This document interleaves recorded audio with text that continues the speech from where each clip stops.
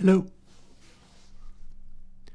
I am Chris from Airwindows, and we are going to be doing plugin coding today.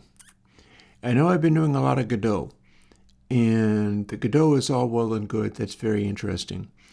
But there was something that I needed to try today relating to, let me see, something I was in the middle of doing.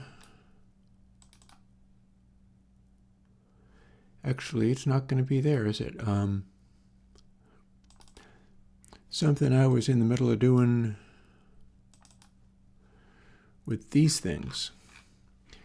These are all vinyl records, or no, they are literally all vinyl records, which I need to go through and edit and measure in Airwindows Meter. In fact, I'm thinking about building the original Airwindows Meter into the new Console X3 simply because I can get some information out of the peak meter and slew meter that are not as easily recognized in the meter that went into Console H and Console X2. So I'm thinking about that stuff. And in the middle of doing all these captures, what should come up but a Beastie Boys album.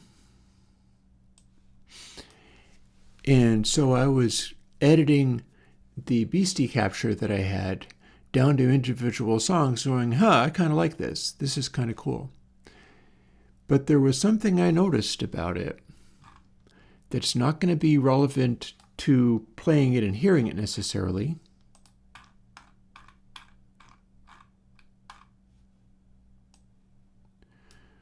You look at the literal waveforms of it instead.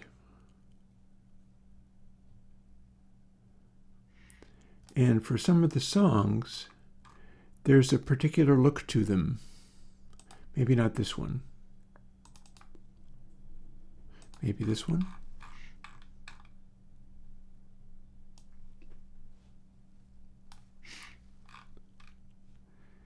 Maybe B-Boy Bouillabaisse. Anywho, I was looking over this stuff.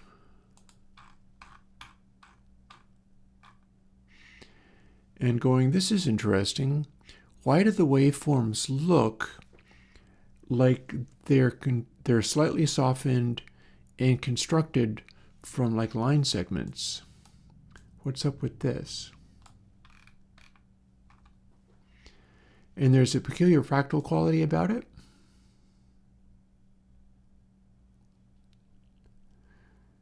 But I was noticing sometimes it's like this, where it's obviously a more complicated waveform or a rounder waveform. But there was one in particular that really jumped out to me as looking like it was all constructed out of line segments, but slightly smoothed off. I'm not sure it was this one.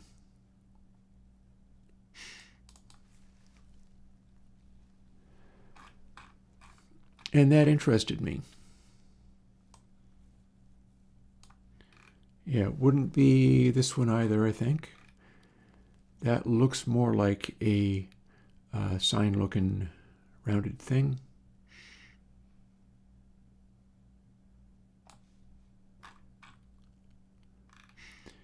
But this is the kind of thing I was thinking about. See how that's almost like a straight line?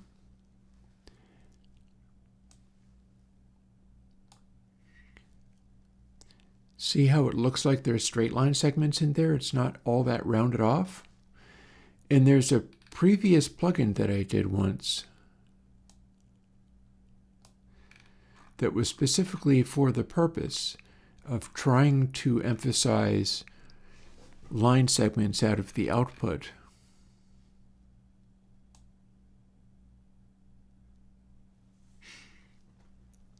And again, maybe it's not this particular track. Something jumped out on this Beasties album where I looked at it and it looks like it's slightly softened angled shapes.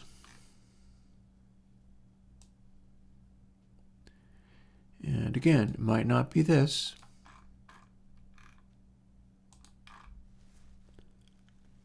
But it's something I was seeing.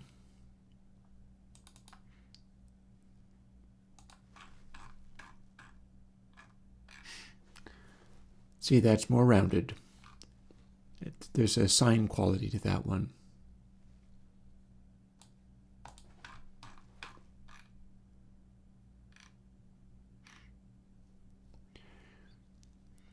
But there was somewhere in there. And see, the reason this jumps out to me is that this is notably a classic sampler album. And I get asked for things like, make me something that gives me this particular brand of sampler. That's pretty normal for being and making plugins and things. Normally what people do about that, or at least these days, normally what people do about that is ask AI to make something with the correct faceplate of the sampler as a graphic, and then say that that's it. Oh, here we go, okay. So whatever this noise is, there is a definite indication of there being a triangle wave looking thing. There's a lot of spaces in here where you have what looks like angles.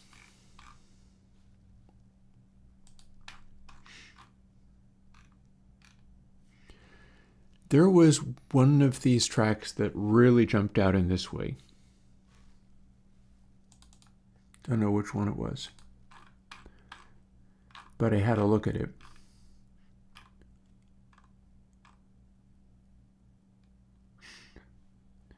Could it be this? Look, it looks like it's being made out of small line segments, but they're not quite sharp corners on the line segments, but it still looks like we've got line segments in here. And what we're looking at there is that could comprise a new version of DRes, operating on the principle of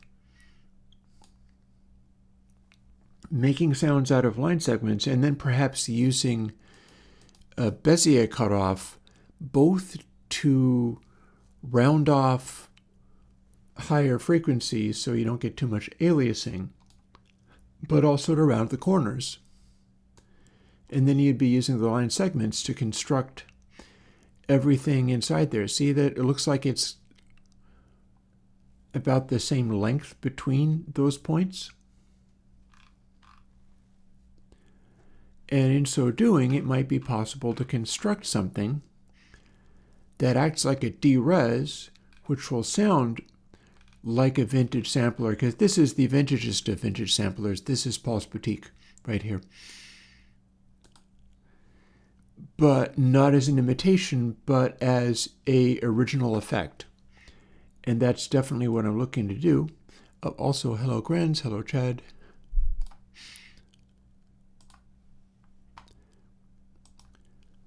So that gives me something to do today. And probably in about 10-15 minutes or so, I'm going to go and make another cup of coffee. And I may well be interrupted because I have followed up on the thing that I was doing like a week and a half ago, which was trying to get a dumpster so that I can do some spring cleaning. And today I called the place up and said, yeah, although I have not been making any inkling of there being a deadline to any of this, which probably means they've been bumping me to the bottom of the list as other people showed up being like, I am a constructor and I need this right now. I've been not getting the dumpster I am trying to get, even though I've been waiting literally every day for it. It's been really disruptive because I don't deal well with waiting to interact with somebody and having to jump up and deal with it. But this time I said, hey, I'm getting firewood in at a certain point. It's like in June. And so there's a deadline after which I have to cancel and I can no longer get a dumpster from you because I will have run out of time. And I think that got them moving. So they're like, yeah, let's do it by the end of the week. So it could be today, could be tomorrow. I don't know exactly what the story is there. I might have to jump up and disrupt my stream because that happens. Or tomorrow I'll just disrupt my day that way. But it looks like that should finally happen. And that's kind of cool.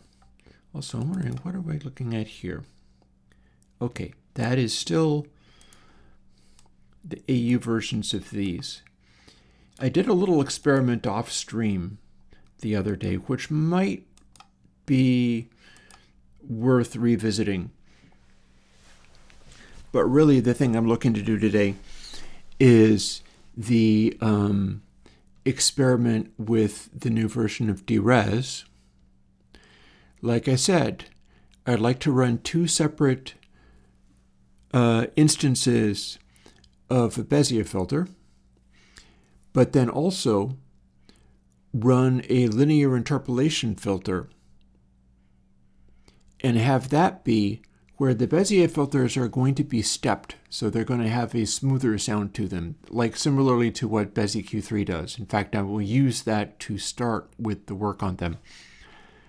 The other filter is not going to be that. The other filter will be a lower frequency, but it's not going to be Bezier reconstruction. It is going to be reconstructing things as literally a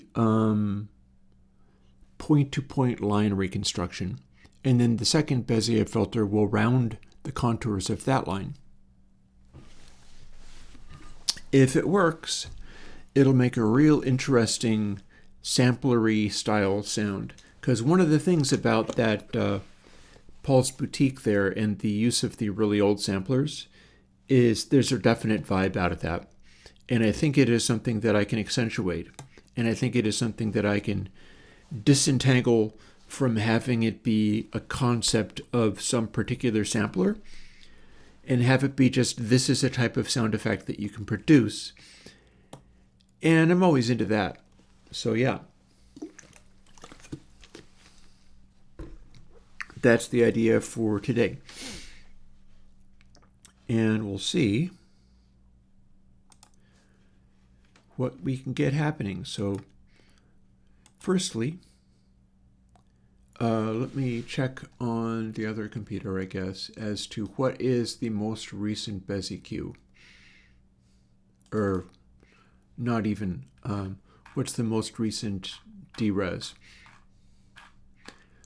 Probably the most recent DRes is literally dbez.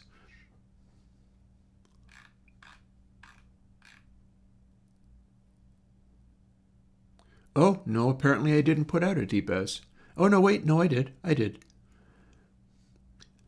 Let's call it, I've got DRes, DRes 2, and DRes 3, so let's call it DRes 4. It's going to be a sort of hybrid of these things. And it's going to be end-to-end, so the Coco, or the audio unit version will be mono. VST version will be stereo.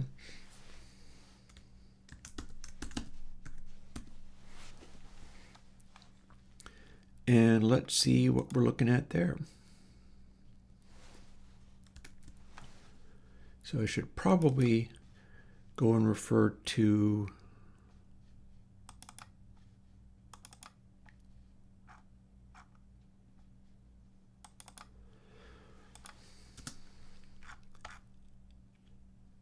okay, let's call it DRZ4. We might as well, because we might end up having lots more of these. And clearly what I'm doing is incrementing the letter, and I've kind of stopped doing that for ones that I have a bunch of them.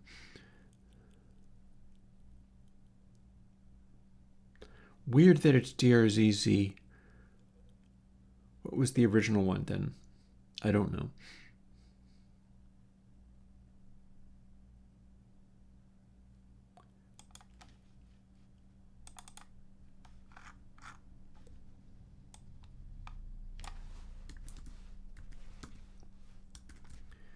There's our DRZ4.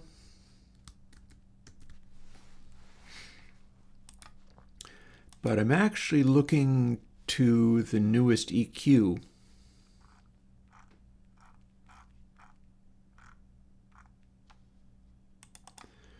for my guidelines here because I'm going to want the filters to be the highest quality I've got at the moment.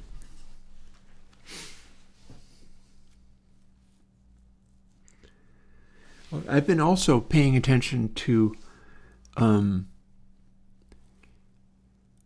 like just the other day, I got a few records. I got Dire Straits' Brothers in Arms. I got a Stax record that I had mentioned on Blue Sky. Like, hey, I got a Stax record. I hadn't had those before. And those are the records that the Beatles were like, why can't we get our stuff to be as loud and punchy as this? It's making me crazy. And the reason was that, Stax was being pressed through Atlantic, so they had slightly better lathes, but they were also thinking in terms of like Booker T and the MGs. I got a 1968 record by Booker T and the MGs. That's a band where basically that's the backing band for Stax, and they didn't really do vocals. They just did grooves with like drums, bass, one guitar, one Hammond organ, and that was it. And that's part of the secret there, is that they were doing very stripped down arrangements. They had Steve Cropper and Duck Dunn on bass and Telecaster guitar. And they had I don't remember the name, Booker T, clearly, the keyboard player. So that was taking up most of the space, honestly. And I praised him publicly on Blue Sky and then have now forgotten the name. Don't mind me trying to think of this drummer's name. Now I'm frustrated. Now I have to go and look. Annoying me that I am not getting that. I can look at my own profile.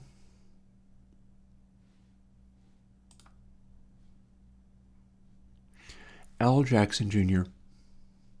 Last thing I posted even. Al Jackson Jr. playing drums. And he's like rules. He's the best. He died in like 1975. He got killed by somebody in a sort of romantic entanglement, or the lady he was with was getting mugged and he got killed in the mugging. Got a home invasion.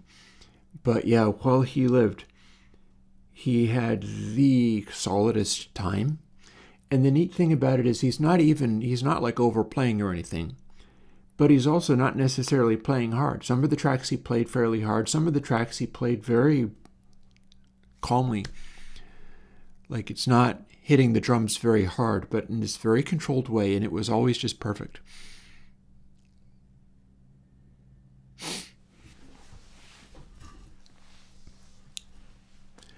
Yeah, so, nuclear beat making, that's what we're going to explore today. We're going to explore some of that today because, like, what can I make happen with this?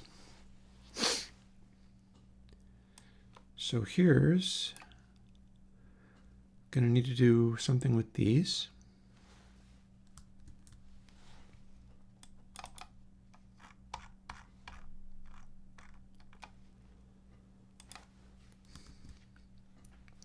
And again, the way I'm doing this is starting with something that works and then modifying it from there.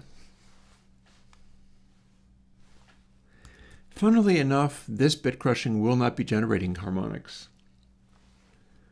What it will be generating is a style of bit crush that will cut things down into straight lines.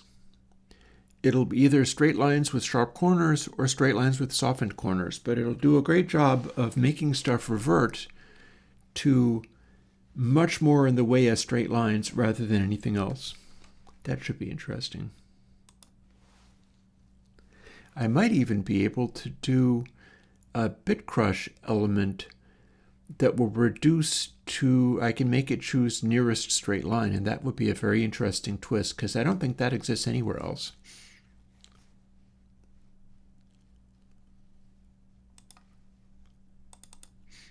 We shall see. But yeah, I do have to include this in order to make it work. I'll try to get it going first as just a functioning version of BasicQ3, and then immediately go and modify it.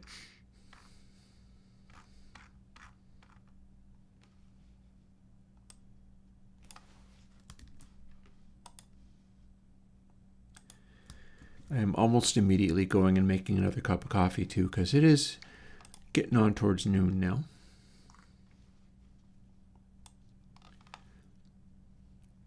But yeah, if I copy all of this and then just immediately run with it, I'll have a working plugin. It'll even be using the params A through D or Z or whatever it is I call it.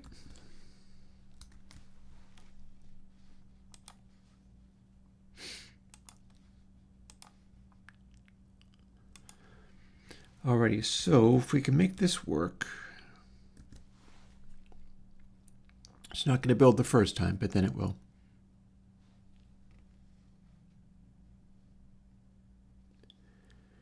I'm particularly interested in the idea of having there be a bit crush, but rather than reducing it to the accurate sample value, I could make it try to do a particular, it can go to the adjacent sample value, like it can bit crush it to whatever is closest to a target slope. This is not dissimilar to what I did in Airwindows Beam, which is like a dithering that tries to produce fixed slopes, and then you target the particular slope. This would be doing that, but with bit crushing, where it's going to either round up or down, but it'll go for whatever the target slope will be from the previous position, and that could produce interesting effects. I wonder whether it will be interesting with regard to less aggressive bit crushing. Because the deal with bit crushing is if you dither, then it's not going to sound like bit crushing anymore. But this is arguably doing an arbitrary thing with it, which I believe nobody has ever actually done, trying to make the slopes generated by the connect the dots nature of your frequency crush also go to bit crushed positions that are either more or less based on what gives you the consistent angle. It is a very Airwindows-y idea. You're not wrong. First things first.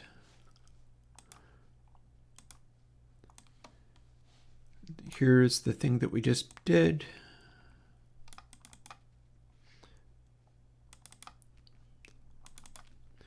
Let's try it and see if it makes a noise. It should be a clone of BasicQ3.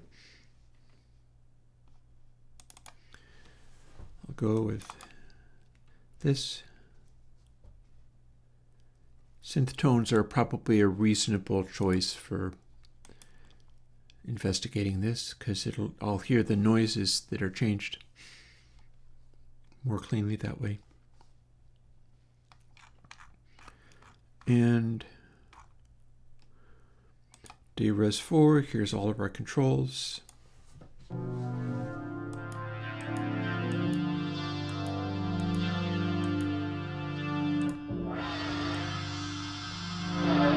Mids,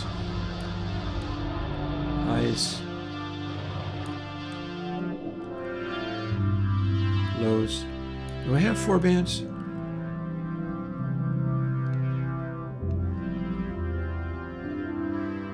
I'm not sure I do.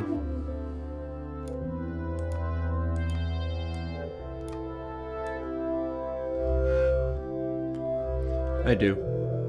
See, that's the very lowest.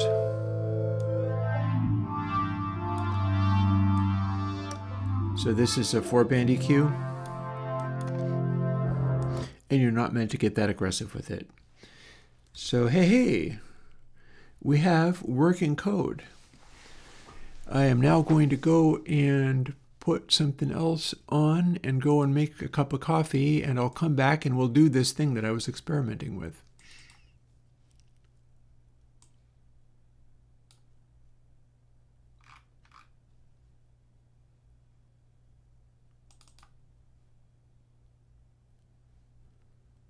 Which one of those is biggest? Marginal theorem 3.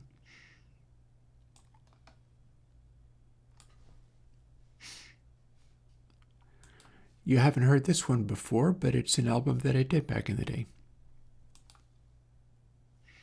Mind you, I have to put it to SWB audio capture. Only then can you actually hear it.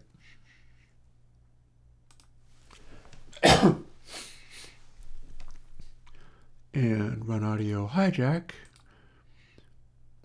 so I can hear any of it.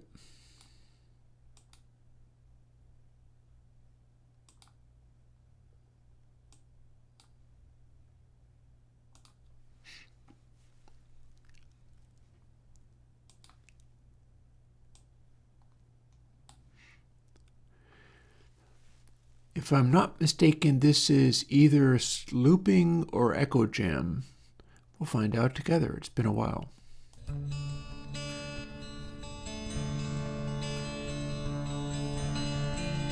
Marginal Theorems was echo jam using a fretless guitar with, I believe, a piezo pickup. There are 3 tracks. It's one of my old albums.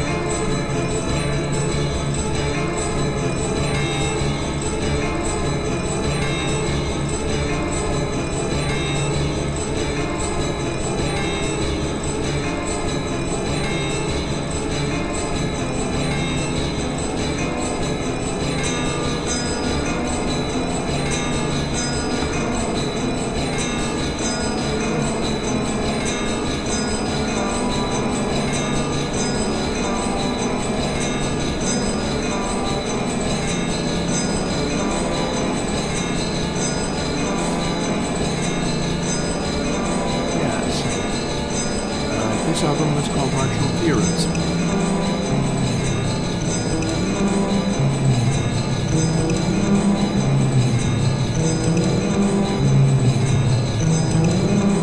Oh, basic thing now. Yeah, that was mostly the last track.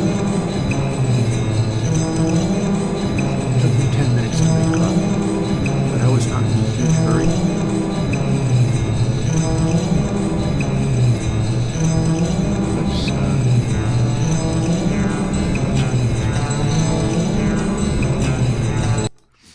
I could make plugins for doing this kind of stuff too. I just haven't yet. Honestly,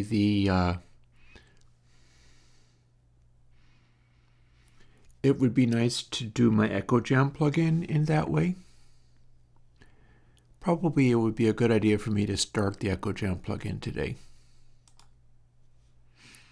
Seems like that might be good. We shall see. Anywho, here we are looking at DRes 4.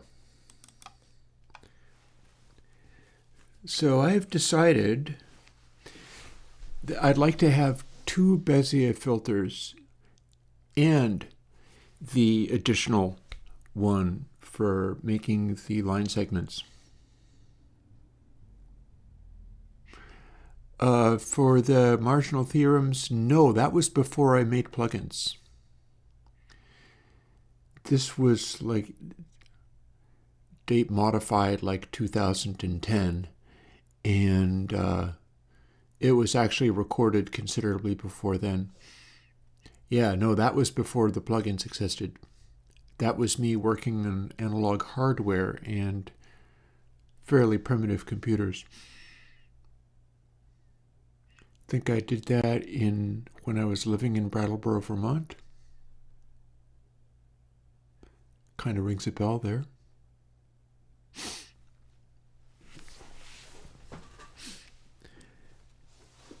I get to run with some of those things. So let's see. Firstly, so HM is the high mid cutoff. LM is the low mid to bass cutoff. We're going to have 2 stages rather than 3 of it.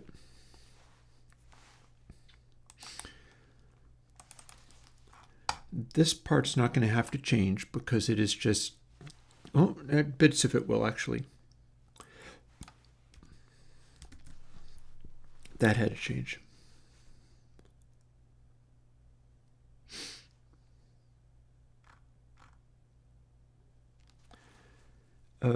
These things won't change right away, I guess.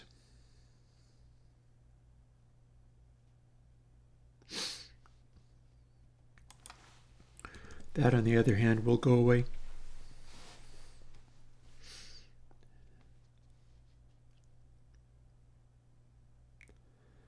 And this is probably my opportunity to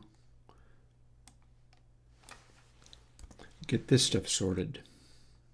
So it's going to go from 0 to 2 this time, or actually it'll go from 0 to 1. Because 1 counts as less than 2. Oh yeah. No, I must encourage people to understand how long of a journey doing cool things can be. I spend a fair amount of time watching Adam Savage on YouTube, his tested thing that he does. I don't join his channel or go for his pleas for money or any of that kind of stuff. But I started watching that man when he did the original Mythbusters, which was a bunch of years ago. And now he has got whiter hair than me, although I have, and kind of slightly less, but it's much mad scientistier. And he too has been on a long journey of creating and making stuff.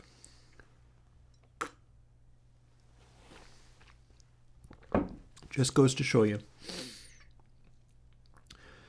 So let's see. If we deleted those output levels and we delete this, and then mdres is no longer going to be a thing, so we remove references to it.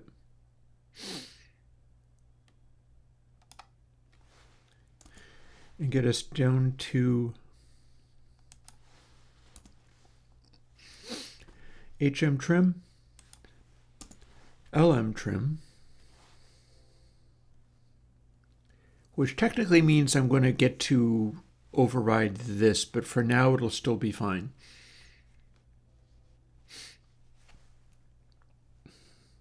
These refer to things. I just will get to override it, and it'll still work. Honestly, I could see having those be around 0.5, being the mid-rangiest cutoff. But yeah, that's beside the point. One thing at a time.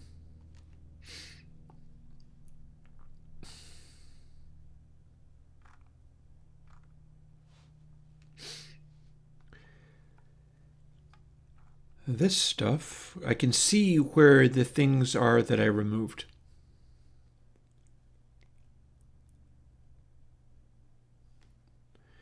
And where it says final is probably where I'm doing some of this stuff. So we've got 3 cutoffs, except for no, we don't. We only have 2 cutoffs. So this entire section where the references inside BezEQ are not blue, that means I've already removed that stuff.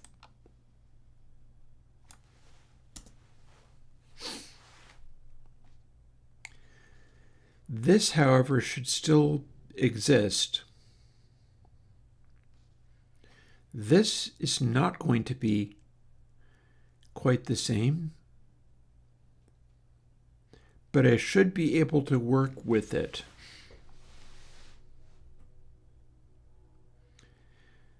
We're doing 2 stages of it.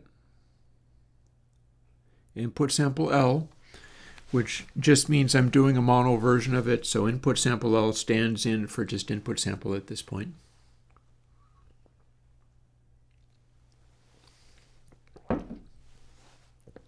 Is not going to be what it looks like.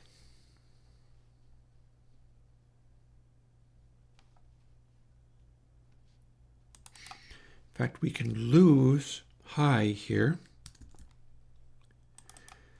because what we're shooting for is not like a 4-band EQ that sums together. We're making a 2-pole mid-range filter. We're making a filter where it always rolls off the highest of highs and it always rolls off the lowest of lows. I know how to do that. Previously in the 4-band with the 3 cutoffs, I was assembling this behavior. This time, rather than assembling this behavior, I'm going to be putting it together kind of like, okay, so let's see. So we don't want that. We don't need this.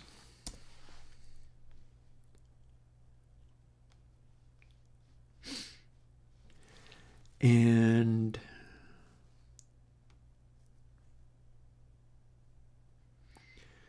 since it's a low pass, we can simply use this directly.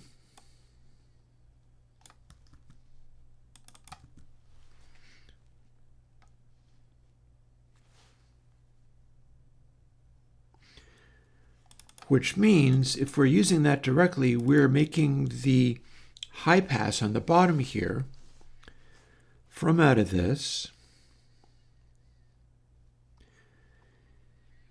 But then what we're doing there is basically just generating the subsonic calculation here.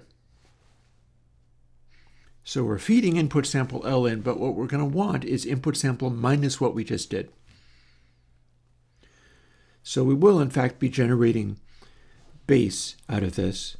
But then what we do is we do input sample L minus the bass that we've just created, and then we ignore bass. We just throw it away, having just generated it.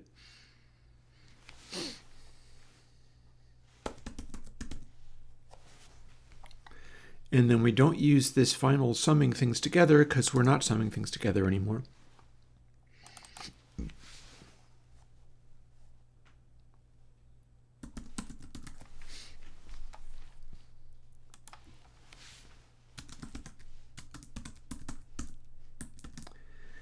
Honestly, might be even another way of doing that.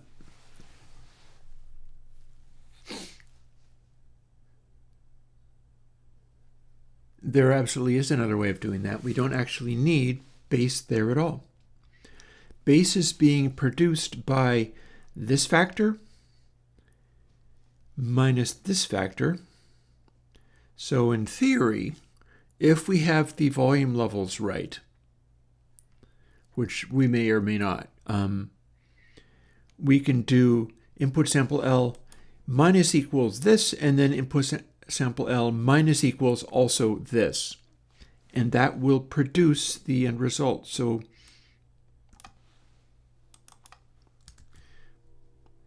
one fewer variable, always nice having one fewer variable.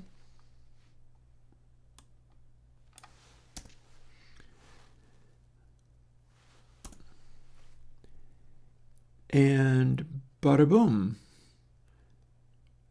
So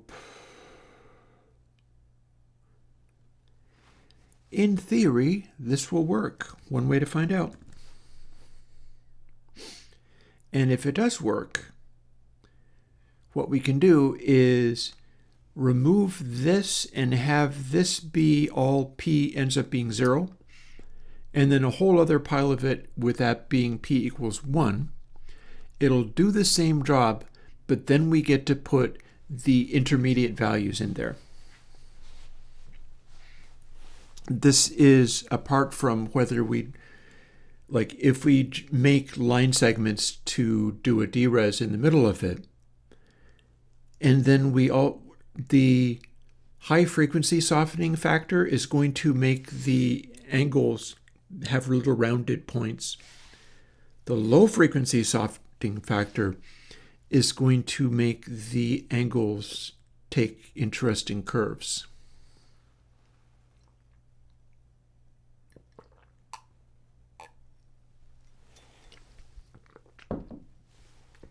First things first, though. Did it build? It did. Does it make a useful noise? We're going to find out. Oh, but I should do one thing first.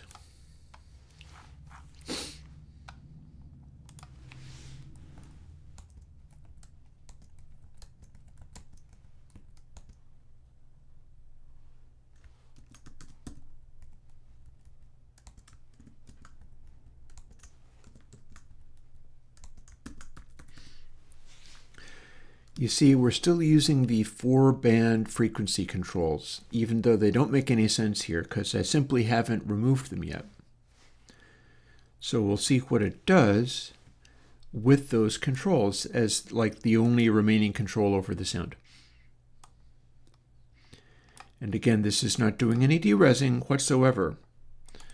All it's going to do is apply the filtering, and it's specifically going to be applying the filtering in a way that makes it be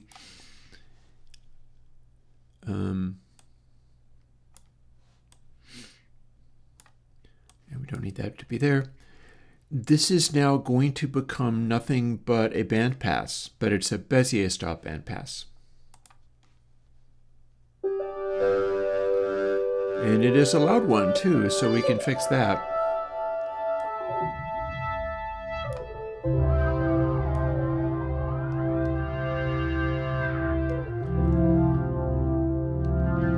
Here's the brightness softening.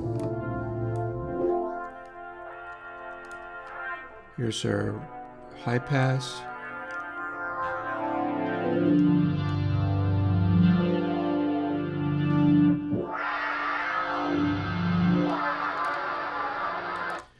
So that's neat, but I'm not sure it's working. What I wonder is, since that's so aggressive, it's time to start playing with things and seeing what we can make happen. So what we're doing is, firstly, the softening part is working just fine. We could also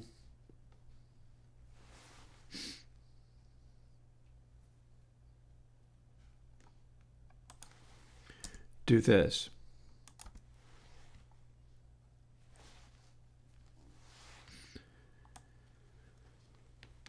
So here's our treble ref.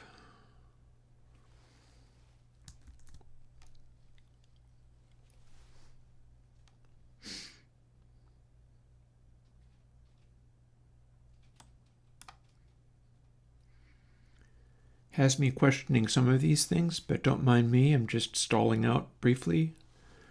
Where's that parenthesis go to? Oh, it goes to there, huh? Interesting. How about we not do that?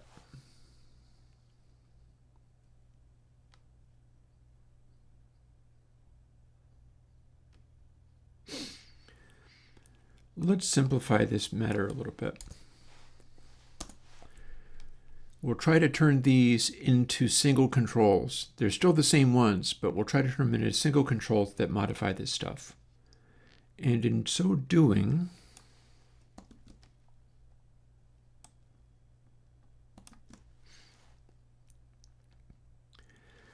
we're having them slope in different directions. There's a power function there that's making these be modified.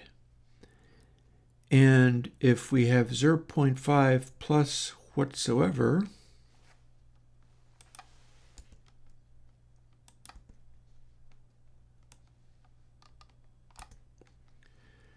like for instance, we just directly use treble ref and bass ref now.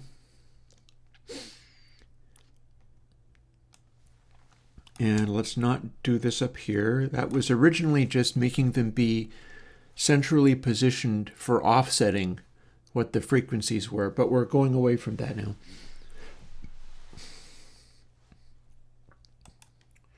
So those are going from 0 to 1.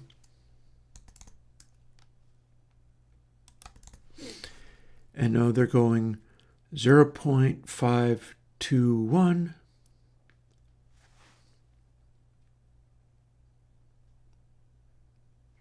Or I guess 0 to 0.5 is a better way of doing that.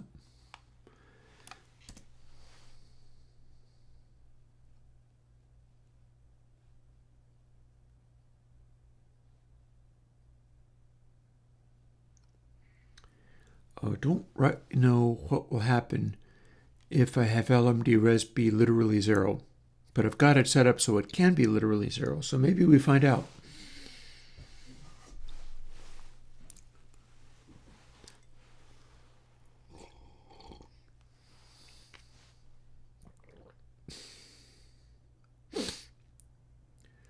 Well, if it's literally 0, then HMD res becomes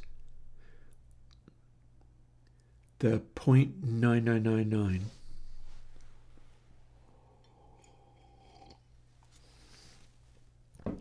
Let's just see what we got out of that. These are all following the same basic rules now.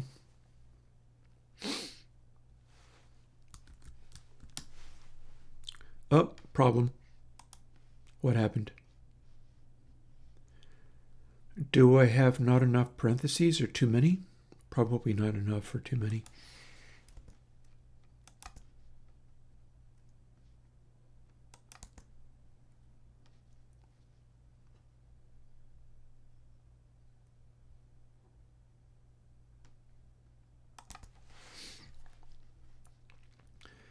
Okay, so 0.5 plus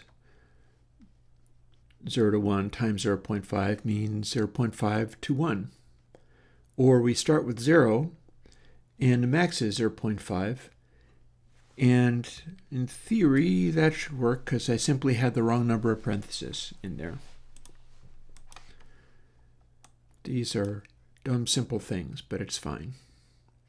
And I have not yet fixed the way that the low end was kind of reinforcing wrong.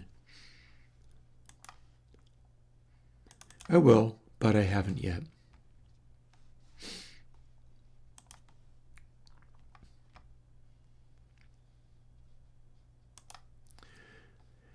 Now,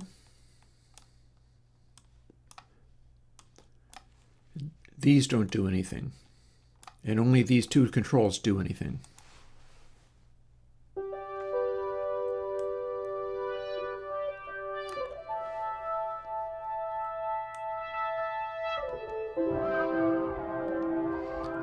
So there's our maximum darkening.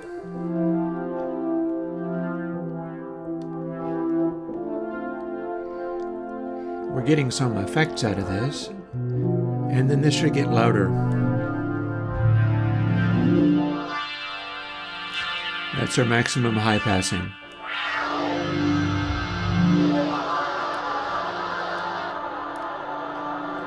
And this is a purely mid-range sound.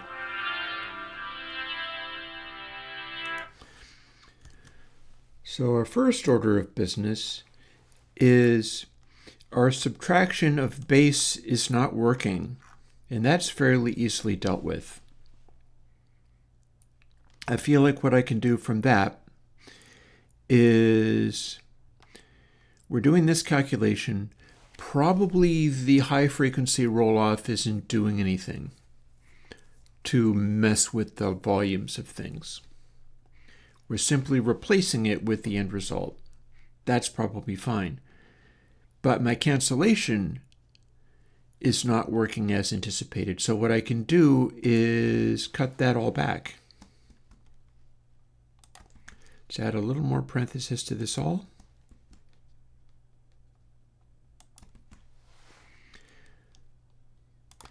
And then scale it.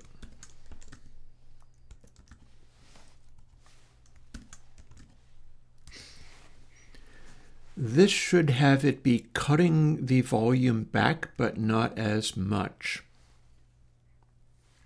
In theory, this will do something of the helpful. And I can also try this on other sounds as well, but for now, we have a synthesizer noise that is showing me whether the bandpassy stuff that I'm doing is producing massive clipping. And that's important. That's something I need to know about. I can also do the Rhodes to hear what the tone is of all of this.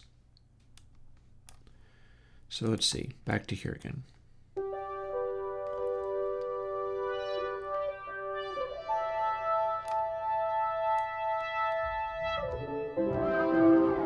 Well, still going kind of loud.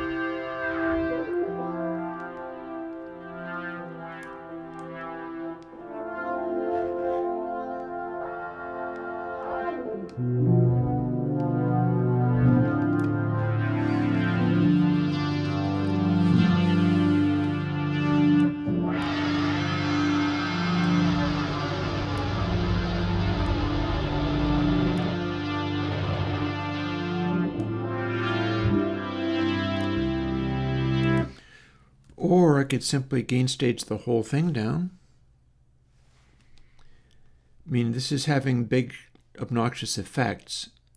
I am curious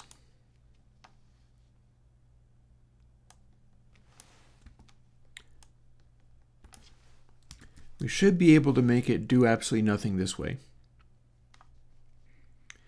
My question then becomes, is it still clipping? Have I got the whole thing gain staged wrong? Which is a fair question. And a question that I can answer experimentally.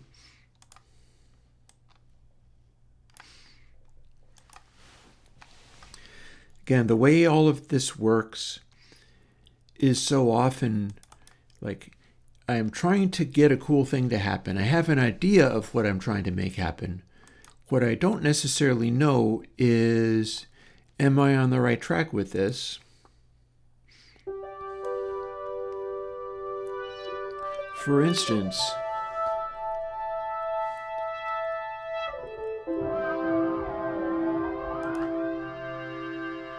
that's my real volume. It looks very much like, rather than the cancellation being wrong, because this does nothing now, rather than the cancellation being wrong, I have got a gain factor of about 0.5 on everything. And so what I'm subtracting isn't really the point anymore.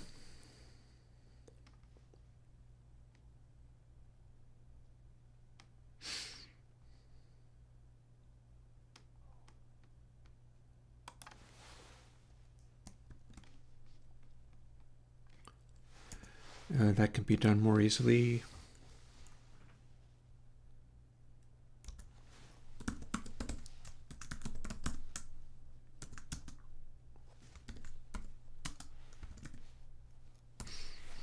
There's your gain staging right there. So whatever I'm doing with this, it was making it come out about 6 dB hotter than it was supposed to. Mind you, I'm running 2 stages of this, so this might have unanticipated effects. And just for laughs, what we'll do is we'll run this, which in theory really does need to be 0.5, but we'll run it at full volume and see what that does.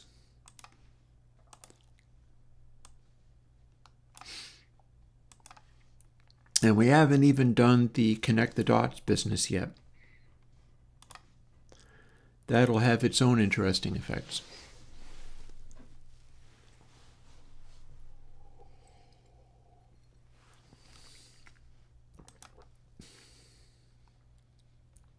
And I can make that be subsample calculating.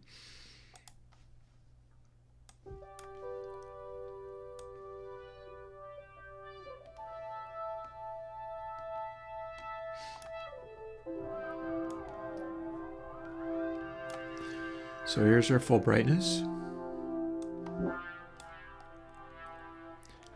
Here's our roll-off. Arguably, this is not adding correctly. The amplitude needs to be softer than this.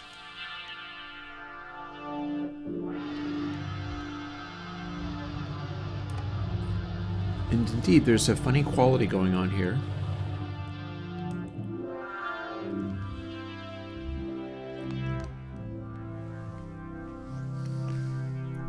And I'm going to call that resonance in the high pass.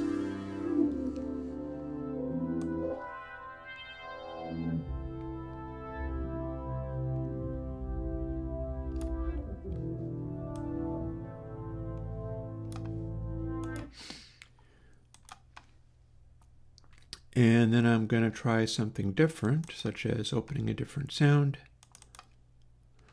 Here's good old Alien Kittens, which I know is loud enough to be overloading. So here's our brightest. This is with the lows not having a resonant high pass on them.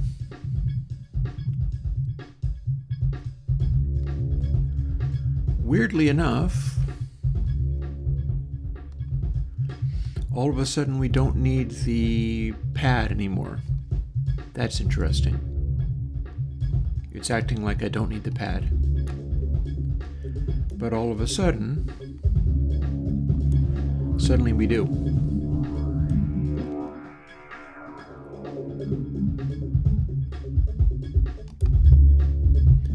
In fact, we need the pad plenty.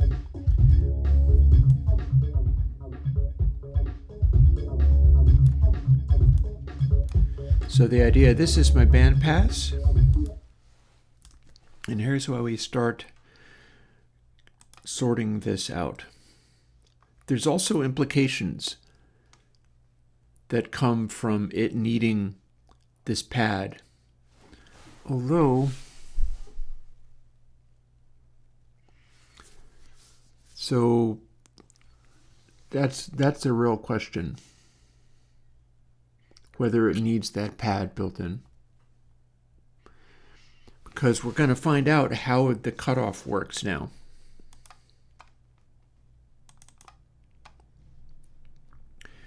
See, we have it padded here, and then as soon as we're up to here,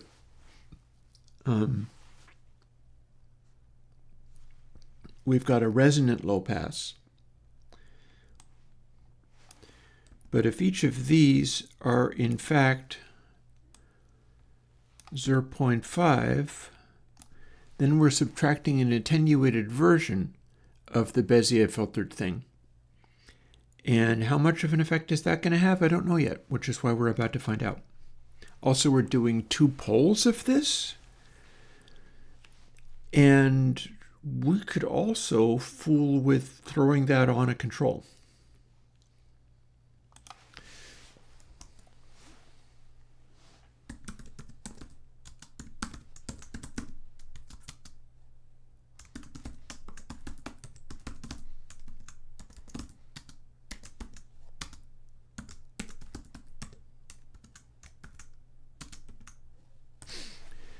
Now we have a control. We can call it how much, and that's going to go between 0 and 1.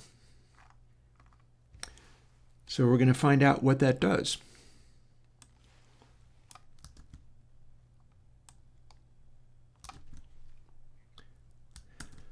And we can leave that to be the pad for now. Or we can simply comment it out, seeing as previously when the high pass wasn't in effect, we wait. So that's a 6 dB pad, but we're running 2 poles of this filter. So it's a 6 dB pad twice, giving us 6 dB down. That's a little unexpected. That's a little weird.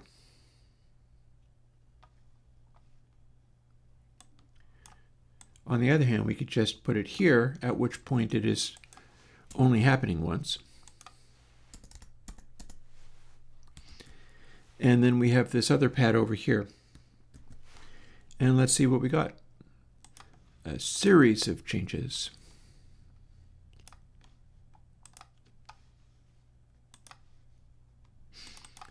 And this is what was previously showing us what was happening.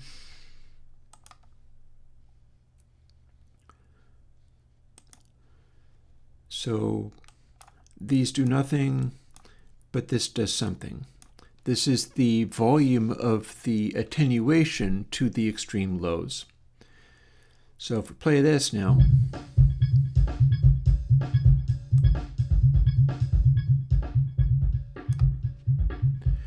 we've got a pretty neat Bezier low pass.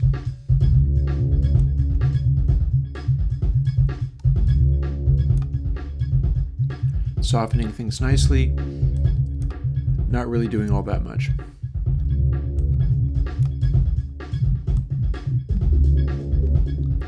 And it's usually somewhat in effect there. Meanwhile, this might look like it ain't doing anything, but then when we start bringing this in, this is the how much.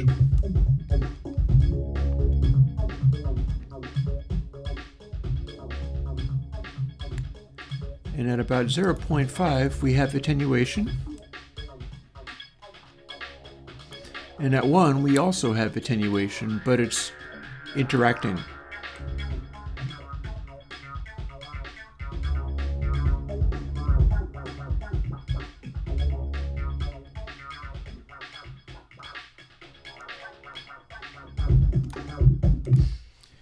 We could even run this on a noise track and see what it's doing. Although that will be annoying to listen to, so I'm going to turn the volume down. So if we make an effect stack and do that with span, we can see what it's doing.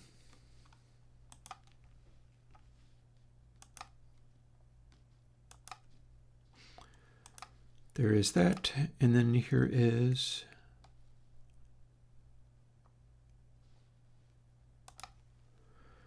it's not going to run very fast, but I don't really need much out of it.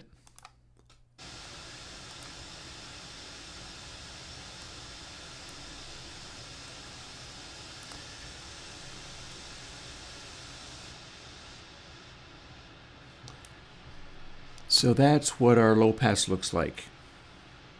It's got some notches in it, but mostly it's just operating more or less normally. It's kind of automatically doing a certain amount, but only so much really. And there's 2 poles of it. That's also why it's doing what it's doing. But now if we start bringing in the high pass,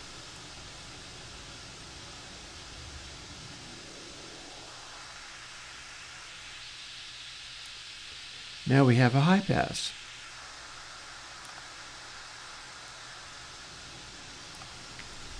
But check it out, when we're running the high pass, we do get a lot of cutoff here.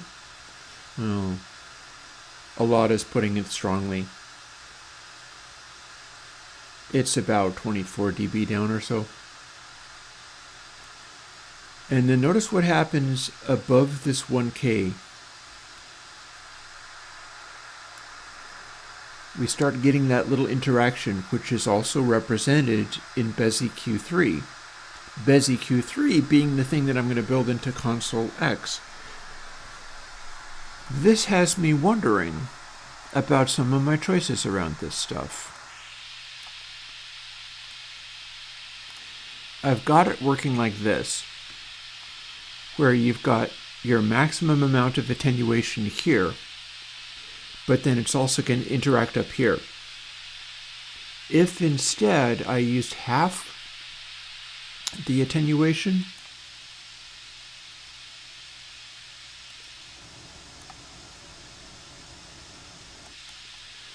it gives you about half of the boost. This is with no attenuation. I should really set up the low pass so that you can switch it off too. I feel like that would be good, because this is the most you get. You should be able to switch it off entirely so you have the full Monty.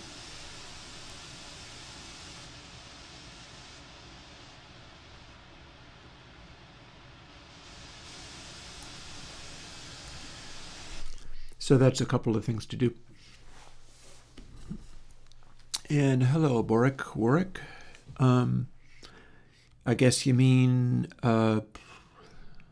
alien kittens? Yeah, that's another.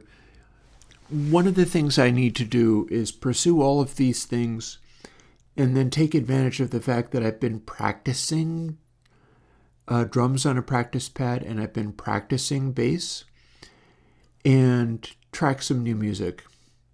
It's been quite a while, and there's so much else to do.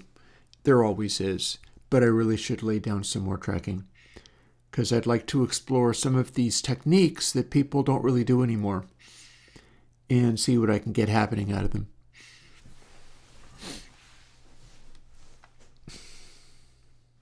Meanwhile, where was I? I was here. So we're doing a little experimenting.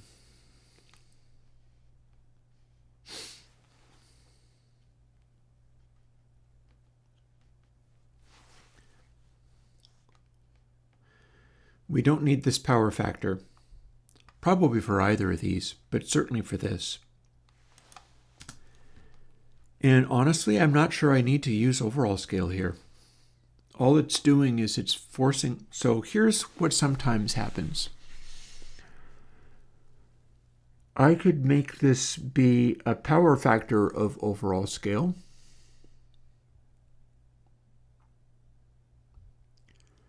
Meaning you could shut off the low pass no matter what frequency you're at.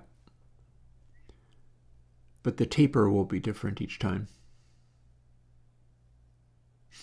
Also, one of the things I want to do, if I'm recording stuff, I can take some of my time off of recording much the same way that I shoot my videos every week for releasing a plugin.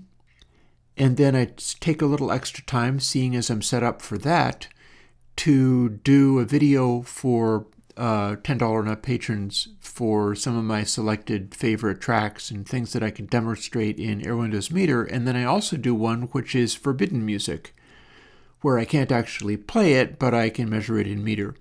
And that's for everybody to see. And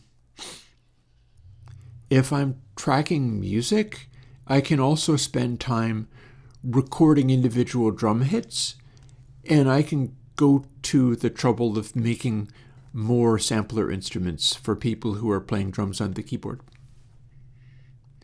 Because that's one of the things I'd really like to do. Back in the day, like before some of you were born, well, probably not before some of you were born, but back in the day, I put out sampler kits. They were Logic EXS instruments, and I've still got them, in fact. But if I was to do that now, I would be doing it with Short Circuit XT, because the Surge community, Bacon Paul and Evil Dragon and a bunch of folks there busy in the Surge community, don't only make Surge. They're doing a new version of Surge, but they've also inherited a sampler called Short Circuit, and I've been bringing that up to speed. It's in open beta now. They're polishing off some of the details around it. There's a lot of cool things about it, and that's going to be, much like Surge, an open source project on all the platforms, including Linux, meaning that if I make Short Circuit sampler instruments, everybody can have them. You just have to be in the loop as far as knowing what the Surge community is doing. And they'll have a sampler for you as well. And I can put stuff out using that sample format. And then everybody who uses that can have it. Or it'll be very easy to translate it to anybody else's sampler format as well.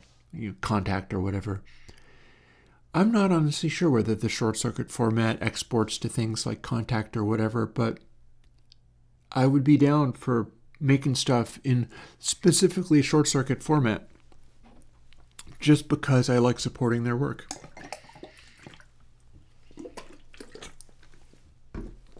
And again, if I'm recording music, like here, I talk of these things, but here I can show you a thing.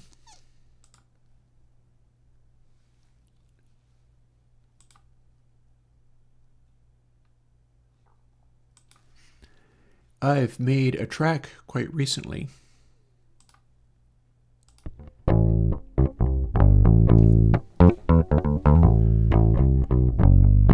This was like this morning.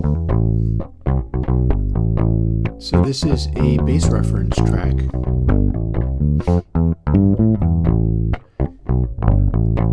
This is just me playing.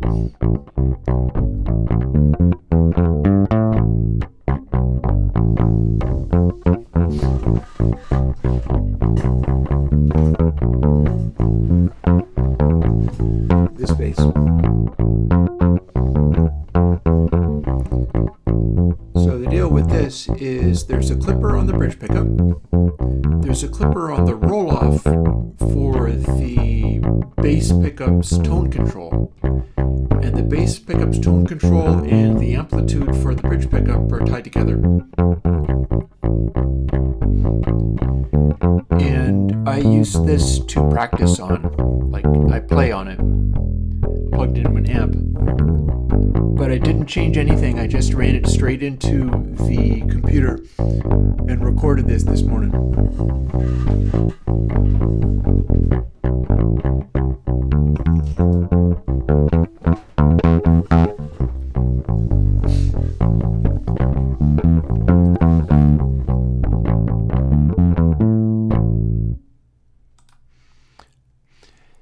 So I'm looking to use that as like my initial track on these songs. And I feel like it does a pretty good job of making bass sounds. And in fact, I'm quite happy with where it's... this stuff doesn't really count all that much because it's just picking notes. But this is the Zero Cross is doing a fairly nice job, I think, of covering these ranges. Funnily enough, if you zoom in on it, look at what my bass does now.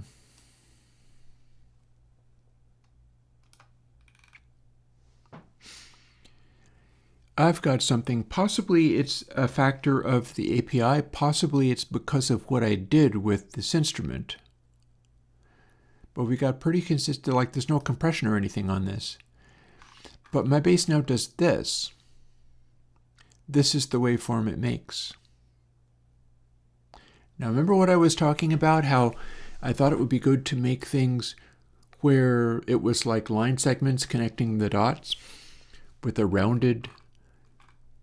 Well, look at what this instrument inherently does in the setting where I thought it sounded its best.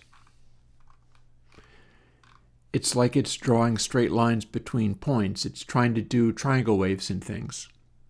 And that's the tone of this instrument. Some of the fret handling noises act like this.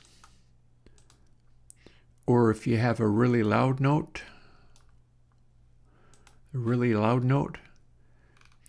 can have sharp points on it like this. But it's spending a weird amount of time with like silence between these waveforms.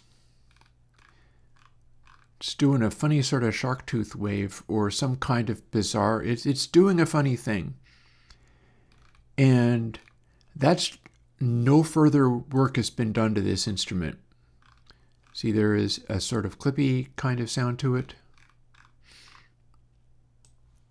Clippy kind of sound, which is doing this.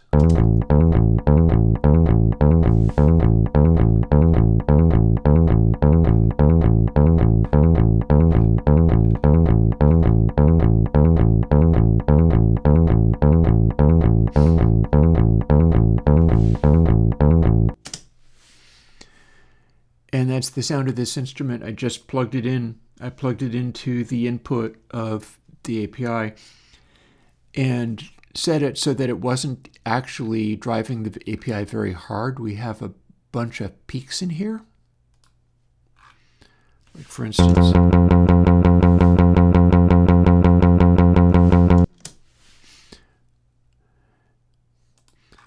that's my loudest attack. But notice it does these little points and things.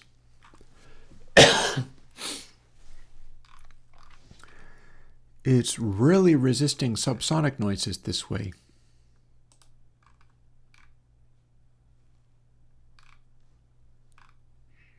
Or like stuff like this.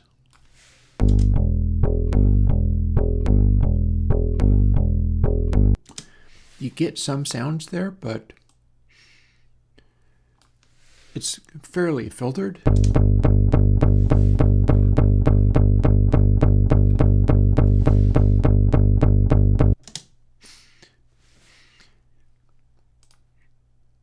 But some of these attacks are quite interesting tones.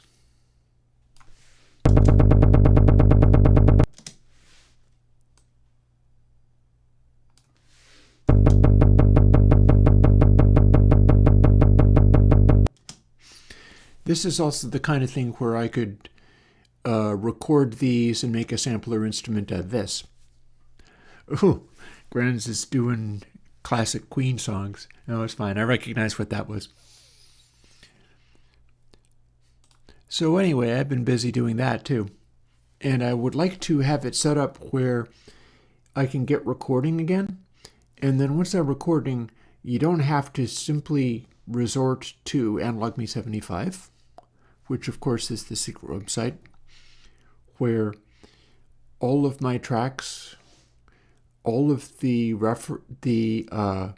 things that I recorded go up there without a project file. And the idea is, without me providing sampler instruments, you can grab stuff like what you just heard and make your own samples and things out of it. And yeah, that of course is the secret website, which I continue to pay for and have that be there. But meanwhile, we're in the middle of doing something else over here. So this has got me curious in a number of ways. And one of them is, this part's probably fine. In fact, we can even have that be fully well, no. I stand corrected. No. That should not be a power factor. And I'll tell you why.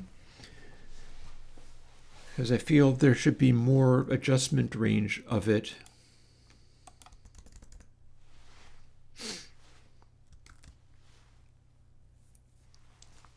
Oh, and also it's already got a power factor going on. So let's lose all these power factors and see what we get. This power factor business is dumb. It's not relating to what I'm trying to do with it right now.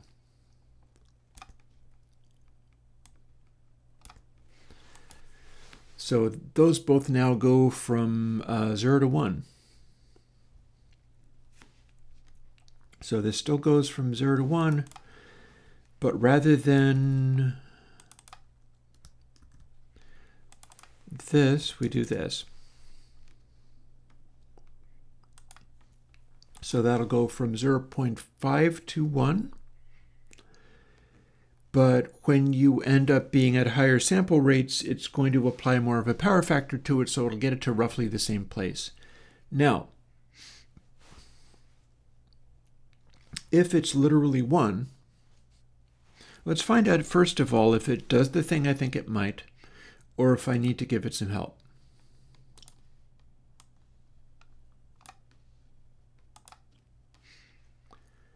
Because that's a fair question, and one that I don't know the answer to right off the top of my head. Does this get to where I thought it got to?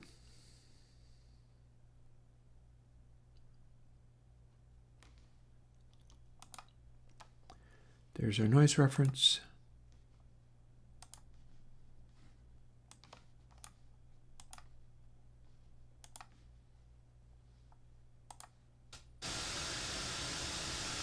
It does not.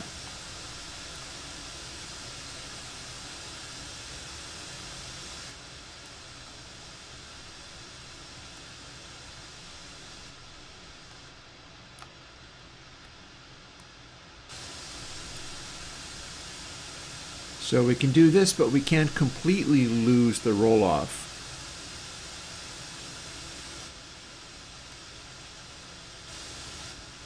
And there's our 0.5 position, and there's another one, and so on. Honestly, I think the power function thing I was doing previously was all to the good, because currently we have no controls up here. They're all happening down here. Then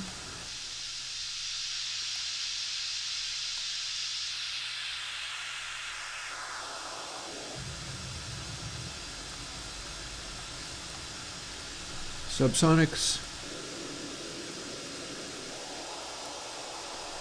and increasing amounts of effect. This is what I have in BezEQ2. But if I did this, it doesn't have nearly as strong of an effect, but it also doesn't have as strong of a resonant quality.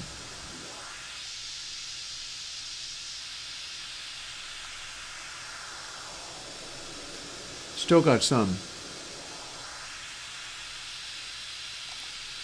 Or, see, this is the very resonant quality I was talking about. Note that this is like 71 dB down.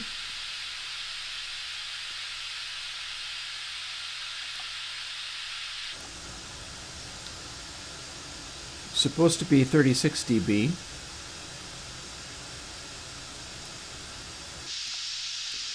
So if we do this, we have a resonant peak of like a solid 12 dB. This is a resonant peak of 6 dB. And this is no roll-off at all, practically.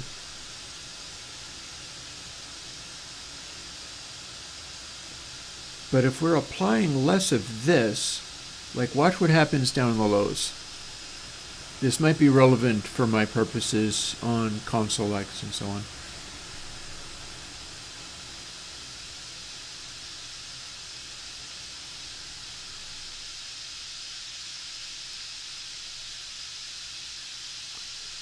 We've got sort of a boost there, but we've also got the lows getting canceled out pretty severely already. That's like 24 dB down or more.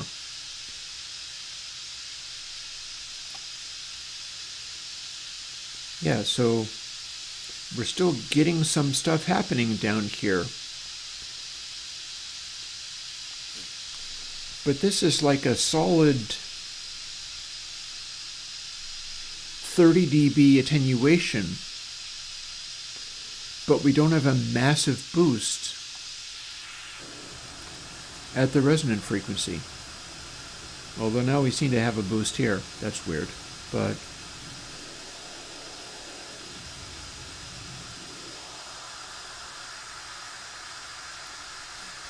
now what I have in Bez EQ3, which may suggest that a Bez EQ4 is in order. As exciting as that was, maybe I can get it to behave better. Because what I had was this. It's a very extreme cancellation, but look at what happens when I do this.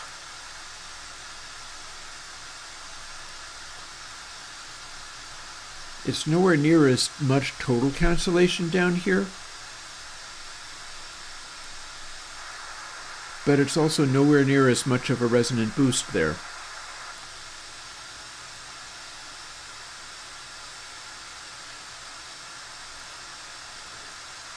Also, it's a fair question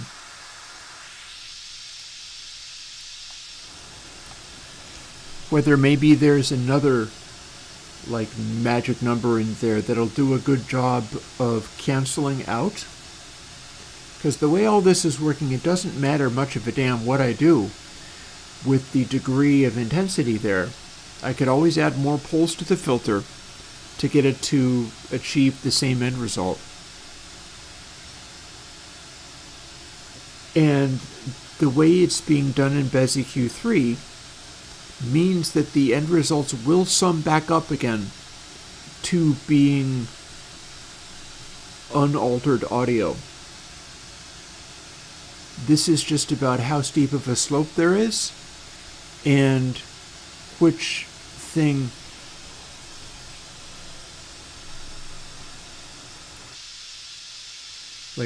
happens. Do you get this big peak here?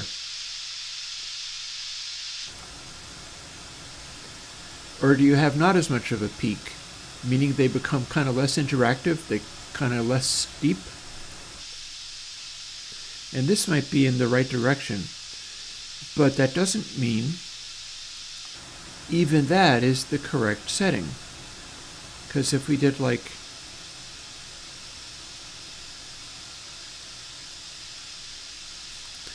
well, for instance, if I did the golden ratio, that's not as steep as this.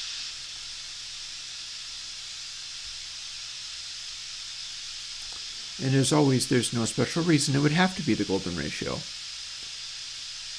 I just look for that sometimes to see what we can make happen.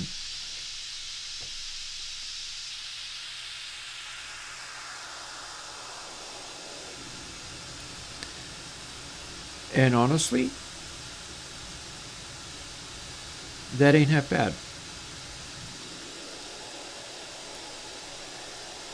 I hear a resonant peak.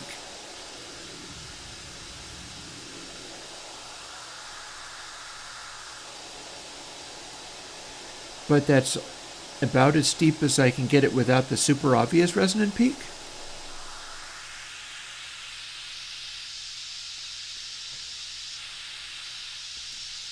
And it's pretty steep, like it's a lot of cancellation there. Meanwhile, we can look at the, oh, look at that. And when we're doing that, it looks like bass Oh yeah, if you sweep it too suddenly, you wind up with energy trapped in the filter. That's something. So, if we do this with the opposite,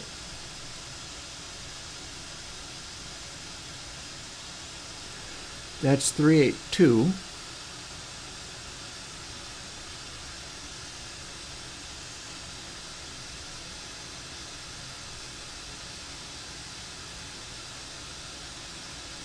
There.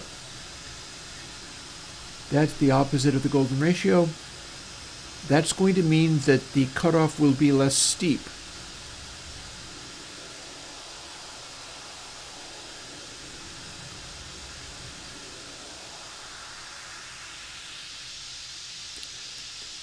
But you can kind of hear a sort of an emphasis on it.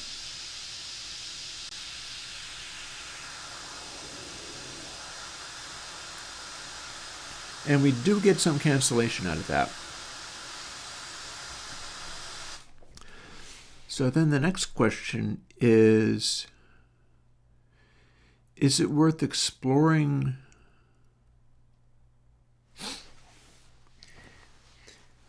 Okay, so here's where this gets amusing.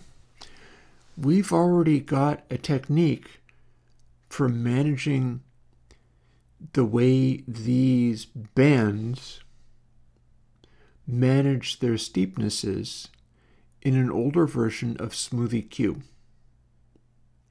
SmoothEQ has the capacity of using like direct form 1 biquad filters, but manipulating the steepness of those cutoffs to tilt the bands that you get. And what I'm looking at here is a range within which I'm getting to make these cutoffs much more or much less resonant.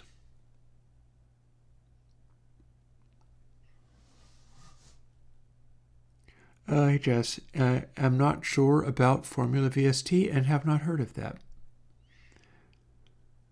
But by all means, yeah, there's all manner of things going on. I am, as always, trying to work on things people haven't done before. But that does sound like an interesting sort of thing to fool with. So now I'm wondering whether I want to just jump in and start manipulating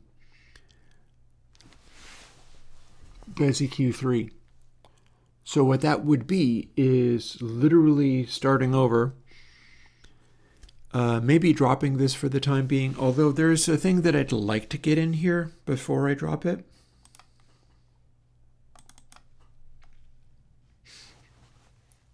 So how are we going to do this?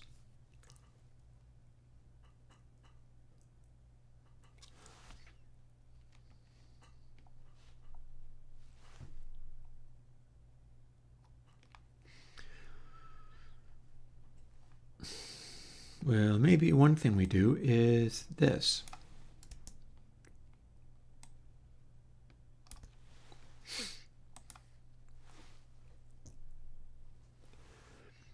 Now, arguably, that's going to go down too low, but that was already my problem. I was already having trouble with having it go too low.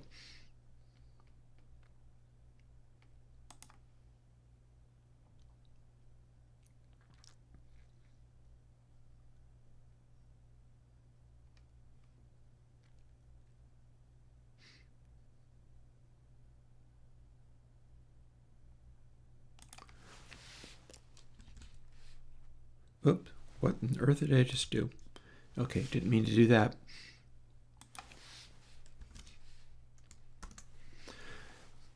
What we'll do is make it possible for HMDRes to go above 1.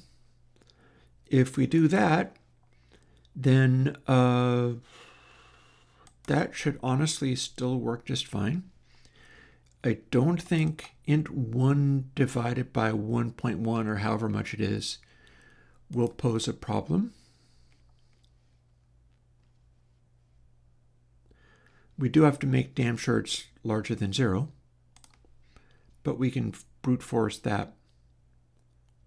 Ooh, I do see an issue though.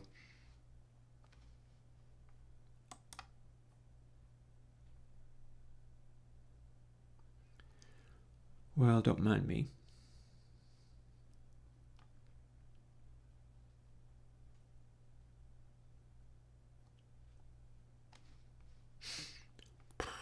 How are we going to go about doing this?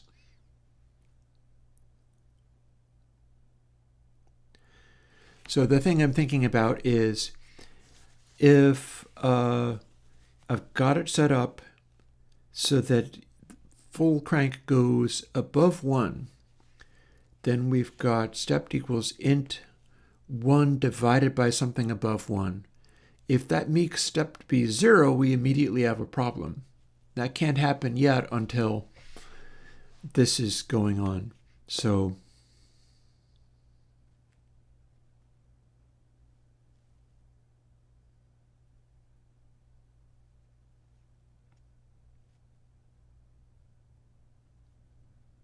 and then we keep reassigning it.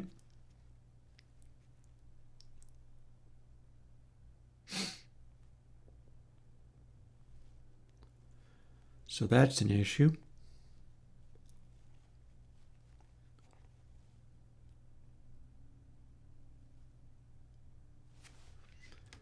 Maybe I don't have to worry about what HM_trim is doing if I'm literally not doing that part of the calculation. I can simply bypass it. We can absolutely, well, we can't bypass all of it. I have to define X because we're reusing it here. But, well, but do I? Do I have to define X, or can I just make it be a different thing?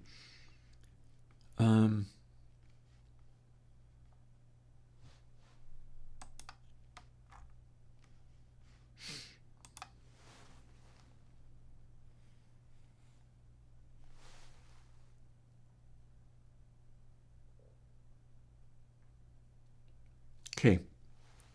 I think I have a rough idea of where I need to go from here.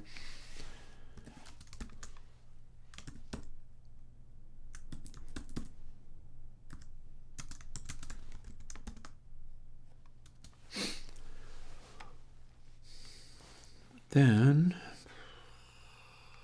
HMDRes can be 1 minus something larger than 1, but we'll skip over all of that.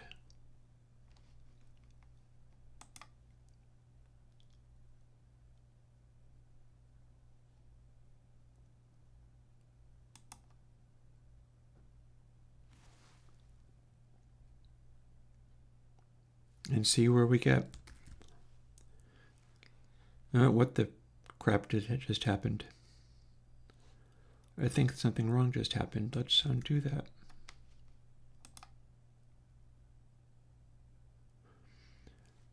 Let's redo that. I think I just saw phantoms. Don't mind me. I'm doing my level best with all of this, but it's always rather challenging.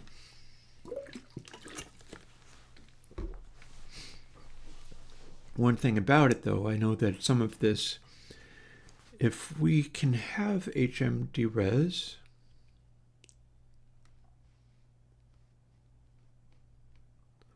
ooh, there's still a problem here.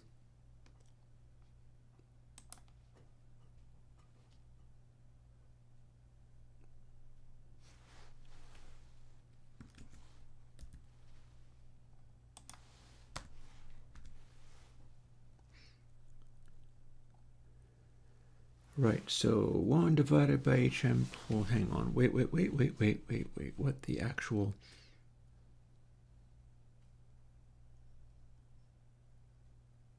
Yeah.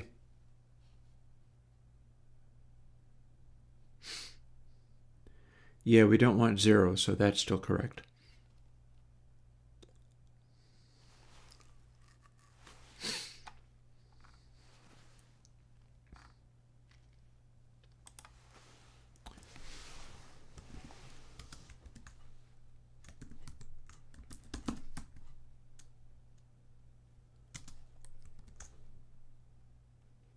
Larger or less? Less.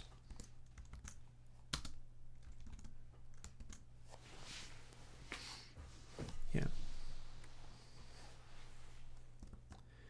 And then all of this gets enclosed in this space. Failing that, it doesn't happen at all.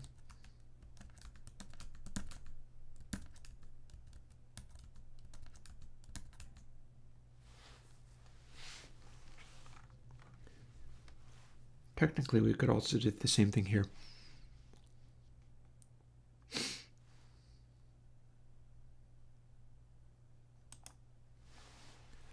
But it'll be the opposite.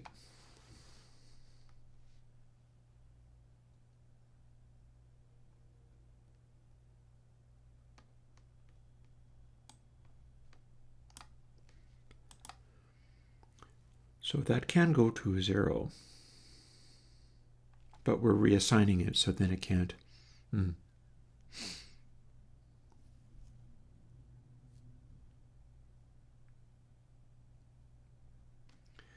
Well, we assigned stepped. So stepped continues to be literal, but we have the same concern here. We got a possible bailout.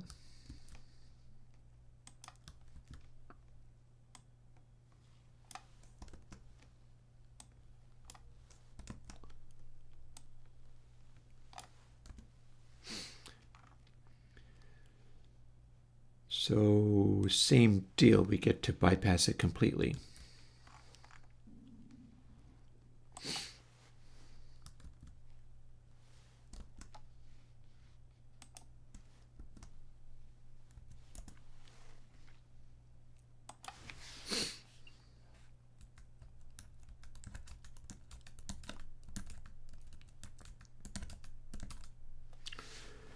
And then these don't necessarily,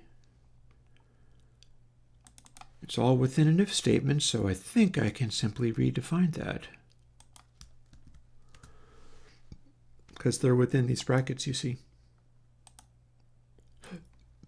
And the brackets do not, you don't get to have local variables outside the brackets within which it was defined.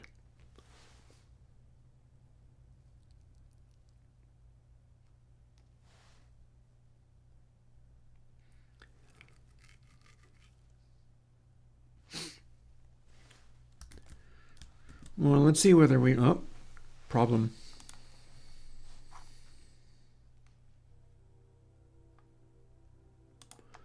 Funny.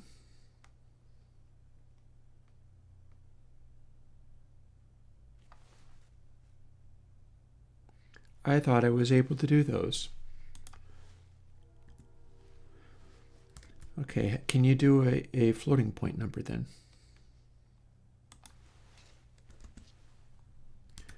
It shows up as blue. Okay, you can't do a floating point number. Fine. We'll do that and we'll cast it to int and it'll be fine.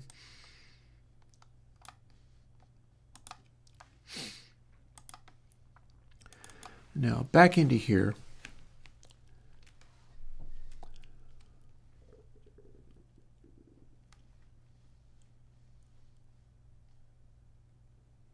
Fair. I guess we'll find out if we crash it, then we know that it went wrong.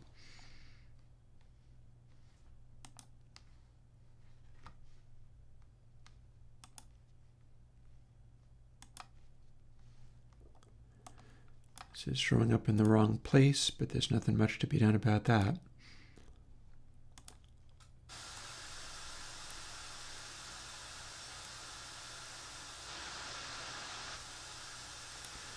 Alrighty. Flat. And it is in fact working and not breaking or dying, so that's cool.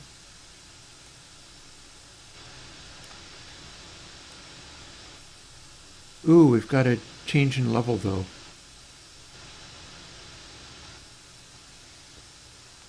It got a bunch louder.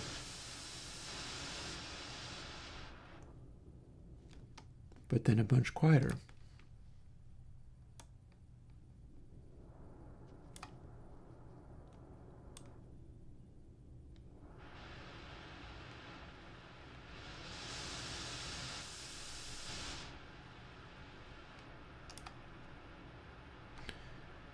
And this will not affect that part.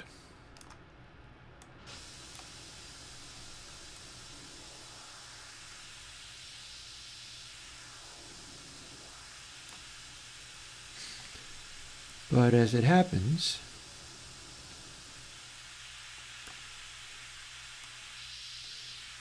looks like we can pretty freely dictate the slope of this. And this is what lives in Bezier Q3. And it's a big resonant peak at that cutoff. But if it was at 0.5, it doesn't act like it's nearly as much of a resonant peak. Man, my frames are dying on this machine.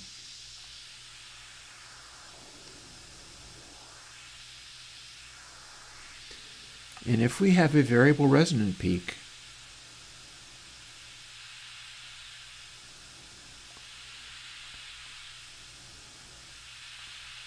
that also means we can manipulate it based on the steepness of the filters, and so we can do the smoothie Q trick.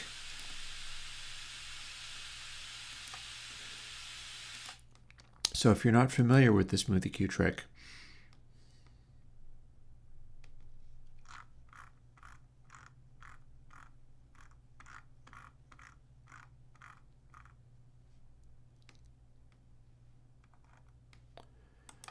smoothie Q2 is the one that went into a version of console, or all the versions of, well, no, not all the versions of it. It went into Complex 2.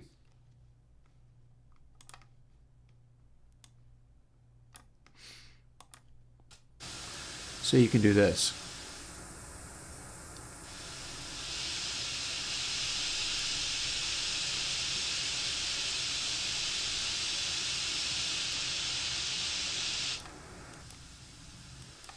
And see if they're all the same, then it's a fixed volume. But then if we start doing that, hey presto, we have a shelf. But then when we move the frequency control,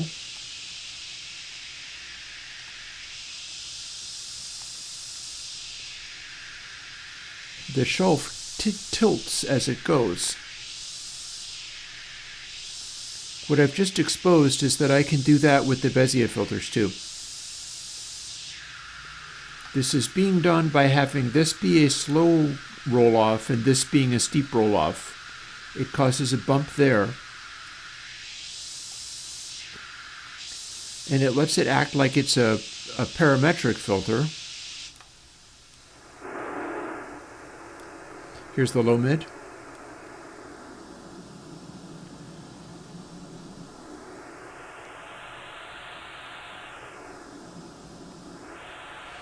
It lets it act like it is a parametric sweep when it is not. It's a shelving filter made out of cutoffs, made out of simple crossovers.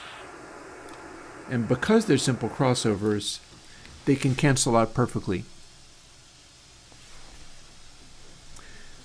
So that apparently is something that I could do with the Bezier filters simply by modulating the intensity of their high passing.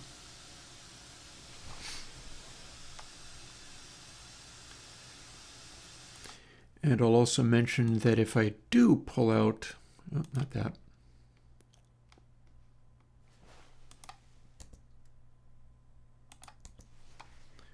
Bezier Q3,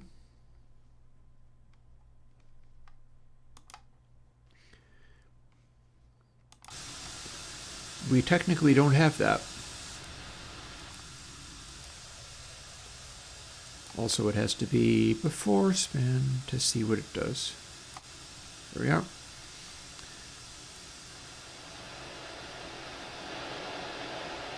So that's acting a little funny.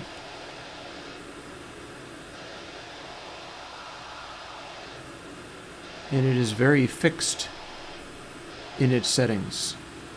It's to the point where it would actually be better if I demonstrated that with the low mid.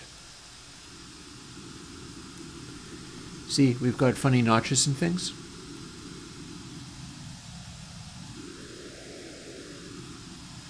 But it's not doing a tilting filter, it's stuck with that behavior.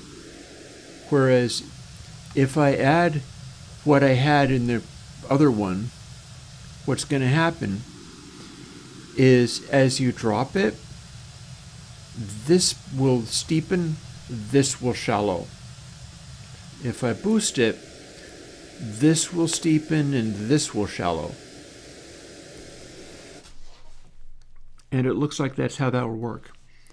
So that's interesting. That is worth exploring. Meanwhile, I was in the middle of doing this, and still can. One of the things I can do is bust this out into individual factors.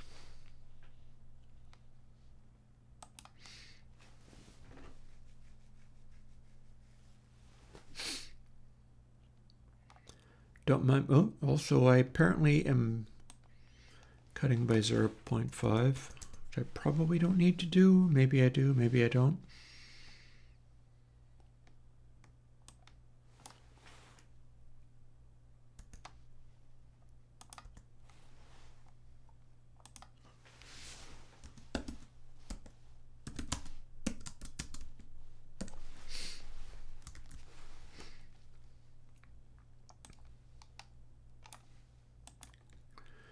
Let's just briefly reflow this.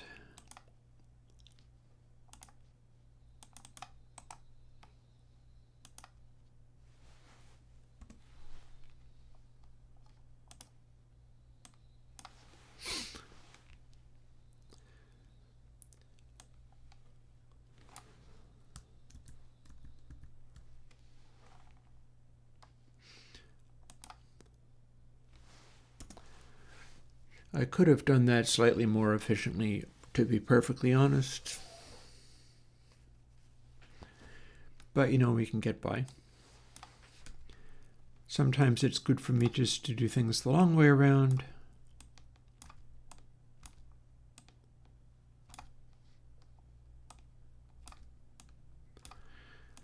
Like this, so that my brain can catch up with what else I was doing. There's numerous ways of getting around this stuff. This is just one of them.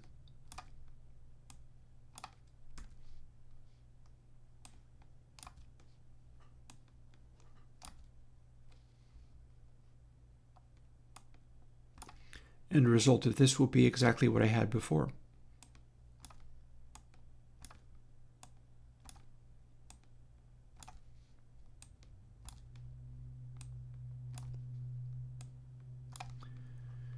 But of course, this is the one that I'm shooting to turn into a DRes, rather than the other thing.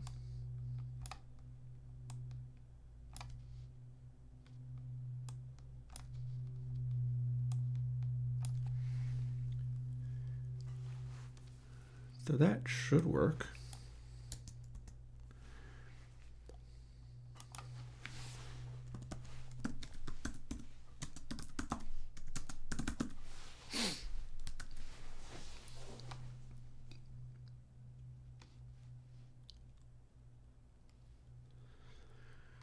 Don't really see why it wouldn't, in fact.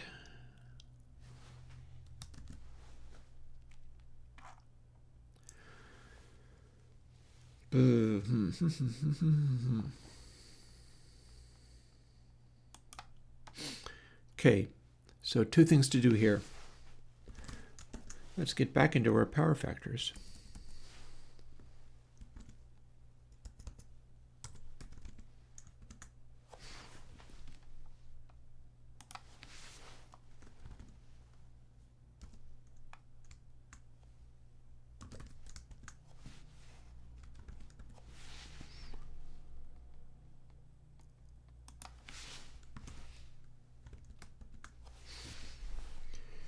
Because we're going to scooch these around a little bit so that the operating controls are a little bit more useful. They're still going over the full range, mind you, but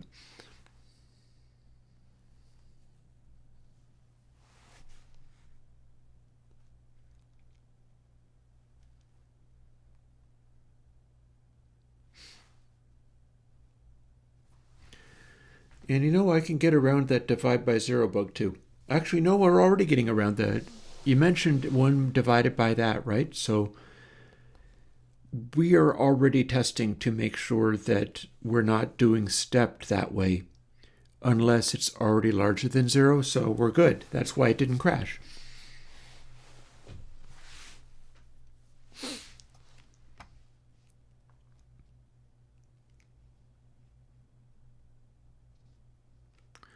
That's why it didn't crash.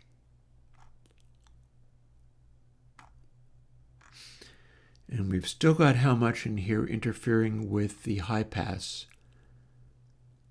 But, so now I'm wondering which is the accurate result for it. And I don't know the answer to that.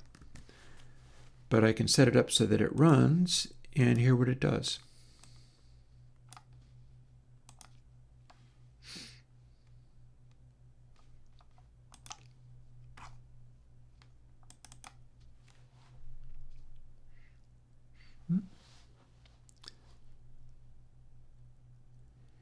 My Viper 95, I believe is what that name is. Cool. You're quite welcome. Oh, and this is the one that I just did, which I might end up fooling with and doing more with. This is the one I'm working on.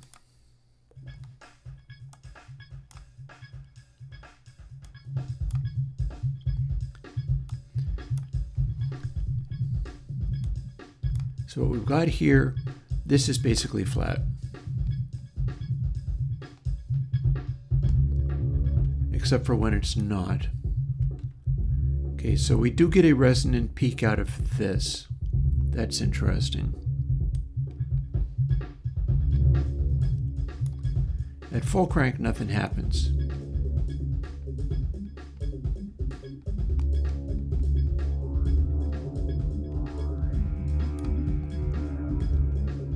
When does something happen? Okay, there. Funny, I would have thought that it would kick in sooner.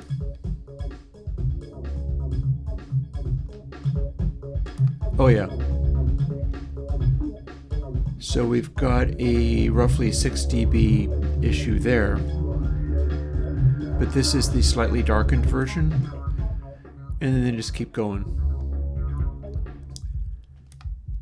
And we end up with a bunch of attenuation there, but only when we've got it really, really dark. So we do have to pad, and I'll maybe address that immediately.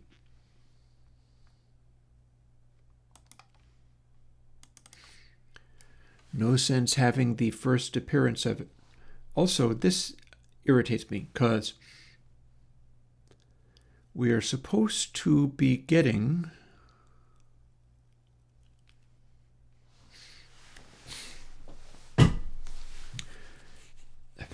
I'm trying to make it so that it's giving me roll-offs that are kind of consistent.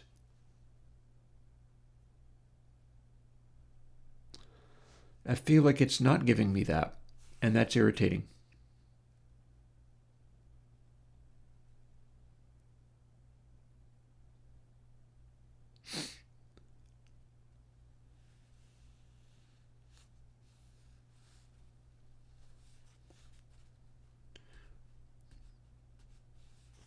I'm pretty sure base ref is going to work.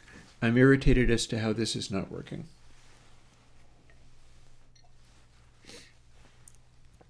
So what I'm trying to do with the 1 minus pow 1 minus get param e is make it sort of wrap so that more of the high frequency stuff, to have it not be filtering, you have to crank it way the hell up. This is not really what I'm getting at this time.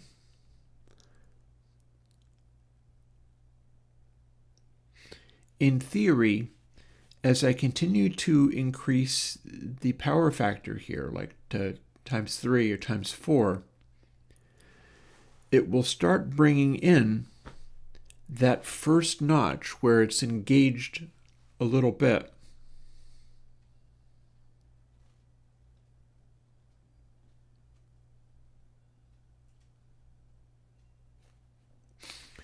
Well, we can't but try. And then the other thing I mentioned was as soon as it engages, I'm like 6 dB up. So that has to be fixed.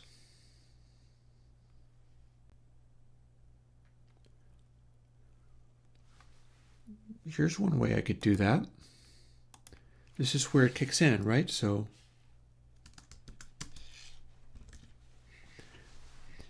we can just make it be this.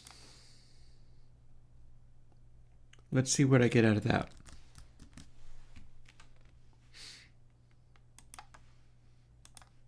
Because that's where I run it into the filtering.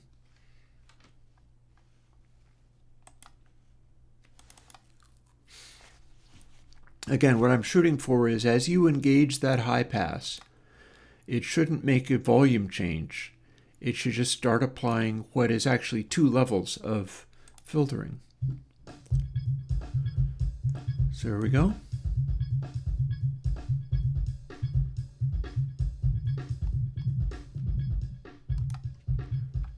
Okay.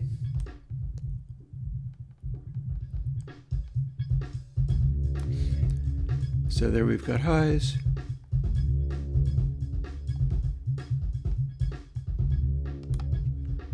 Weird thing, I'm not hearing it kick in. That seems weird. I don't know why I'm not hearing it kick in. Maybe it's just because it's this particular example. I can tell real fast on the noise.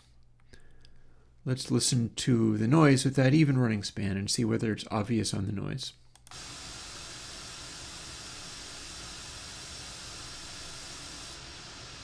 Yeah, it's doing the opposite of what I wanted. This entire range of control does nothing. And then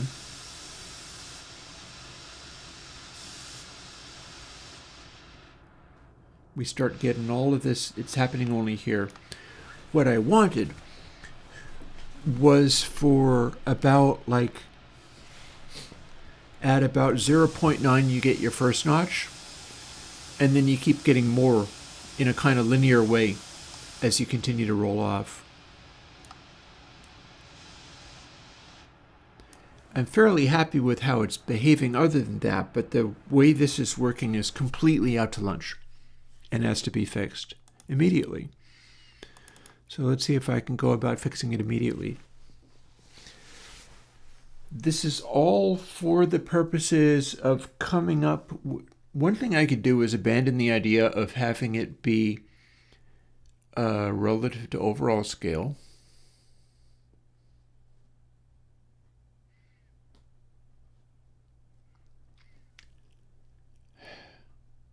I mean, that's not great, but I could.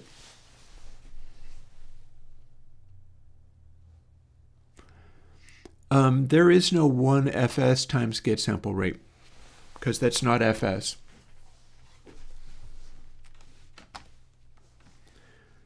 That's not fs you're seeing.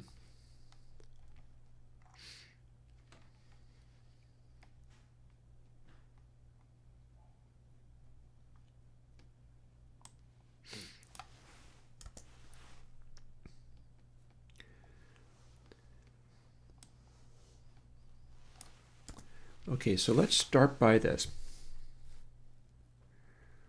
1 minus get parameter param e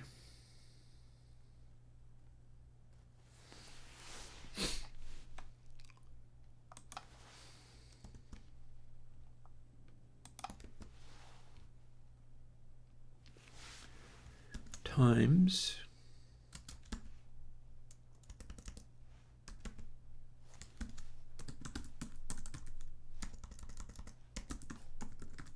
I can't type.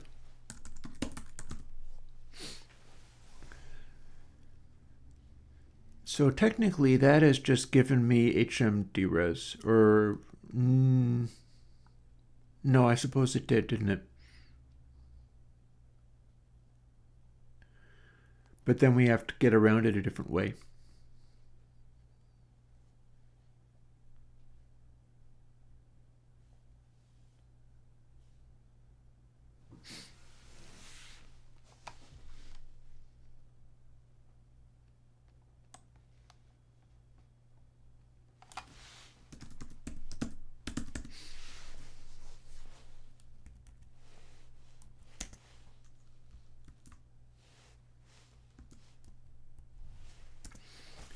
I am cumbersome man today. Never mind. Also, that's an int. That's not what I want.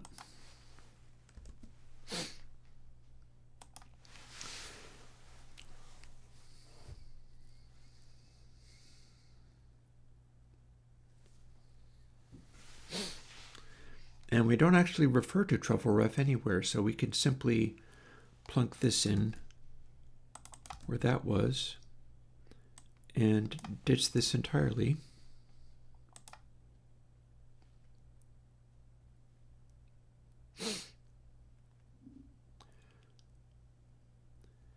So that will make it 0 at the very top of the range.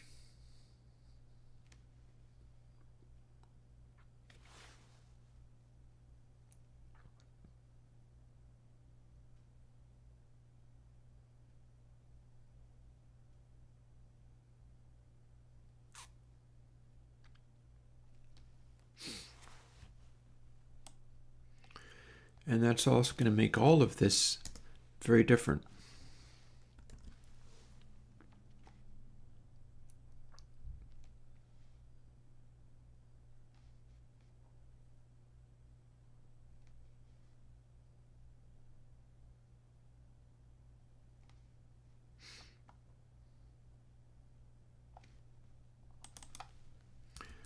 As follows. We no longer have to generate an int out of a sub-1 number.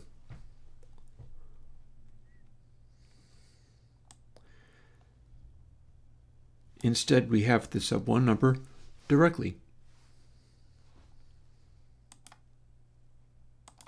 And then we're generating the sub-1 number that is now stepped, but we're getting the steps directly.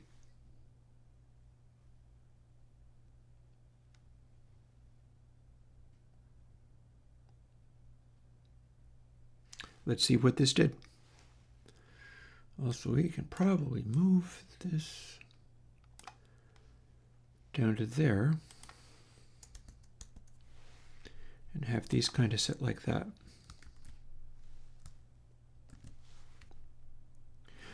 Let's see if it worked. You know what I was trying to do? Might just have done it.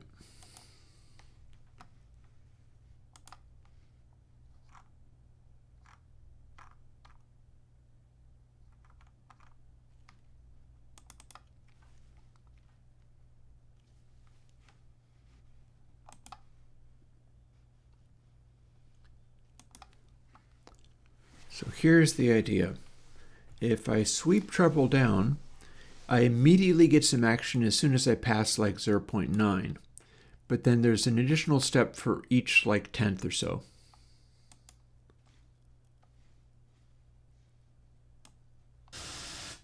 Up, instead I have silence. Well, that's weird and unexpected. What's causing that? Don't want that. On the other hand, let's see whether it worked.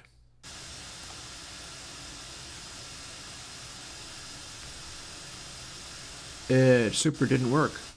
Okay, everything's wrong and broken today. Let's see what we can do to fix that.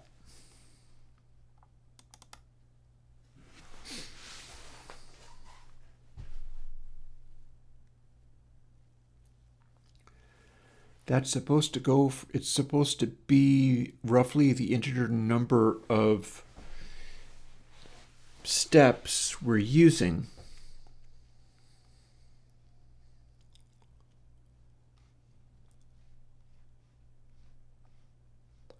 Ooh. Here's your problem, or here's part of a problem.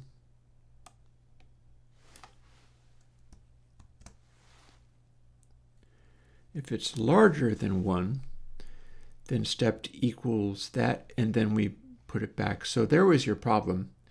It was doing that wrong. Let's see whether that one change, pointing the greater than in the opposite direction, fixed everything. It is possible that it did. A simple oversight in that case. Or maybe it's all still broken. We'll see.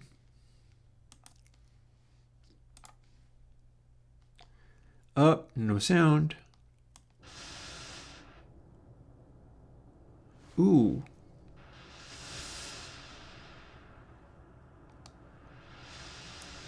Okay, that's weird.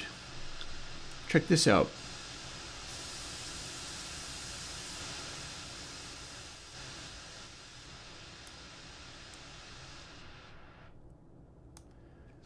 It's going in two opposite directions. If it's at exactly 9, this is like one level. And from this point onward,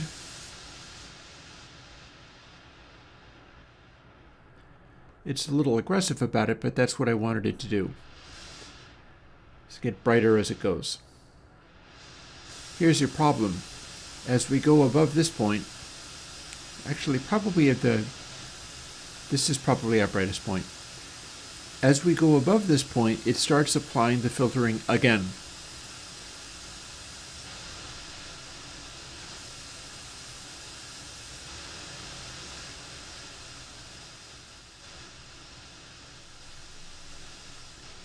And having various other weird interactions.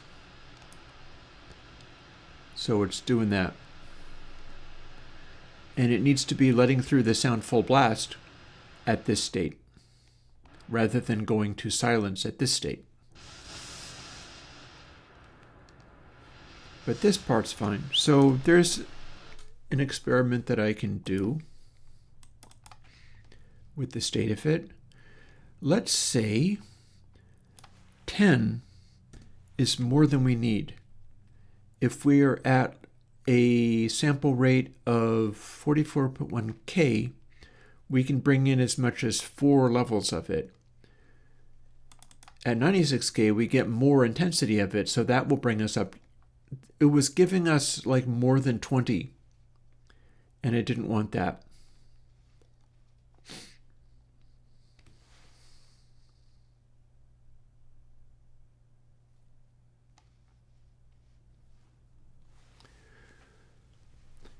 So here's one factor.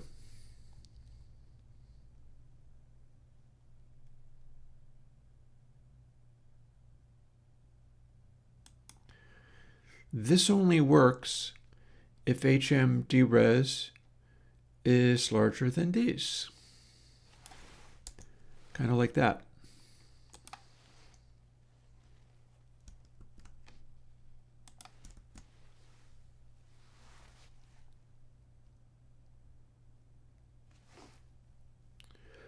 Then there's an else. Because we no longer have a value where that makes any sense. It's supposed to be able to bypass. But what is instead happening is that HMDRes can be less than 1.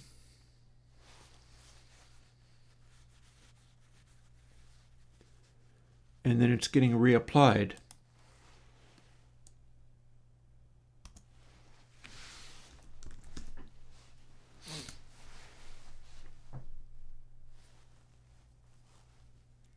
And it's not supposed to be.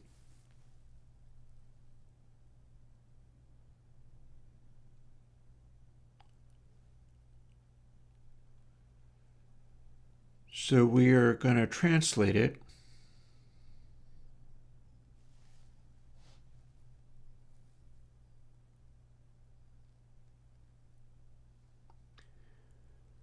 into being larger than 1 when it's less than 1. So if it's larger than 1, we get to use it. If it's less than 1, we translate it into being larger than 1 again.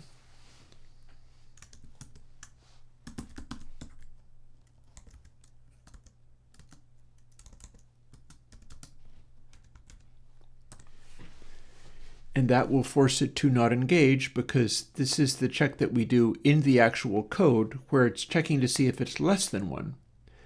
If we set it to be 1.1, it doesn't matter what any of the rest of this does with it, but it means it'll be left out. Otherwise,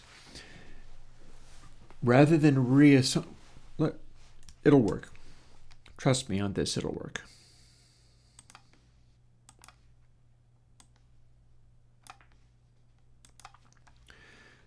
it was supposed to bypass itself under some circumstances, and it wasn't bypassing itself under those circumstances, but now it should.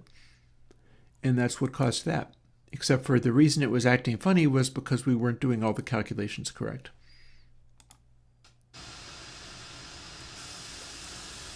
Fulbright.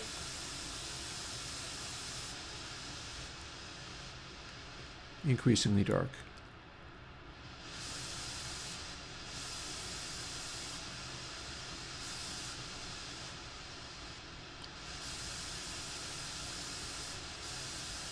Feels a little weird that it first kicks in there, though.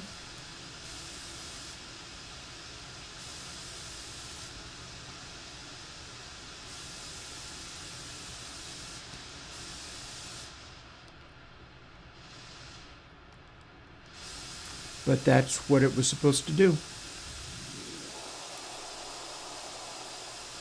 And then we have this.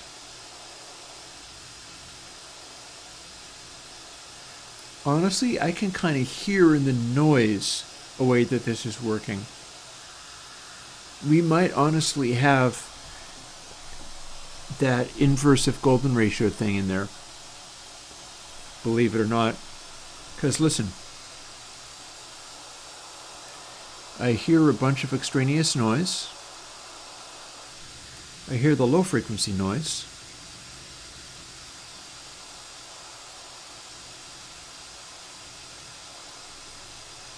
And there's a medium spot where it's neither lows nor funny overtone.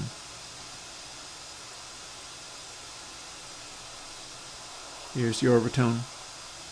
Here's your lows. The median spot really does appear to be inverse of golden ratio.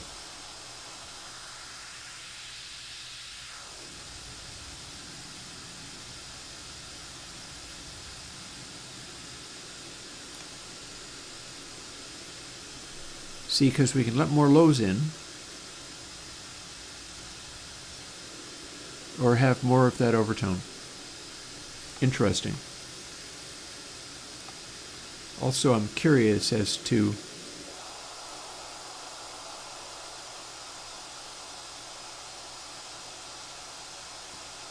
whether the golden ratio is sort of a optimal point for not having obvious resonance.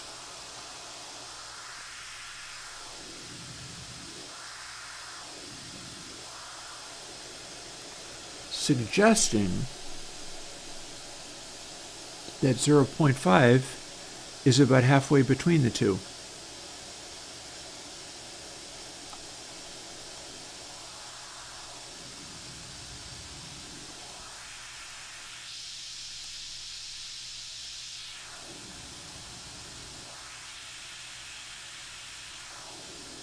Suggesting that could play a role in how I set up the BESIQ update.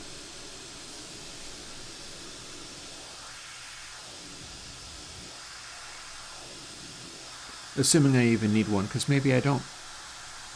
Maybe it's fine.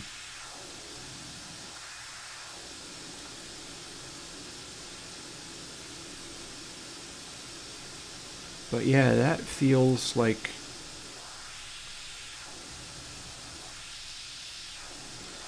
minimal added resonance.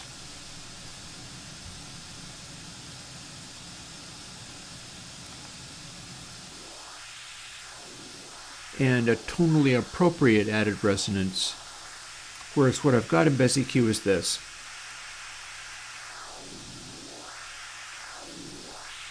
So it's a color EQ, and it cancels out, but it's arguably not optimal compared to like not having that resonant peak there.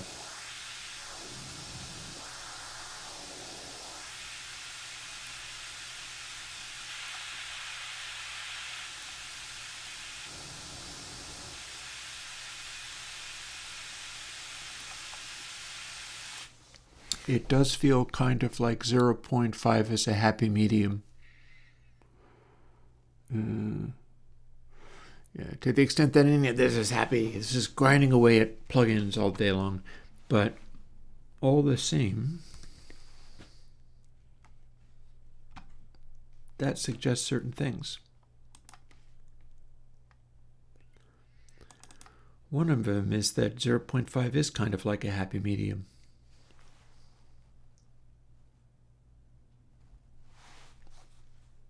And could be used in this context to help the tone of the thing. So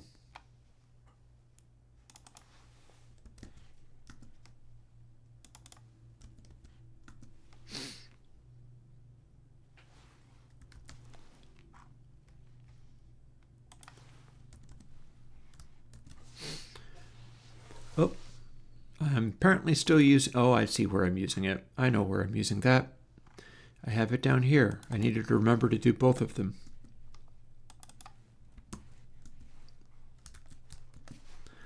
Boom, there we go.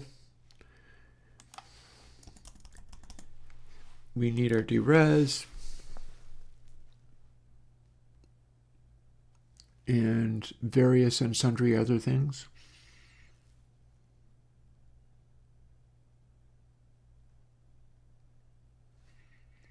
That I am thinking of.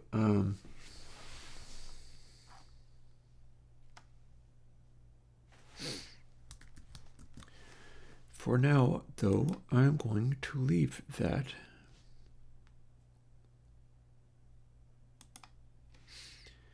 Because I've got some further experiments to do.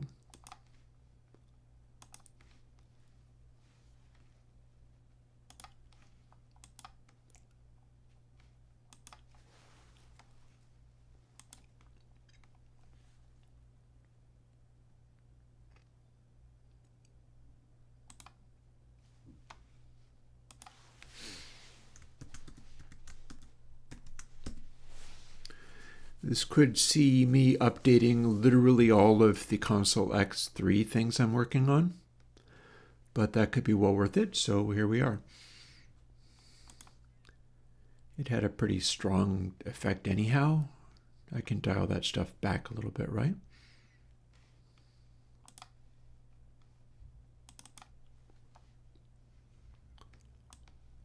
Why does it say... Oh, because it's counting by letters too. Let's stop counting by letters and start counting by numbers.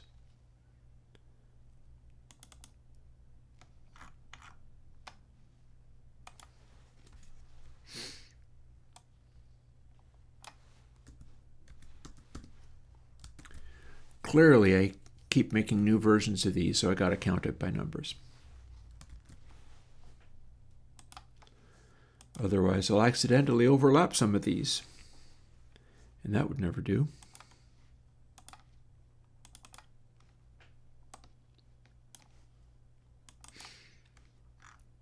And you know what? We're going to straight up replace everything. We'll go immediately to the correct number of parameters.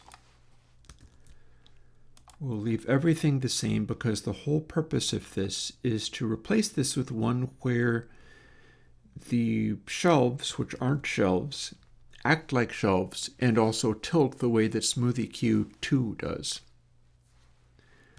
That starts to feel possible.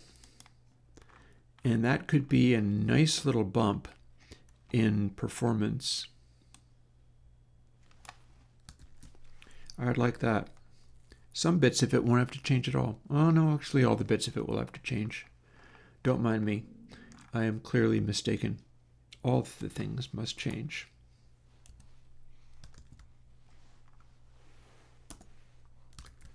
Boop. But it'll be pretty straightforward. And I gotta dig up the code from SmoothieQ. But that's fine.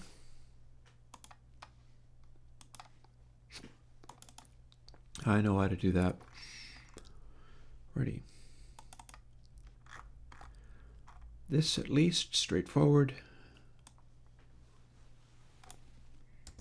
Boop. I think that, yep, those are all generic. All I got to do is go from H on down, delete them.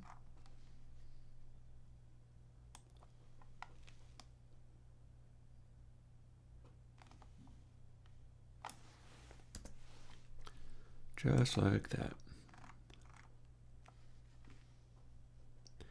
Nice thing about using all the enums and such is that this line of code is very small and simple.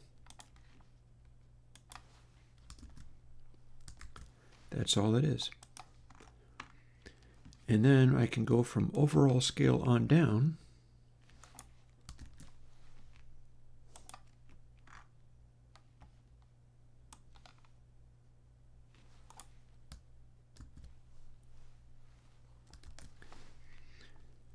And I'll have something ready to go.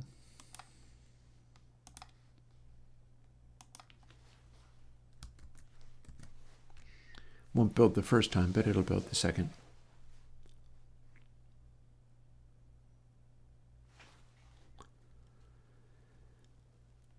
Again, not the first, but the second we're good. So here's the next step.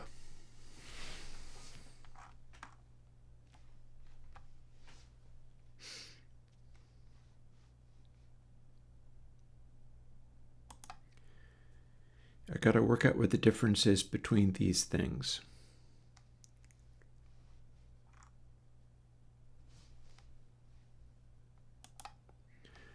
And to do that, I'm going to be using the concepts from Smoothie Q2.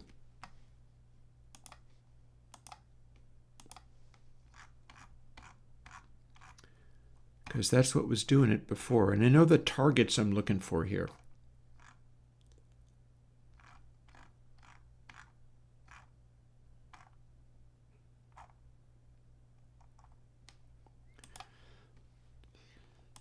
Smoothie Q3, of course, is the 3-band that went into console H, and it doesn't have as many controls. So let's see what we're looking at here.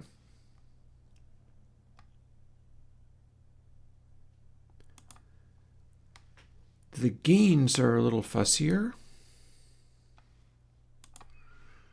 But looky there, the refs look about the same, except for treble ref is not quite the same.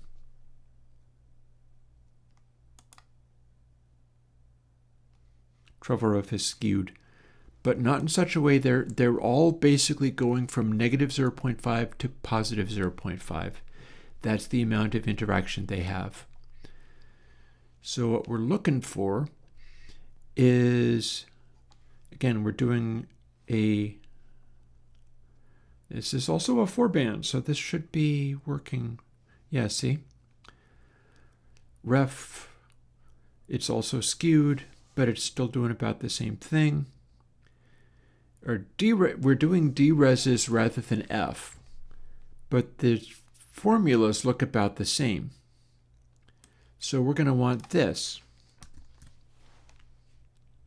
And we can put it in after the dereses are recalculated.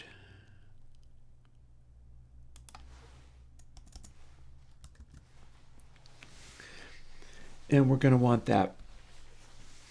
Refs already exist.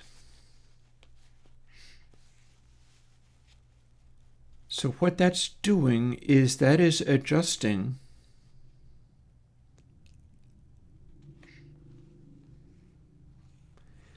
these things between 0.125 and 4, but those are not the values I'm going to want.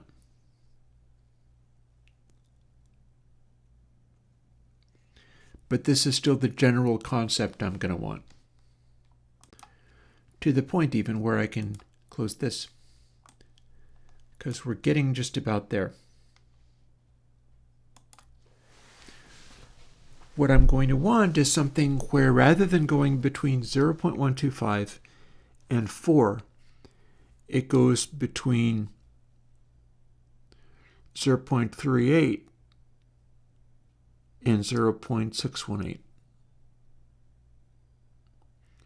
Not big variations, but those are the parameters I've got for having that Bezier filter go steeper or not as steep. That's what that does.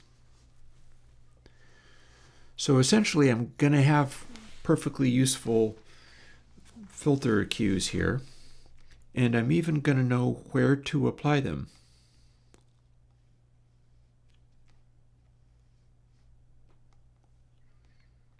I think, roughly.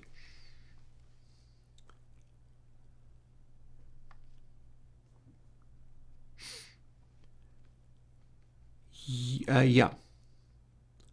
Because we're applying high mid, but then we're high minus equals high mid. So that is, in fact, where the gain trims will happen.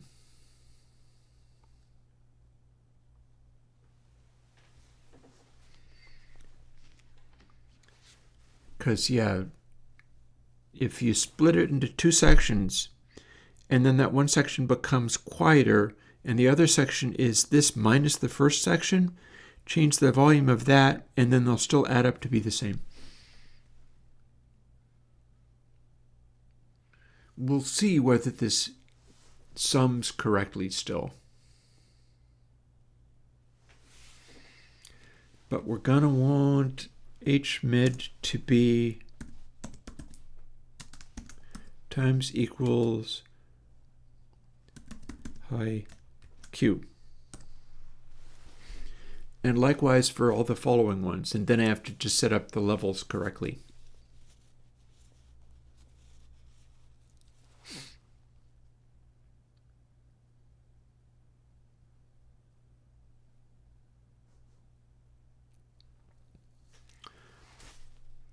And I'm very interested in how these refs are going to play into things, because we're using about the same refs. So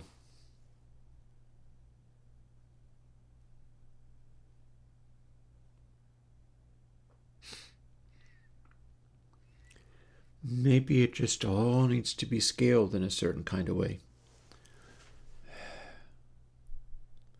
I should work out what the maximum difference between these refs are. I feel like maybe the maximum difference is like 1. But I'm not entirely sure. So what are we generating with these refs? H mid to low mid, it's negative 0.5 to 0.5. So it'll go from 0 to 1. That's the maximum difference between each of these spacings.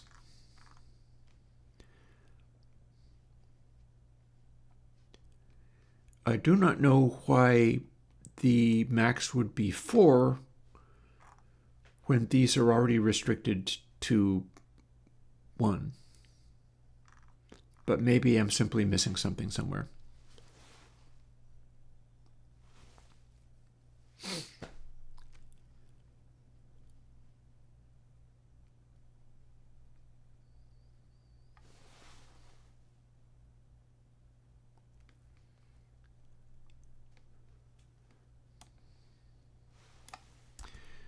I'm just brainstorming here a bit. Haven't finished writing this stuff, but I'm just brainstorming here a bit.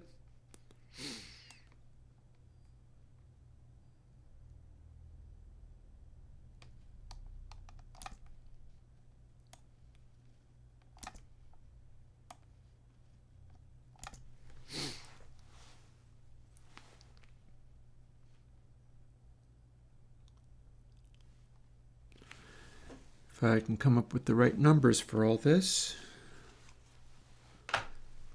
You always need the right numbers for all this. So let's see. 3 to 5.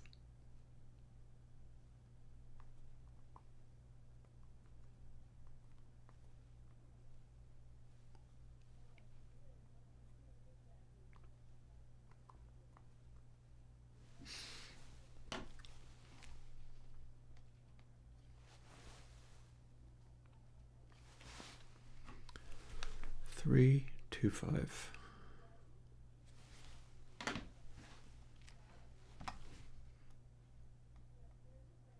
Except no, not 3 to 5. What am I talking about? That doesn't work at all. Gosh.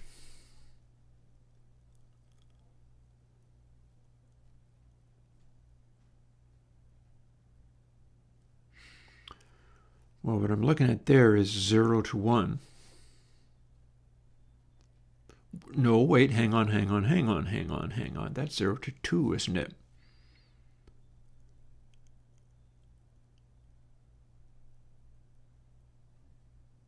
No, it isn't at all, is it? No, it's 0.5 to 1.5. What am I even... No, it's not.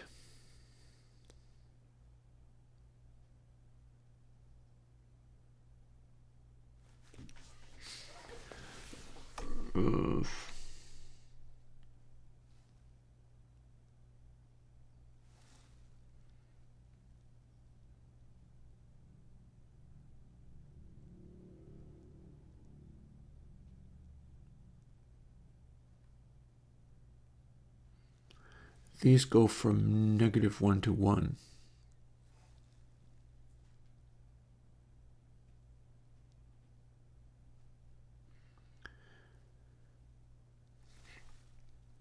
Because 0.5 plus 0.5 is 1. Negative 0.5 minus 0.5 is -1. So that is a range of 2.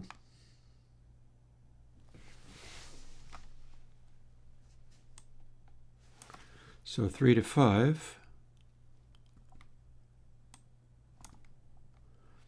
Wait. So -1 to 1.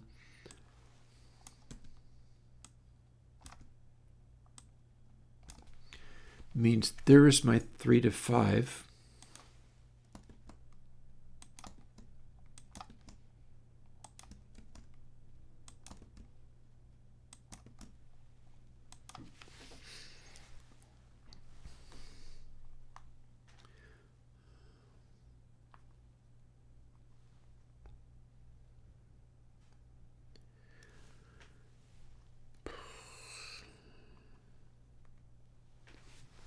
Then divided by 8.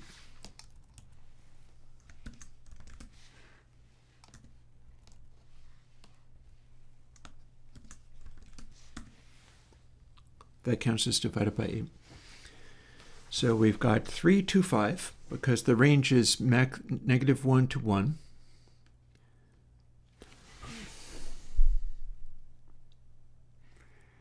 The difference, okay, we'll find out whether it works. I'm chasing this along many random notions and trying to make them make sense. Maybe a fool's errand the entire time. But here's what we're doing for now. H mid times high Q.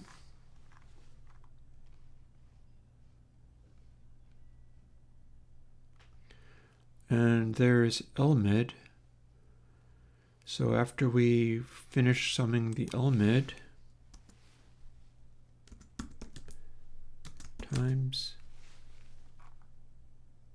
mid Q,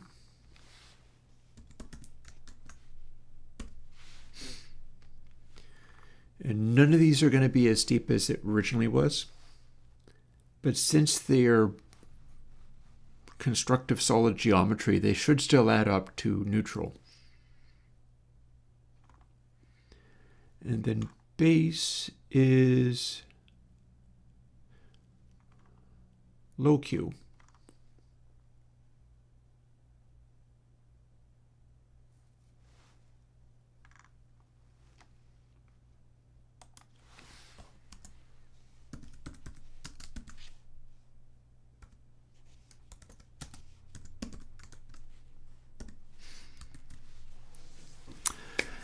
And now we get to find out what happened, because we just implemented this entire thing at a stroke without knowing what it's going to do.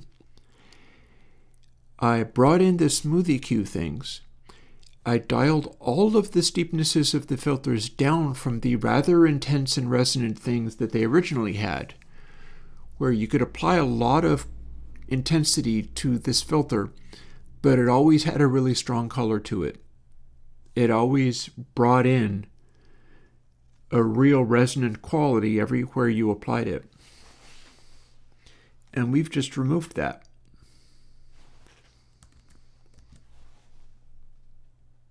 Oh, there's your problem. H mid times equal high Q, L mid times equal mid Q, bass times equal low Q, and those are the only ones.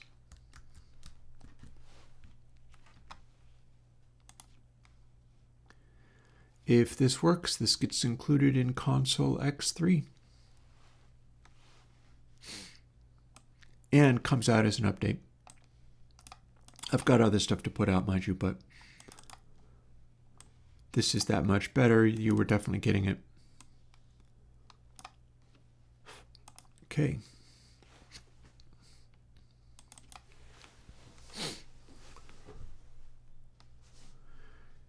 Here's our noise.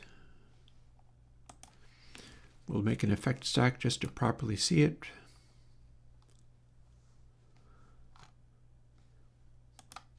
Here's Bessie Q4. See, it's already in its final form. None of the other stuff needs to be done with it. Here's span so we can see what the hell it's doing. Presumably it'll run at least. Yep, it runs at least.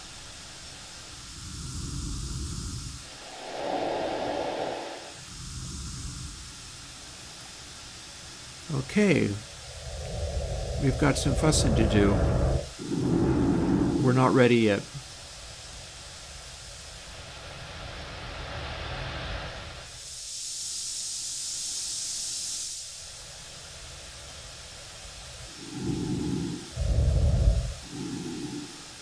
We're not ready yet. This is not adequate. But does it do the sweepy thing?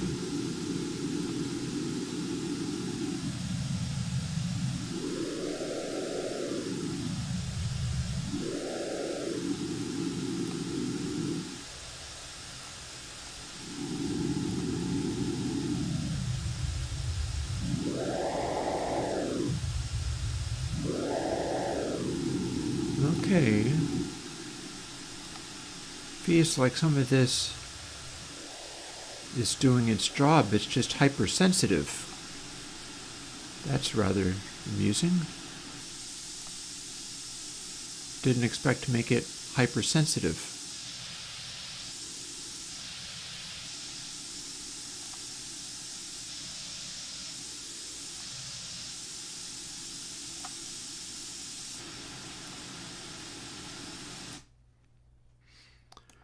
Let's stop this for a second, compare it with Bessie Q3, and see if the hypersensitivity is new or whether that was always the case. I feel like it was not.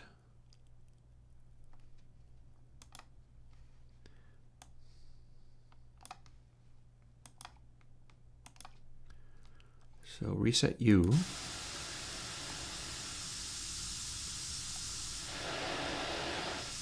Yeah, this is a lot, but it's not as hypersensitive.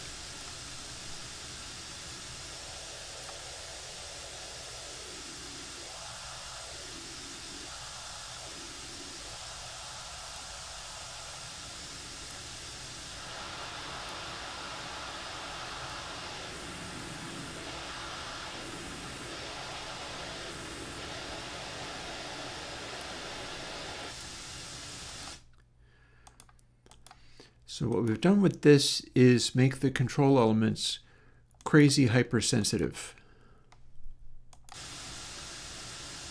Apart from that, it still seems to be functioning.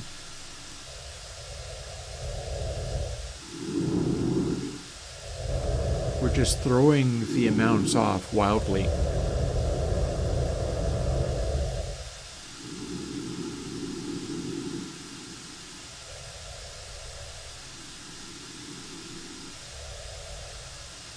And I'm not quite sure what's up with that. Although I do know that we are scaling the amount of effect way back.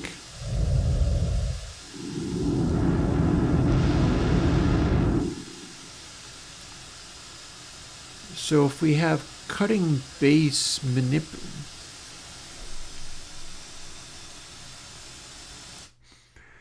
this shouldn't be acting the way it's acting. I'm going to take a minute and use the facilities, rinse out my coffee cup. We'll give you a bit of marginal theorem 1 this time. And I'm going to take a breather and figure out why it did such a extremely aggressive effect in a situation where I don't think it should have done that. I feel like it should not have done that, but we'll get back to that.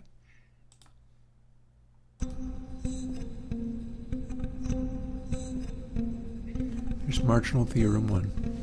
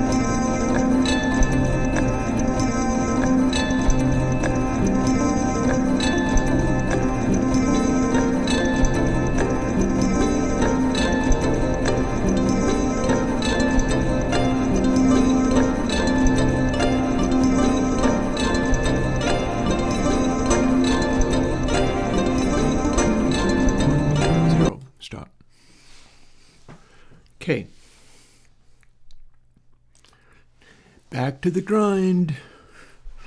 This annoying stuff. Here's where we're at. If we do Bezier Q3,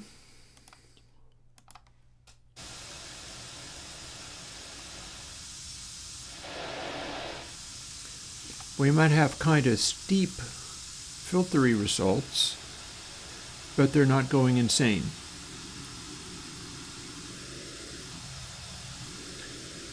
So those are staying at the same roll-offs. Trouble is, when we go to here,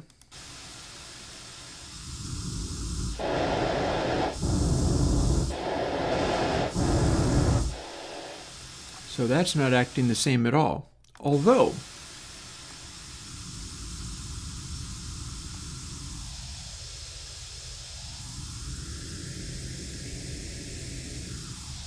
the amount seems to be about right.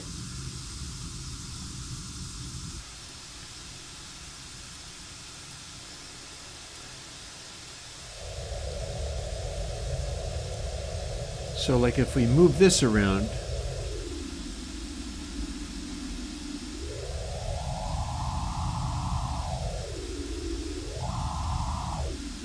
it's probably shifting those about the right amount. But still, it is screwed up and wrong, and I don't know why it's doing what it's doing, but we're going to find out, or at least try. If this fails, Bezier Q4 bites the dust and doesn't ever become a thing.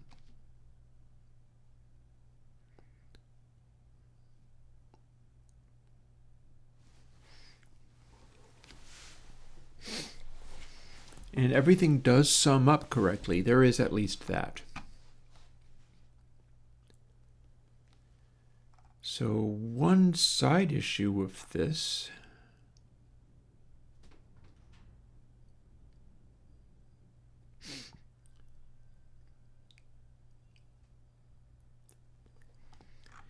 is I've been assuming that I can stack these and indeed multiply it by the 3 stages in here.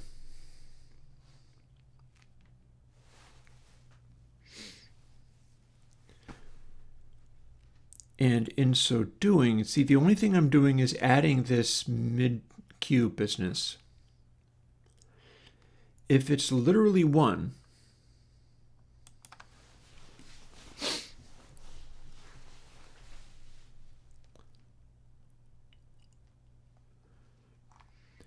and I can mess with that as follows.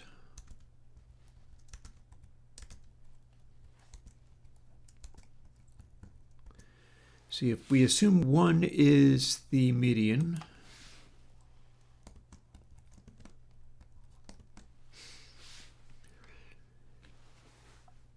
then this will manipulate those slightly. And my question is, does this throw this off completely? Because what I was trying to do, and maybe this is simply something I cannot do when stacking them up this tall,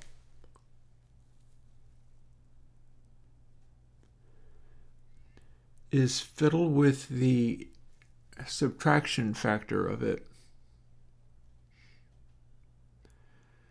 I'm probably getting myself into trouble regarding the subtraction factor of it, the fact that I'm assembling them out of each other. Let's see what we got. In fact, let's see what we've got and make it a little more aggressive, but not completely. Well, that's actually still freaking aggressive. Let's pull that back. Okay, let's see what we've got. Not as aggressive, but centering around 1 rather than not. I feel like I might be on a road to nowhere with this one. I think it's fighting me in a way that I don't know how to deal with, which I don't love, but it is at least working with the other one. That at least is kind of cool. If this one's unable to work even slightly, then oh well. So this is supposed to be pretty much even.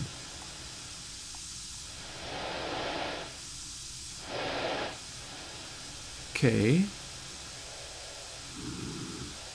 But that's also with these not being any different.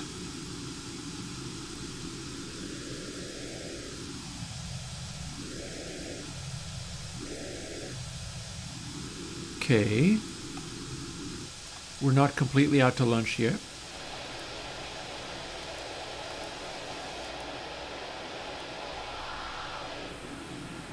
Ah, something happened.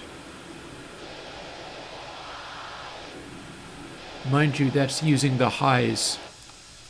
Using the highs is trouble.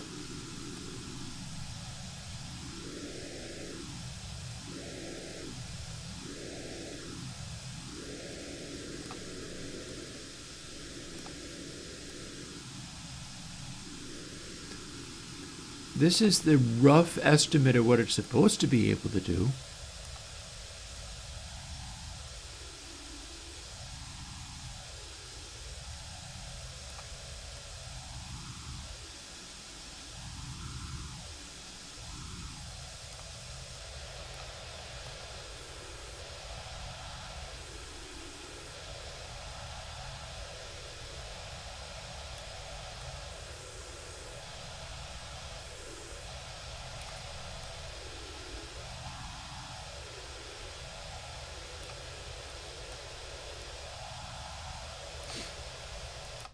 Okay, I give. Let's see what it looks like. Actually, no. Let's mess with it harder and then see what it looks like. That was much better behaved than expected. As if the Q of 1 is correct.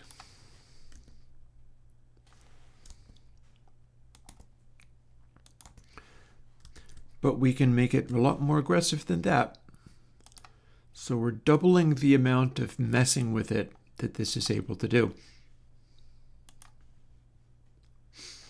And then we're going to look at it in span and see if it's acting the way that the other one did.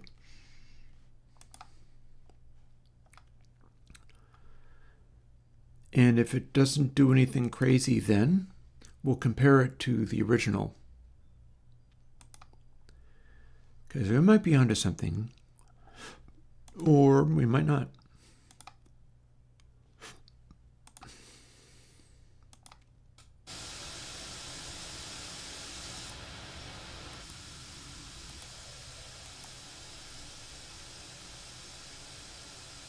It's supposed to have span in front of everything. Okay.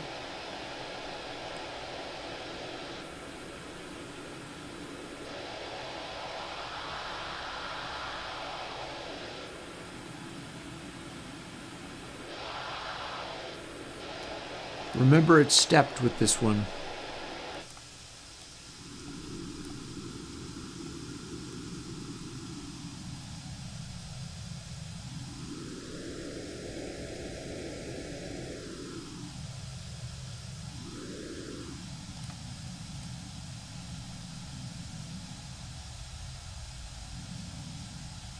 There's the base.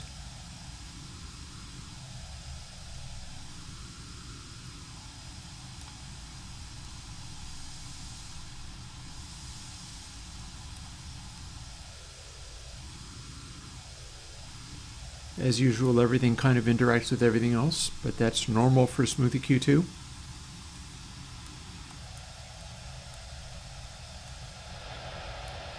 Hi, mids.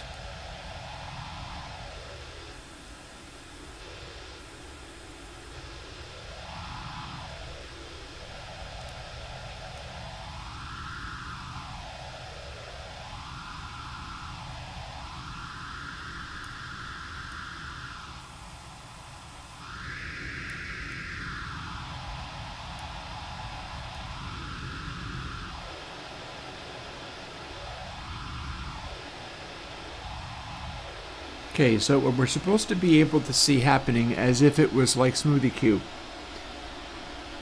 is if you move stuff around like this, low mid is as low as we can get it. If I move bass up against it, it should get steeper rather than shallower. And in fact, that does look like it's getting steeper rather than shallower, so far so good.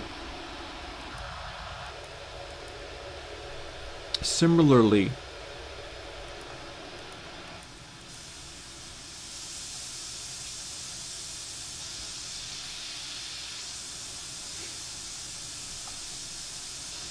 if high mid is extremely low and this is extremely high, that should be a gentle slope rather than a sharp resonant peak.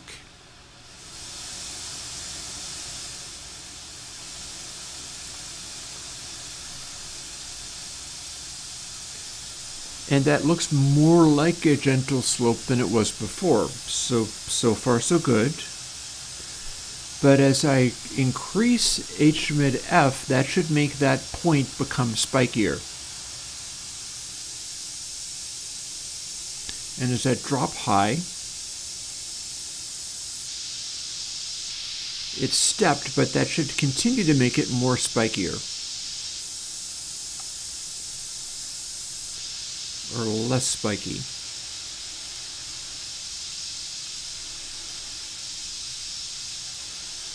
Okay.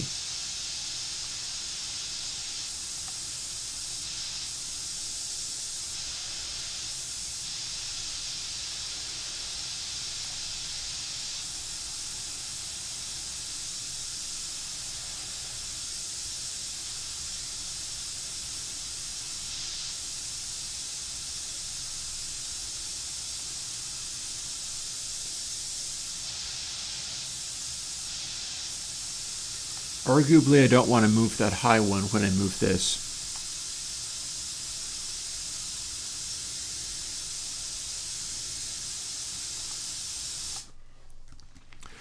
Let's maybe experiment with that a little bit. The very highest and the very lowest are fixed under that circumstance. So what that's going to look like.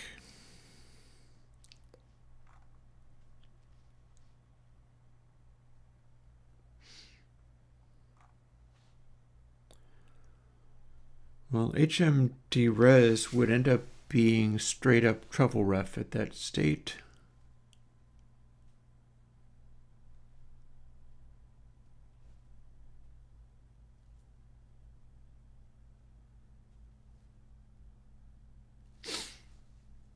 See, I don't know whether that's actually going to work, but I could try it.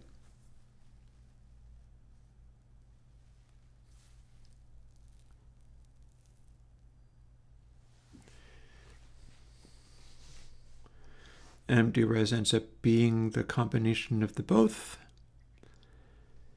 And let's see.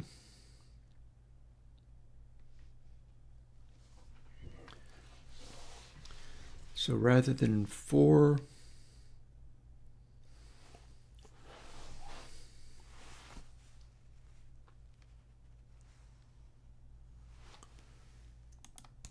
two,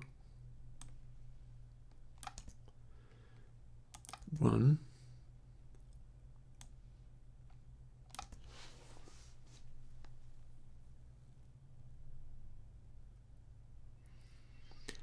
Ain't sure I'm happy with that, but that's what it was.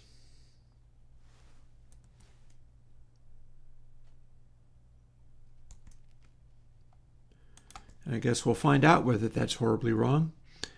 And again, 2, and then we lose the low mid reference there. And then 1.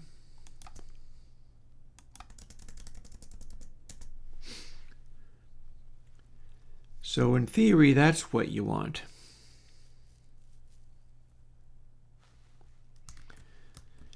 But I could be out to lunch there and have no idea what I'm doing. However, the cues are relative to the original calculations, not the dereses, not the trims. So these Q factors are being manipulated not in a stepped way. So that's interesting. That suggests that the whole thing can be kind of fine-tuned in a way that wasn't available in Bezier Q3. That's a thought. Let's find out whether it's a correct thought.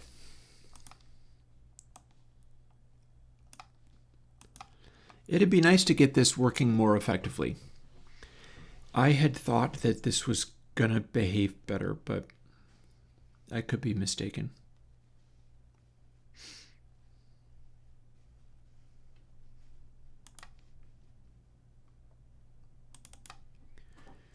But we can but try. Let's see what it does. One thing about looking at it using the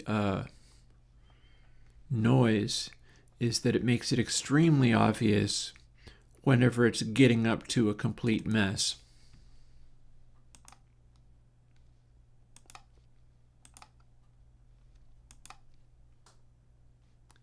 Didn't need that.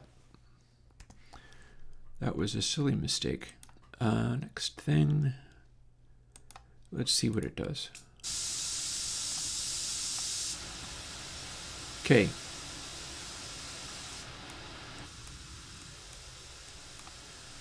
Now let's see what a massive boost is going to look like. Also, I do wonder whether I could have this cut more effectively than this.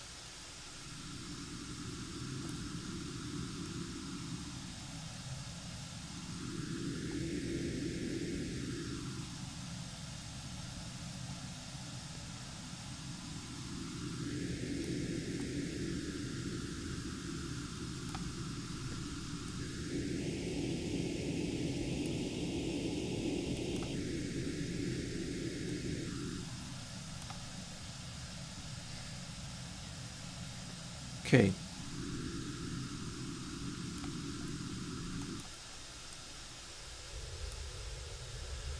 There's our bass boost. We're still getting really steep behaviors there, which I don't appreciate, but do what you can. Okay, we've made it go completely flat. Weird, but okay.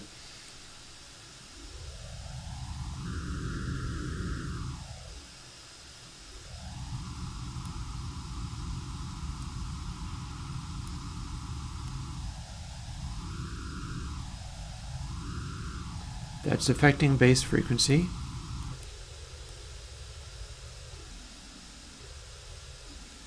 That's affecting bass frequency too, although there's no good reason. You're not supposed to be able to affect that. That's crazy. But it's doing it in a very even sort of way.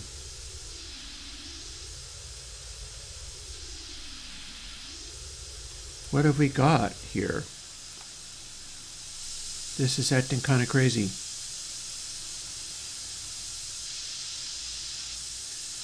There's your stepped alterations.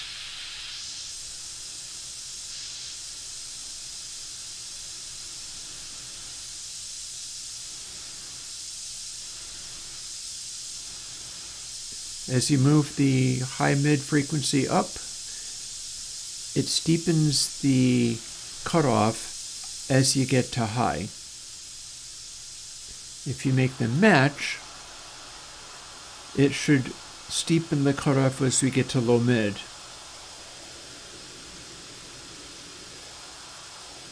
Not that you really notice it very much, though. Cool, cool. It does at least feel usable, and doing this, it's more sweepable. I am wondering whether it is sweepable in the right way.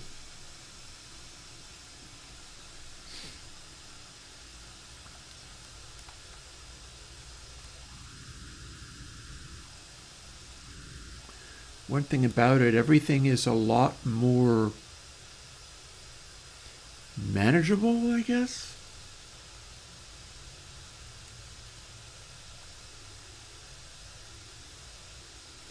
It's not doing anything crazy here.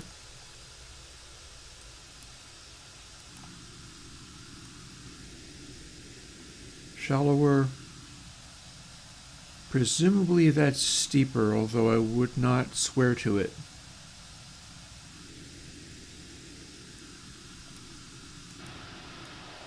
So this is the one that I'm actually sweeping now.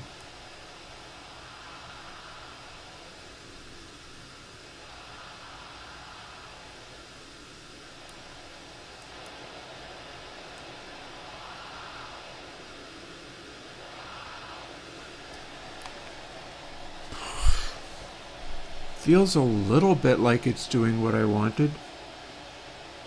So when I had it set up so all of these were not nearly as steep of a cancellation. So what's happening here is we're manipulating this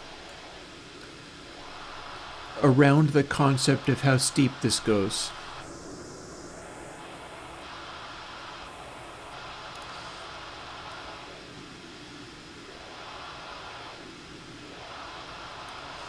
And none of it goes very high into the highs this way, but that's because we're using Bezier filters. So our high-mid boost is basically just doing 1K. We're not really going very high with it.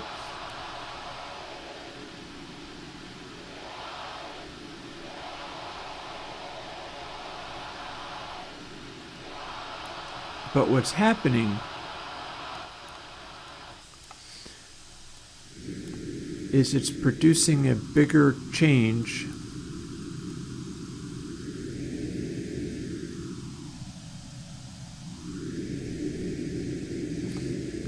but remember when I did the first iteration of this, all of the multipliers were being multiplied by between 0.38 and 0.62 thereabouts, and everything went crazy. The amount of sensitivity just exploded. So what I did was I changed it so that rather than having the roll-offs, which are supposed to sum to the same thing, all be attenuated that much, instead I had it be attenuated by not nearly as much. In fact, it's centering around 1. But the previous one, where I started getting a better result off of the roll-offs, was not having the sub-frequency be nearly as loud when it gets subtracted from the original frequency, and that gave me less peaky effects. This is still giving me a bunch of weird bumps. In theory, having these take lower amounts of gain gives it a less aggressive spikiness, but at the cost of the amount of gain on these went out of control. Whereas with these,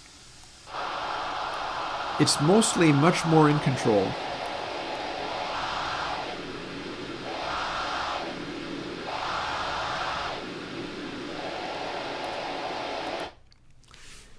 And it's having less of an effect the lower you go. So maybe this is becoming a question of splitting the difference. Maybe what I want to do, rather than having these cues, and it's going to be pretty much the same for these three things, rather than being 1 plus this amount of difference, I should find a suitable range of adjustment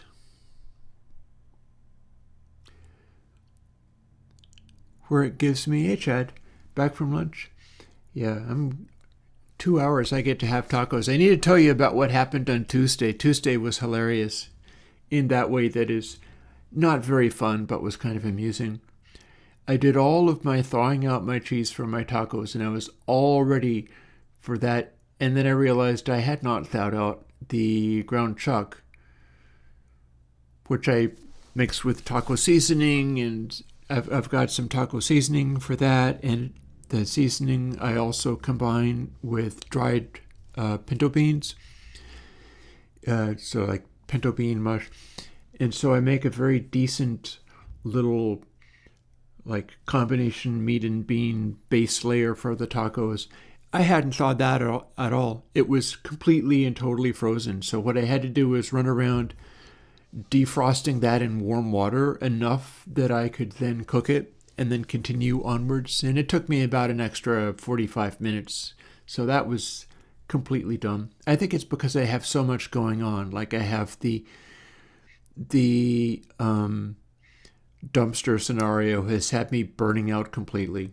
Every single day I'm like, is it today that I have to run out and let the dumpster people do their thing and move my car, and then I have to scamper around filling the dumpster, and then the next week I have to go and have it removed, and then I can be done with that. But have not yet had that happen, so I'm falling apart in small chunks in the process.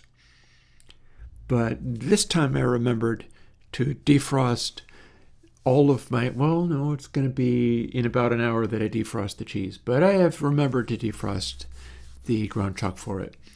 So, yeah. And I got by even then. I did have dinner on Tuesday, even though I got it completely wrong. And yeah, waiting for someone to show up messes with my head big time.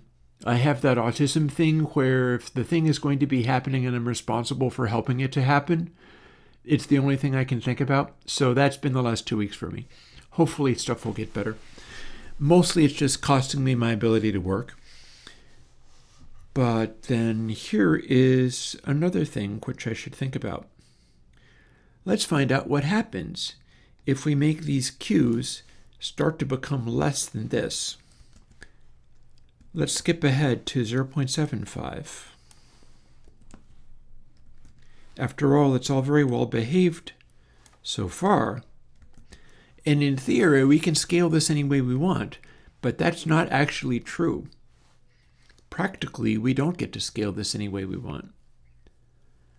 So the question is, rather than having it start out at all of the levels are much less than 1, and the level of 1 is more steepness to these filters than I need, let's see whether I can get something that works the way it's supposed to, but will bring on elements of that way too much gain business that I was grappling with. And we'll test it using the noise. So what I've got is high mid minus treble, low mid minus high mid, bass minus low mid, all times 0.5. That should be giving me a control quotient over this that is far too large. But I'm not trying to remove these Q factors down to the level that they were at before. Instead, it's kind of splitting the difference, and I want to see what it does. I wish to see what this produces, and first of all, we're going to flat.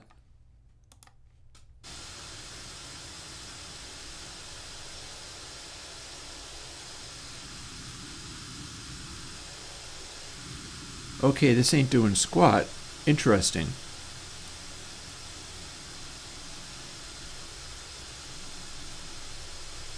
That's my boost, that's my cut. It's not doing insane levels of effect. Although that is a lot stronger.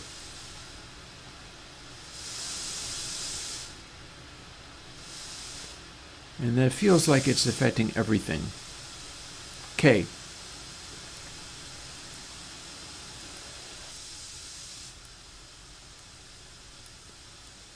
Are we getting flat here?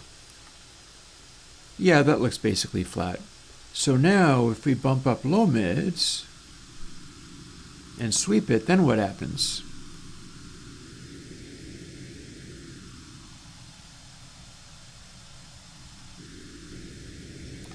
Well, one thing that happens is the computer starts to choke, but that's because we're running span.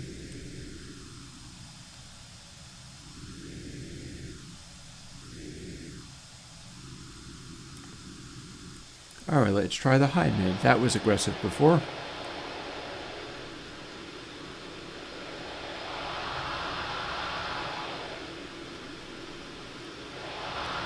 I feel like the lows are coming along for the ride here.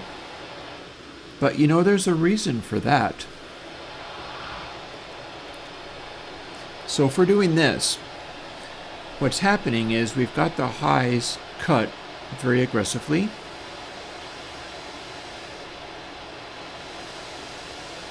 This is kind of bringing them all together this way.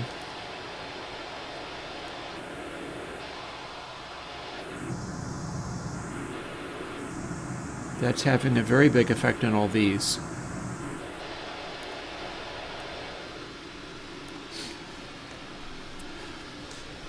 So when we are doing this, and I can put it back to the low mids just to accentuate it. When you sweep the low mid frequency up, it should be steepening it against the high mid frequency, causing more of a dip and a notch and stuff. Or if you did the opposite, less of a dip and a notch and stuff. And that's kind of happening. It's just that the motion that's happening here is far too aggressive. So you know what that means? That means the amount of change being applied by each of these is too strong. See, look where it's doing that. You got high mid being cut as far as it'll go.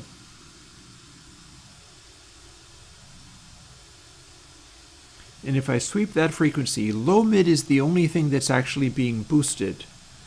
It's supposed to drift a little bit, but instead what's happening is if I sweep high mid, look, I'm sweeping it right down to about 200 hertz. There's no way that it's supposed to be able to go that far. Although it is a factor of low mid frequency and stuff. We're sweeping the middle range.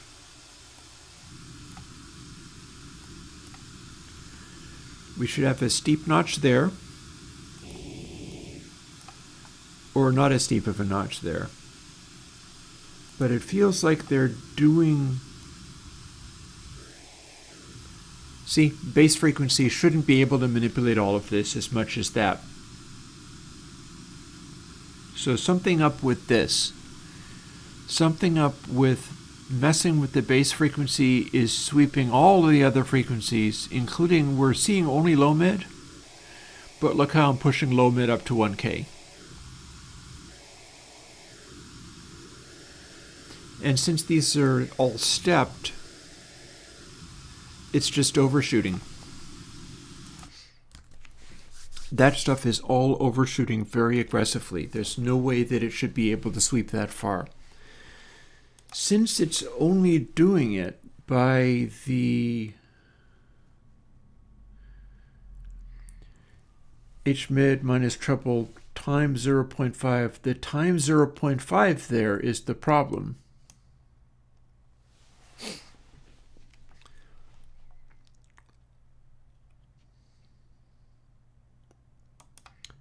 So what we could do here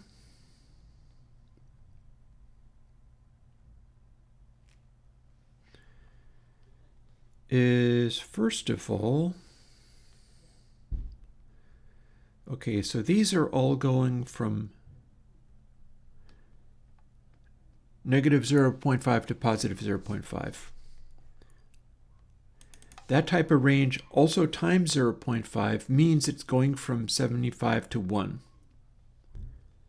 That's about correct. I'm a little skeptical as to whether that's really correct or not.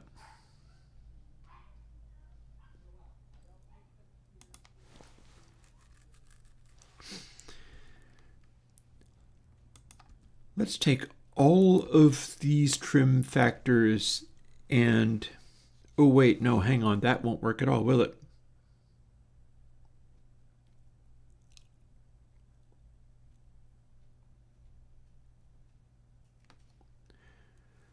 Treble, high mid, low mid, and res. And that those would be more of an effect, so that works, I think. Don't know why we don't have spaces here.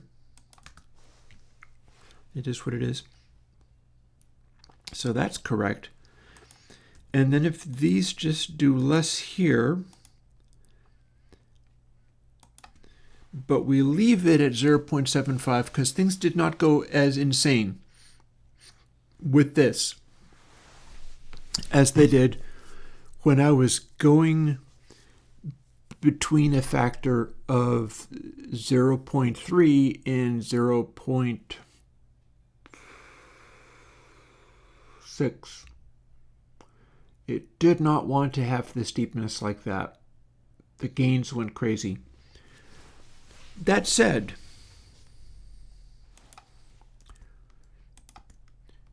what do we get if our base is 0.5? Do we get because we didn't instantly get the insane volume levels again. And I've just changed 5 things at once, but that's usually how I roll with this kind of stuff. I know what I'm trying to do. I'm trying to make it so that rather than automatically making these goofy peaks and spikes and stuff, I can throw on aggressive filtering moves in a way that kind of sort of makes sense, or at least has a semblance of sense. But I'll be able to find out fairly quickly if I'm completely out to lunch. Flat.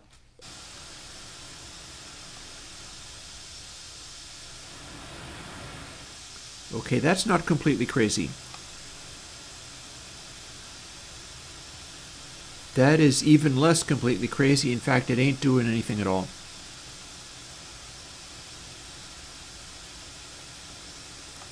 Weird.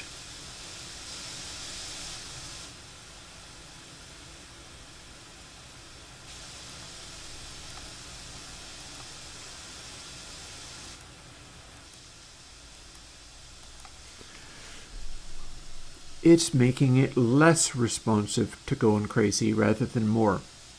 I don't understand that part. Let's see if we throw in a bunch of low mids. And now we can't hear them doing anything at all. Weird. But you can a little bit when you do this. Okay, so something I did previously threw off the balance of the steepness of my filtering to where it was not behaving, but this is what I thought it was going to be doing for starters. I thought it was going to become much less sensitive.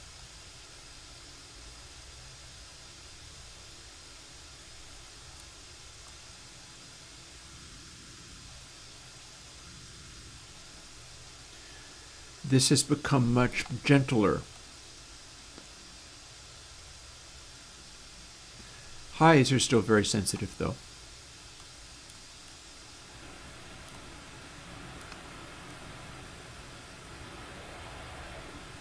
Yeah, look at that. So what we've got here is a situation in which highs is carrying everything, and all of my gain trims are so gentle that none of the rest of this has much of an effect at all. Which is not what I really want, but it's usable.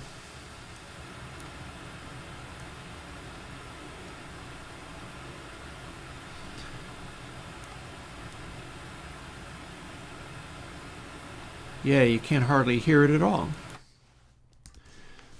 So that tells me I don't know why it was going insane before.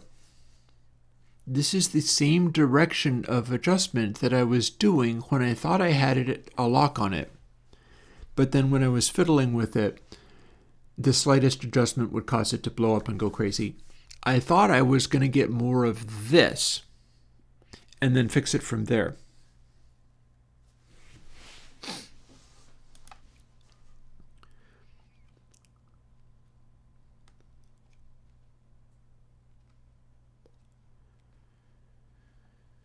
So the dereses are not doing as much this time.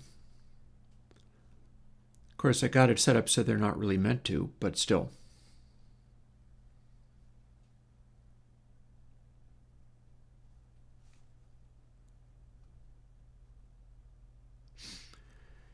At the same time, I feel that's basically about right.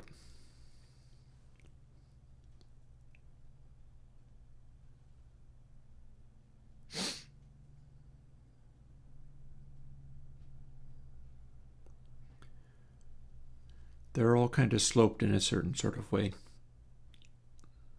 But I think that's about right.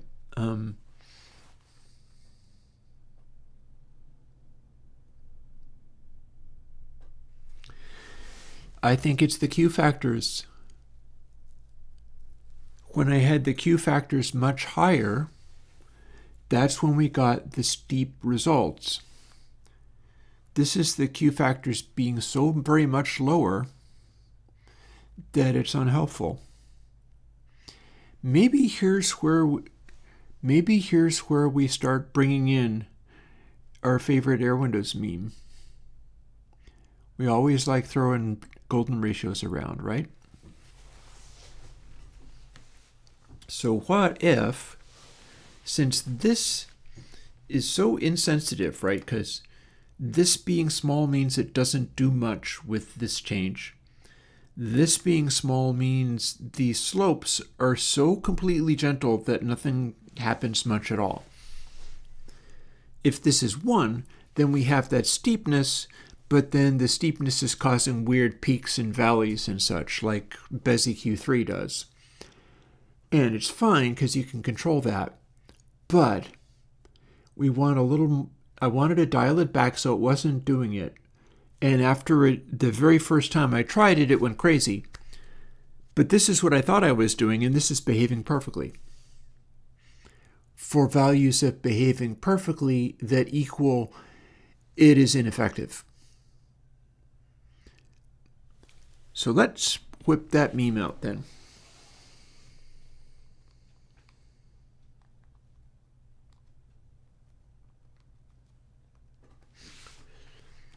That would mean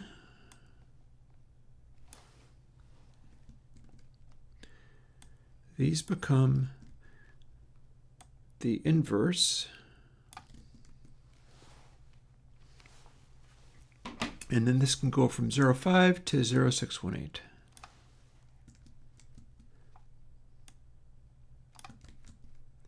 That's not 6, is it?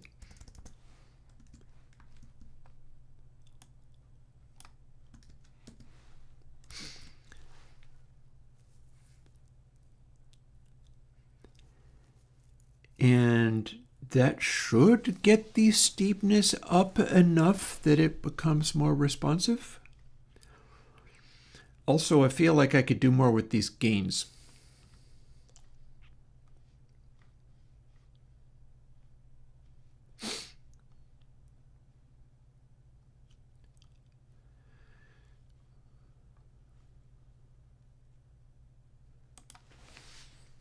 Let's try.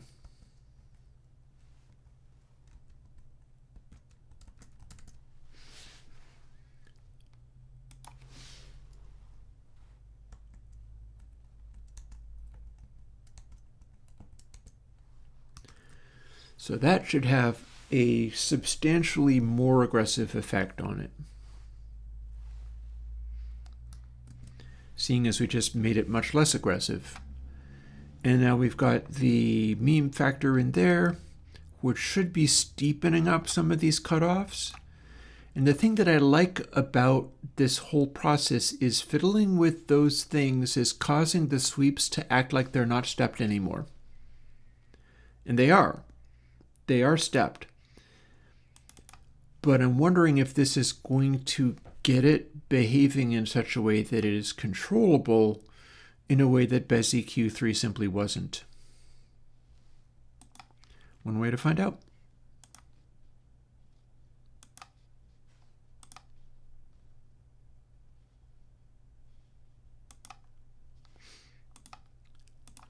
Flat with you.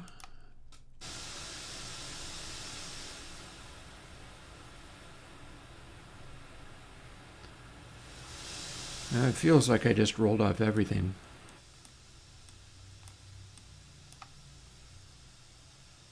Low mids. Okay, that's very gentle. I'm not getting anything out of that.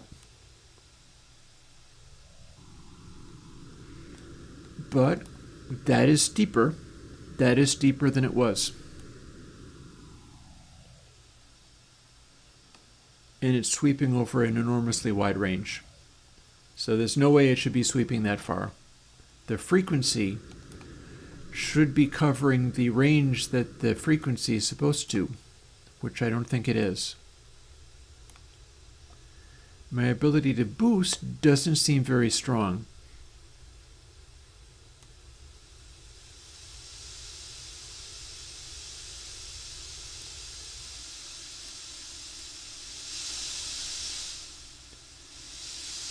Everything's being... So here's what's going on. This is giving me some clues. Like the meme thing is clearly not going to be the answer here, but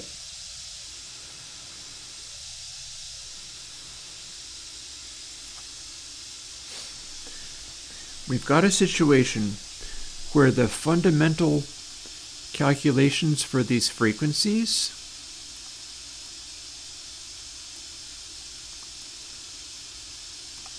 are affecting where these filter moves go.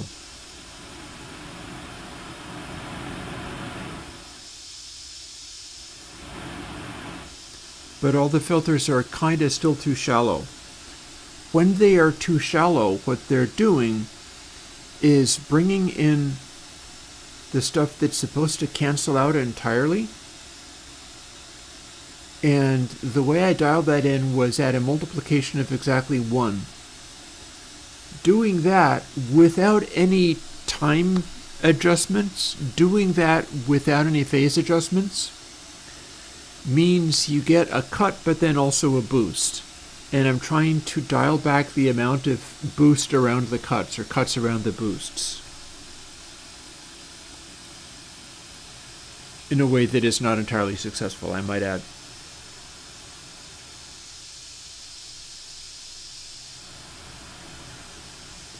And what that does is every successive control is having less of an effect than the previous. High is a very strong effect, but it's not necessarily very steep.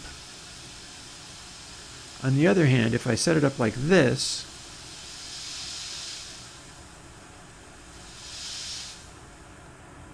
it is notably steeper.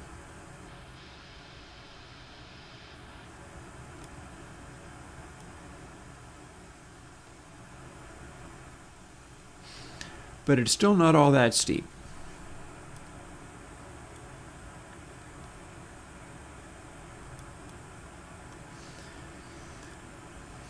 And because all of these things are being accomplished by generating the filtered version and then subtracting it from the previous one. Trouble is, in order to try to get a softer cutoff, all of these dial backs from having, and it's all relative to where the filter cutoffs are. So like if I have high mid filter up here and low mid filter down there, then the difference between high mid and low mid is extremely wide. That means low mid is covering the widest possible range, so it should have a broad peak rather than a narrow one. And if we boost it, it's such a broad peak nothing happens.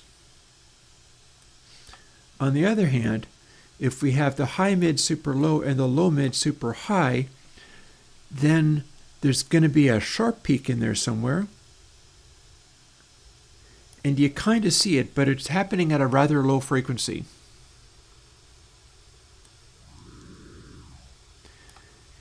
And then since the adjustments are so extreme, when we're doing that, having each of the successive ones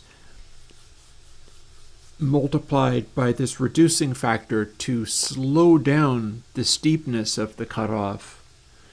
It's slowing it down so aggressively that we're going between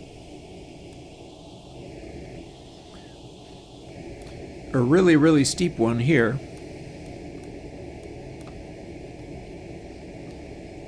and next to nothing.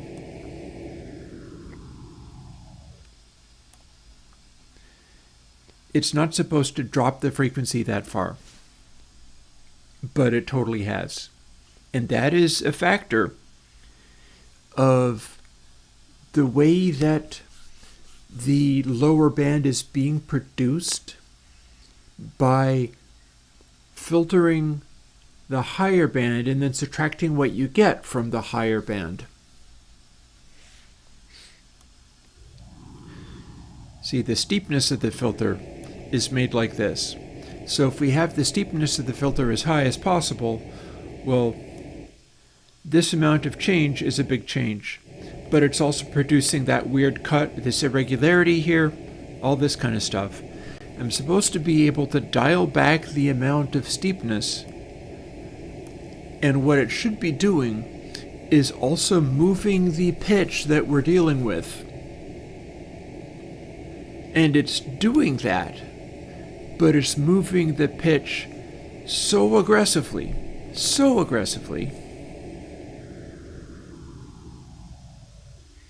that it's going completely beyond the range of where the control is supposed to sit. It's not supposed to sweep that far, that's just the low mid. It's going from like 1K down to 20 hertz. That's no good. And the reason it's doing it is because it's no longer subtracting as much. So you're getting a pitch adjustment. But what it should be doing is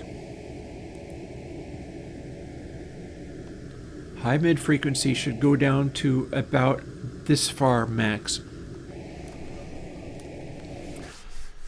So there, that gives me another concept to pursue. And yeah, that's exactly why I do this stuff, Chad. Well spotted. Because the whole thing is people are increasingly going to be going in and saying, Claude, make me a plugin. Make it good, no mistakes. That ain't going to work. I'm sorry, it ain't.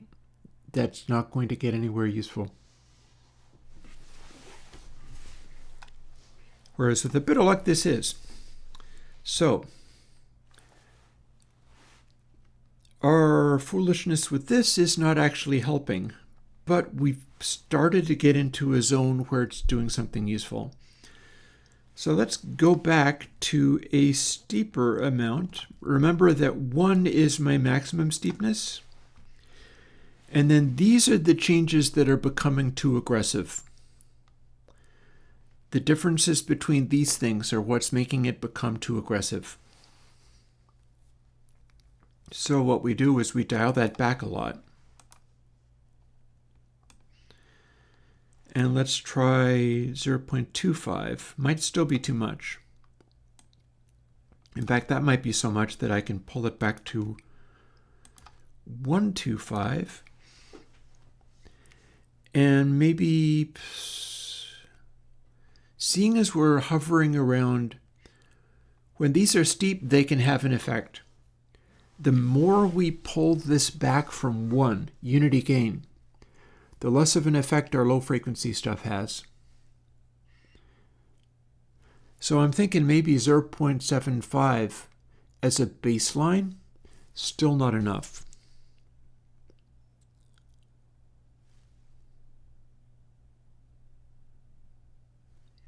But maybe I've got it right. Let's find out.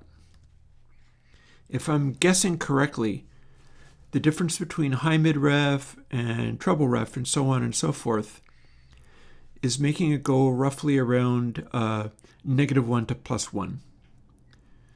So that times 0.125 means it's negative 125. So yeah, no, that's still not right. But I think 825 is the correct one. So it's going to be 1 minus 0.25 max.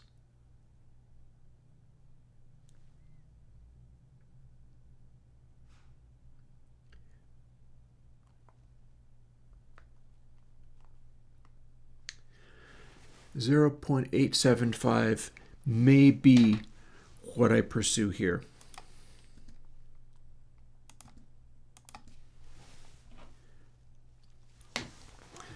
Add 0.125 and you get all the way to 1. Subtract 125 and you get to 75. Let's see where we got. I should have more functionality on the lows this way. It's just a question of, did I get it so that you can sweep these things and the sweeps and things sit in useful places? This is already behaving better than Bezier Q3 a little bit. A little bit it's behaving better, I think. And that is worth it. This is always the thing of like, I need to throw myself at these frustrating, annoying problems. And I don't mind people seeing me do it because hopefully it's encouraging. Like, you know, you should do likewise when you're confronting a problem. But if it's possible to get it to where the result is good, then that's all the more fun. And then incorporating it in a new plugin means, yay, we get to use that for all kinds of stuff, and everything is great. We got to start with not knowing what we're doing. Okay, there's my high mid cut or boost. It's not really high mid, but this whole filter doesn't really do that very well.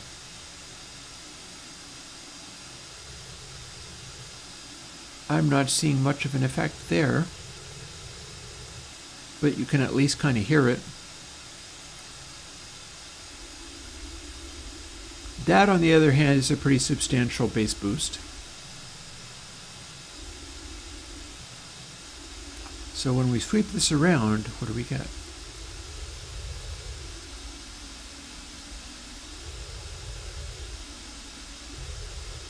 I'm still hearing what it does more in the low mids, but that's cool. Low mid cut.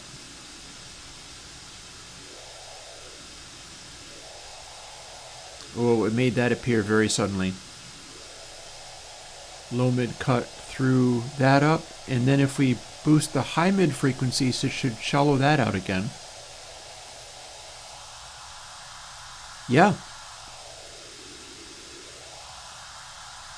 Mind you, there are limits, but we're reshaping what is a, and you can still adjust these to compensate.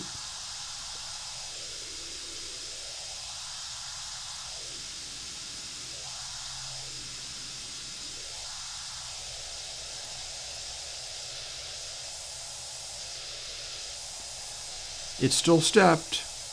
There's only so much you can do with it.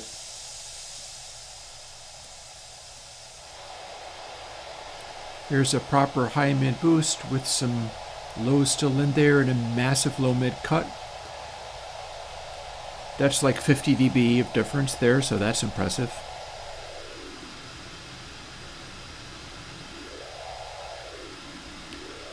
These are very big moves, which is perhaps okay.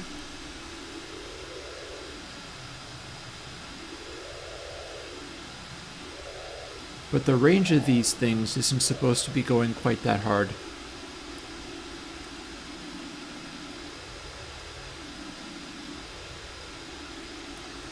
And it's all centered on H mid F and low mid F being a little too aggressive. I don't want them doing this. They shouldn't be covering the entire audible range. They should be covering a smaller range. So let's go back to default. Do a massive cut. Now let's see what happens when we bring in just one of these bands very aggressively. Okay, so we were at least able to boost that and hear it. That's cool. But what's probably going to happen is as I sweep it up, it becomes insanely louder. And as I sweep it down, it will become much quieter. Let's find out if that's true. That's much louder. That's dead silent. Okay. Now we know what we're dealing with. The way that these are built out of subtracting each other and then reassembling it again, it's hypersensitive to this correction specifically. In fact, I might not even be using the same values for each one.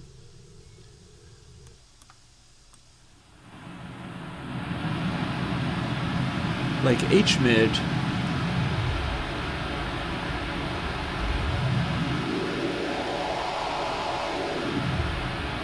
is completely insane.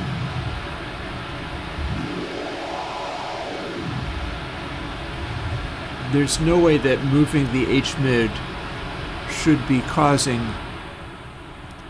a subsonic sweep.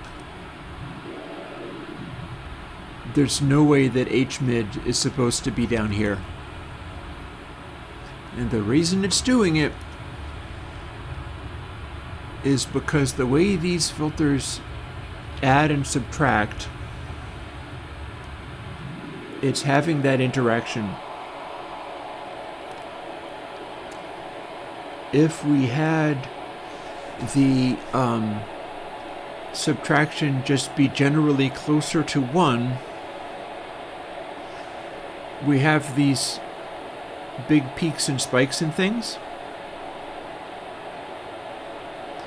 but not in such a way that it is sweeping a boost all the way down to here. Although, technically,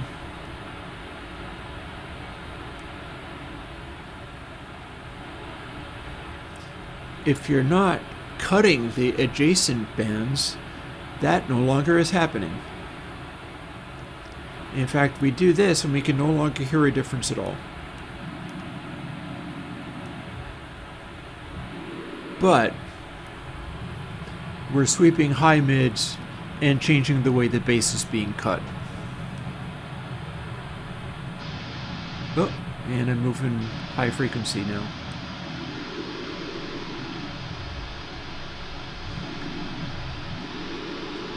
Yeah, so we want it to be canceling more here.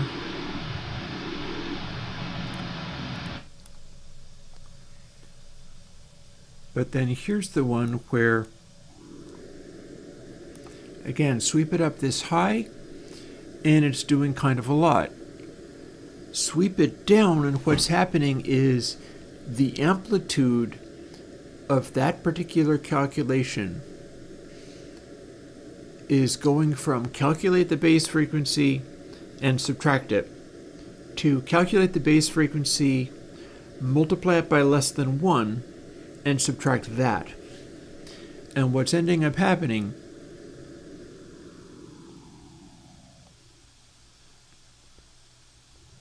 is we're sweeping the low mid frequency down to deep subsonics in a place that we don't want it to. The actual filter is not doing that. It's that up here we have the full cancellation there, and we're effectively making it go away completely at this stage.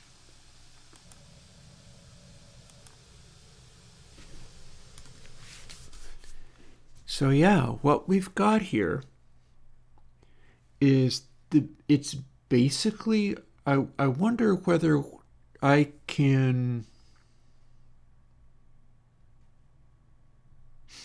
I'm going to steal one of the knobs and assume that it is 0, and then I'm going to steal parameter D and have this be on a control. You follow me? I want this to become experimental. We're going to comment that out. We're going to assume that parameter Z is always 0. And now we have parameter D to fool with this stuff now. So what's it going to take?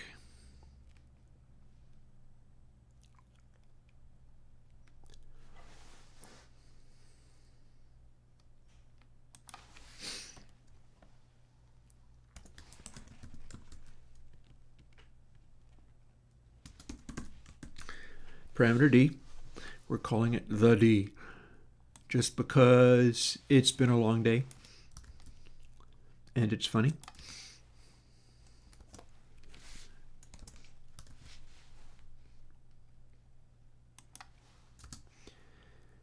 And let's assume the amount of range I want on this.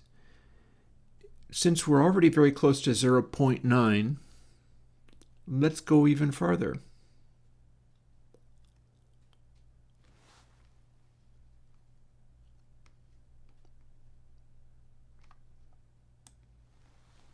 Or not. I'll figure something out.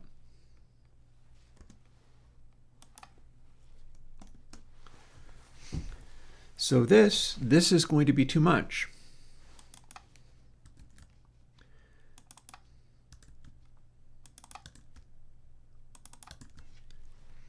But in theory,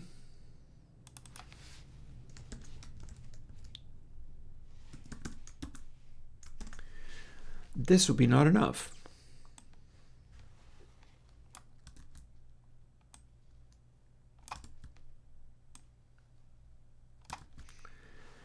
And again, they might not be the same each time.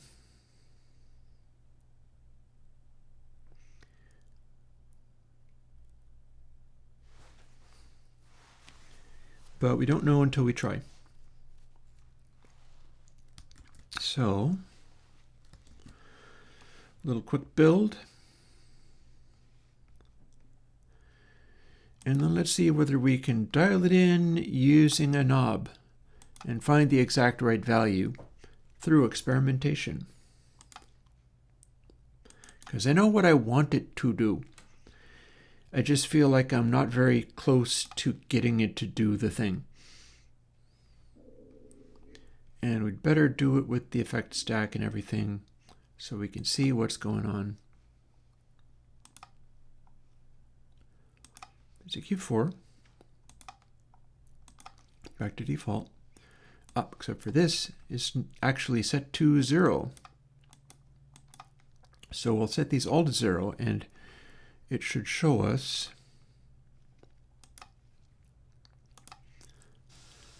being set to effectively 0. See, no change in the base no matter what I do. So now,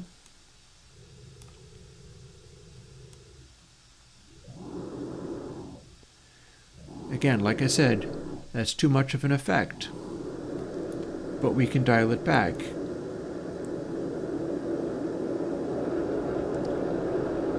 Or maybe we can't. Interesting.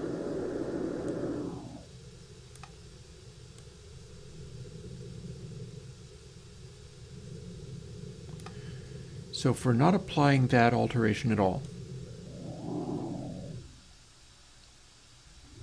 the frequency is very sensitive and is dropping things to nothing. Let's then look at high mid instead. What do we got?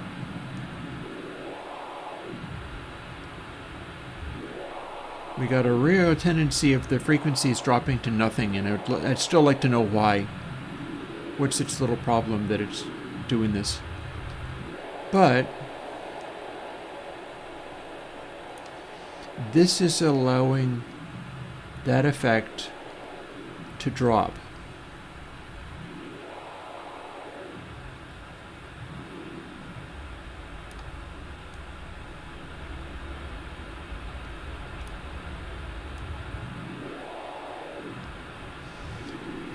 I'd love to know why it thinks that the low mid setting is actually bass.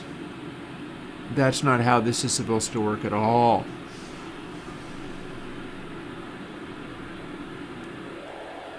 All this sweeping seems like it's completely wrong.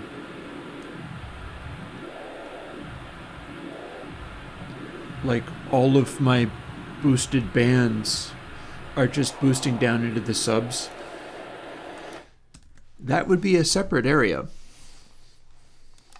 That would be this area.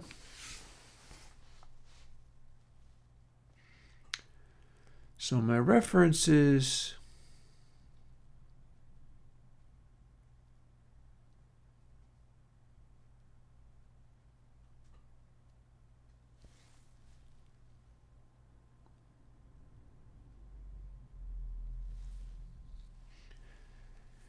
maybe it's simply the fact that I have all these damn power factors on everything.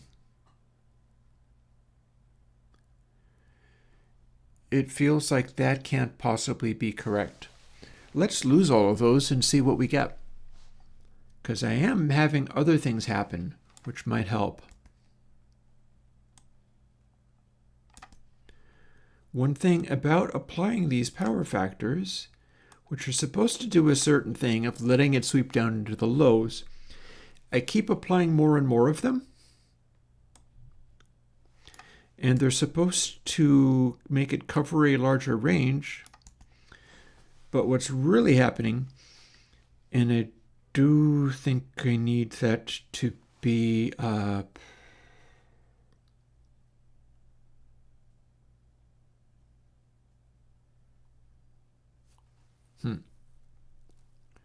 do we see here?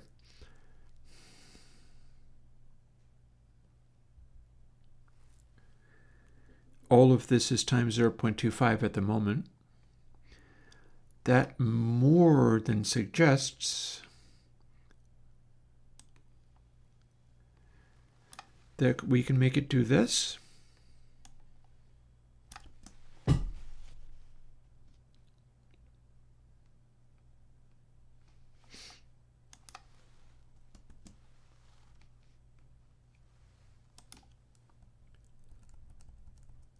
Lovely. And that is going between those refs and the dereses, which have had an overall scale applied to them, and that's not necessarily awesome, is it? Is it?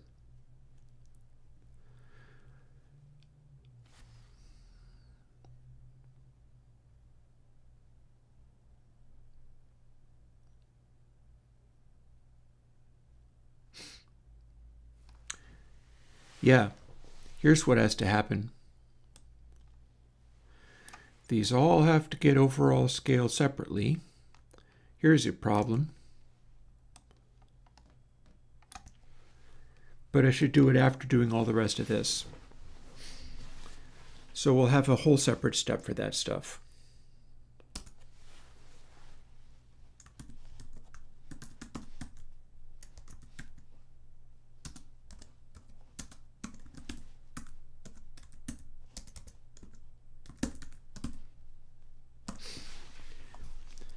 There. Now we can calculate them out, but we're not applying that before it's needed.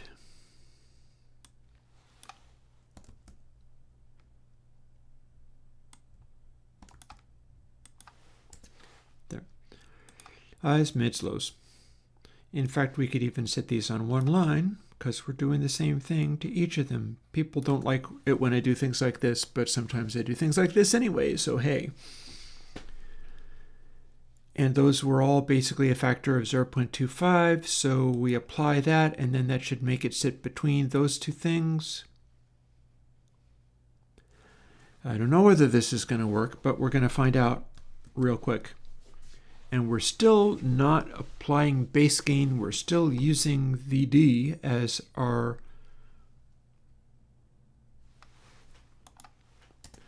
seeing as we just fixed that, let's make this have more authority over its effect.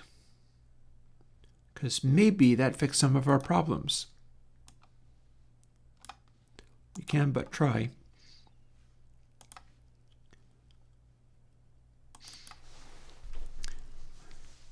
With a bit of luck, I'll get to where this is really sitting up and barking and doing useful things.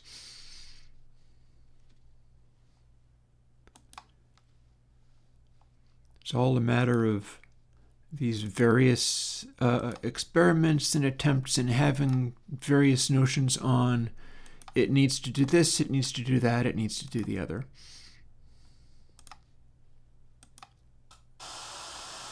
Okay, we have cut base all the way.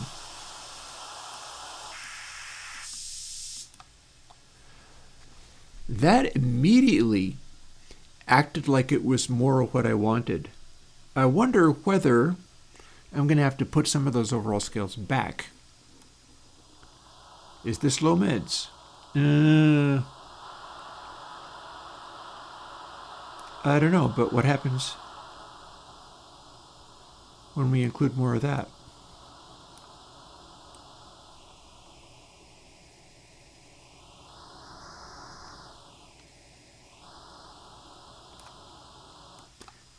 Is this high mids?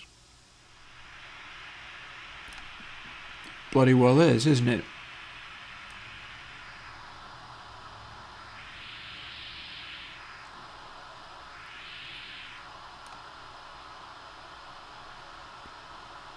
And then if we don't have as much of the tweaking factor going on here, it gets peakier, as expected.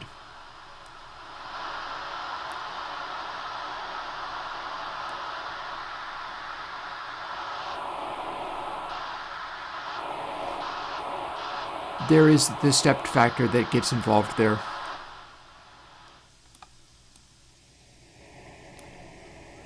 Alrighty, so raising the high mids position to up here means that the top of low mid should be higher. That certainly is. There's a lot of authority on this. In fact,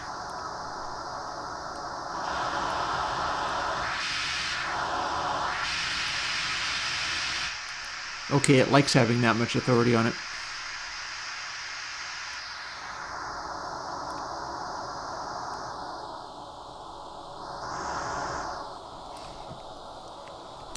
Okay. Our low mids is now hanging around being kind of high mid-like.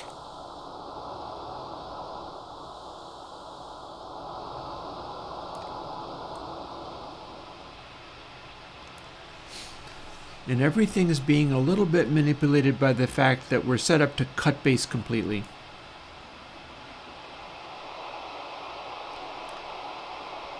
But if we have it set up like this, where everything is basically as it was in Bezier Q3, that's not great. But we can make it much better behaved like this.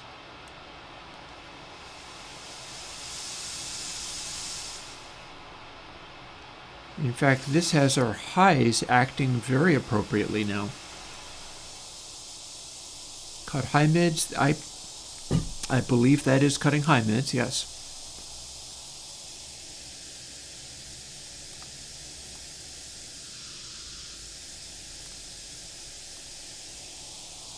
Bring low mid frequencies up a little bit.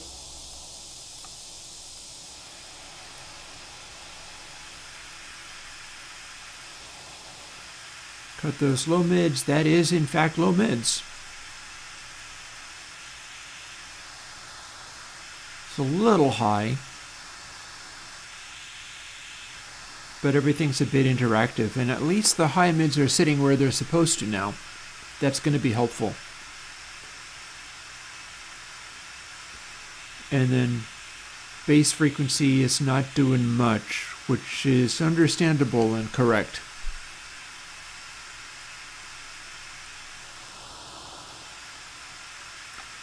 And we've got bass at silence. But if we dialed back the amount of effect we have here, this is making everything go steeper as it goes.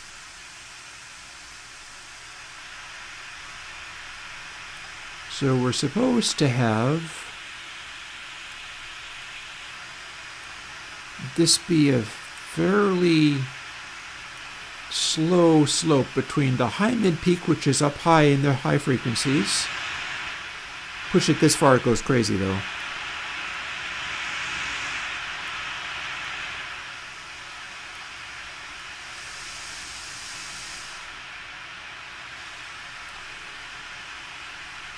And low mids being cut all the way,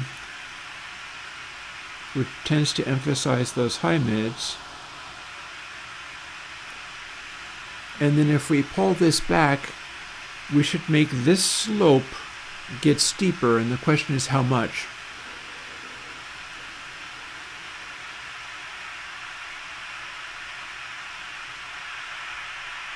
And that's going to be too much.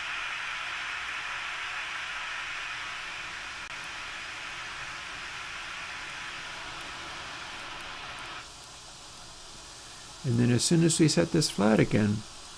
So one thing that might actually be useful, set it to default, maximum amount of correction. So what we've got now is it's set flat except for we're having a base cut. If we drop this down, we should have more extreme of a base cut with nothing much else happening. But when we do this, we start getting a maximum boost in the low mids when it's set up to act like Bezier Q3. So that's when it's like Bezier Q3. It's supposed to be a low frequency cut, but it's actually being just a boost elsewhere. And that's not great.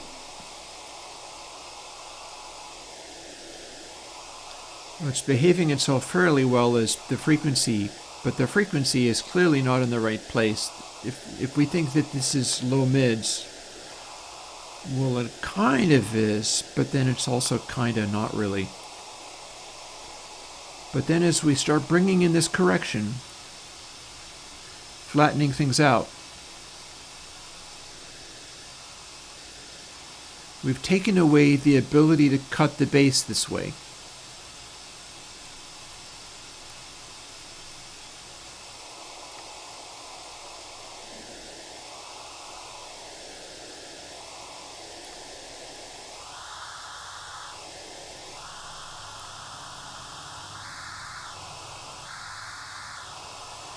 I feel like everything could be dialed down just a little bit more.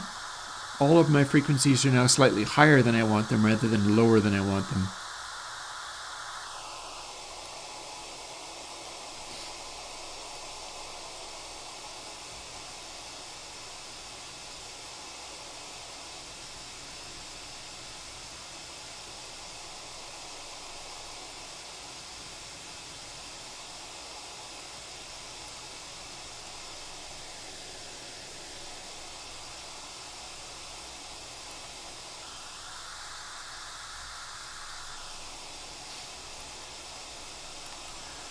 So here's our maximum mellowest crossover between full cut at bass and then flat at low mids, which ends up sitting up here, but I do have the frequency as high as it'll go.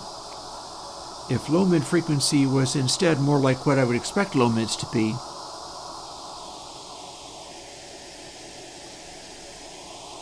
it's going to be hanging around like this or lower.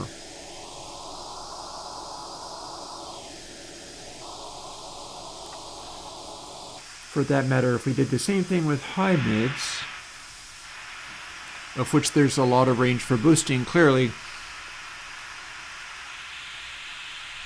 3K around about 1K. I honestly feel like these frequencies, other than the high, could be hanging out lower as a rule. These frequencies could be hanging out like this and only boost this high when you really crank them. And there's a thing that I can do that will cause more of that to happen.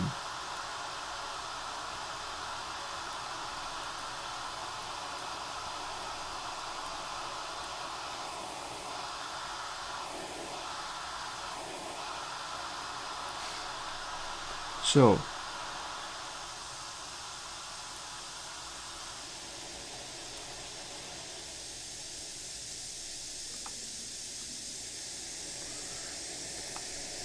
max low mids, minimum high mids, and then highs. If this is where those controls are at center, you're correct, Chad. That is what I should do.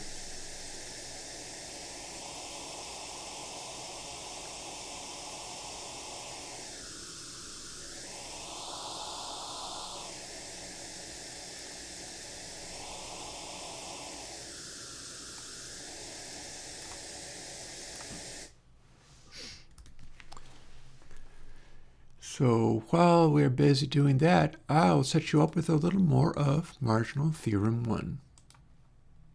And I'm going to warm up some cheese. Thank you, Joe.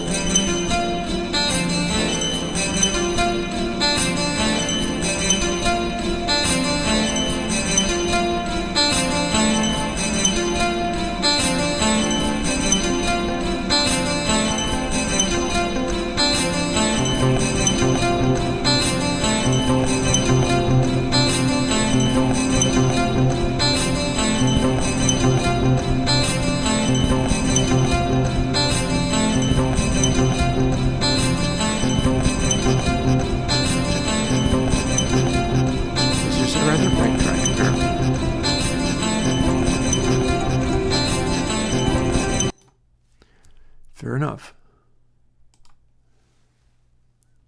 And glitch isn't actually quite done, but it's something. And again, there was something I was going to mention. How can I demonstrate this? What do we got here?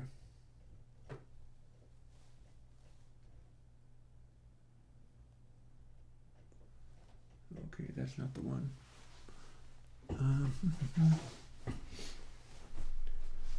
Don't mind me. Oh, not you.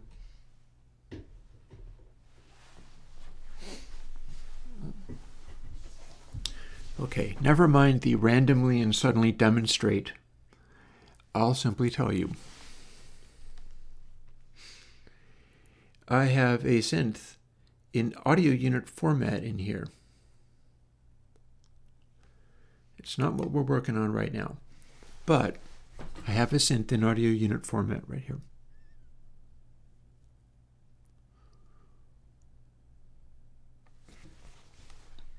A fair question.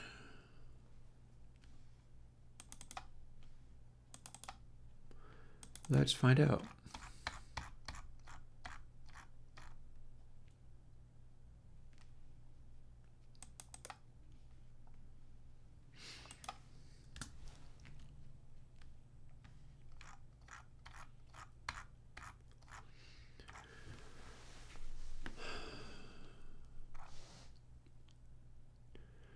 Okay, so here's what we're doing for Purist Console 4. Purist Console 4 has a smoothing control, and all of its gain shifts are Bezier curve spline gain shifts. That's what its special thing is.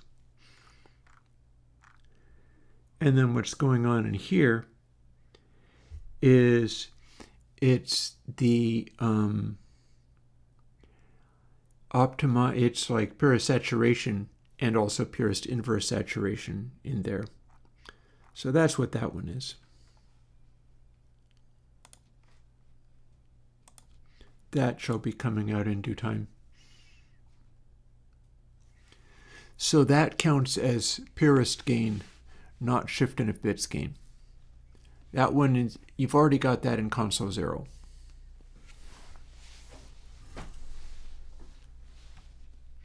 That's where you go for that stuff.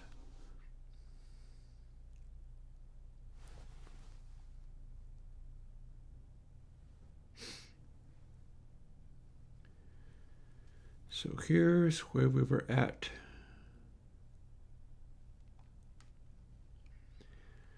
We are looking at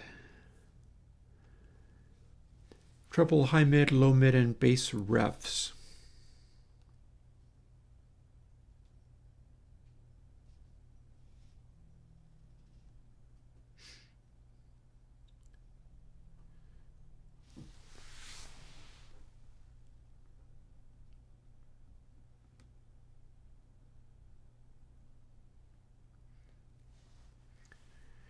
Dereses are about correct. It's just these refs don't sit where they're supposed to. Yes. That's bearing in mind. I mean, it's not even purist gain. It's like the currentest version of purist gain, which would be along the lines of purist gain 2 or something. That'll come out in due time. Because the whole point of purist gain is it is nothing but a gain done in either double precision or long double. But then it gets dithered to, I mean, it kind of has to be long double, doesn't it? Because if it's already on a double precision bus, it needs to go a little harder than that. For core audio, it's either long double or double precision. And the point of purist gain is that it is being dithered to the floating point bus. It's being dithered to the 32-bit.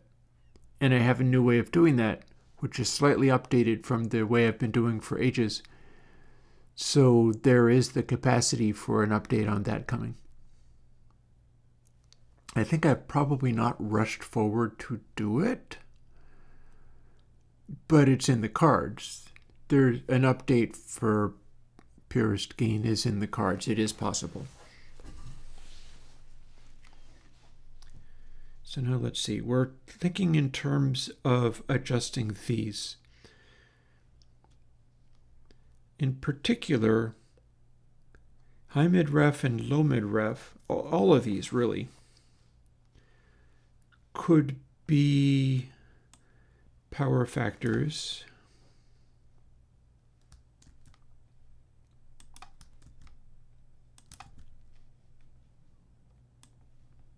Much like this. And we could make the bass ref go even lower than that, like this.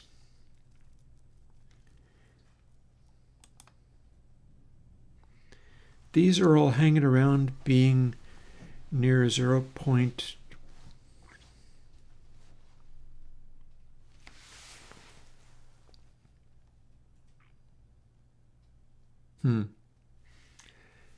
Okay, so HM and LM respond only to the treble and the bass ref.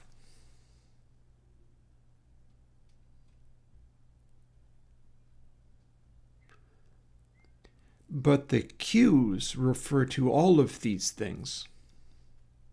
High Q, mid Q, low Q. Those are bringing in all the refs. They don't care about dereses at all. In time, Oliver, in time. In order to do that, I need to also work out how to do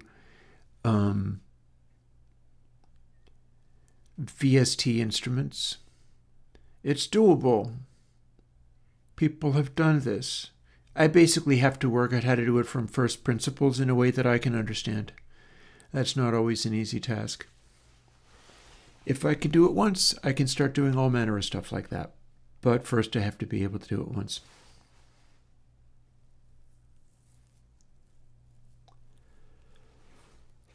So, actually, you know what?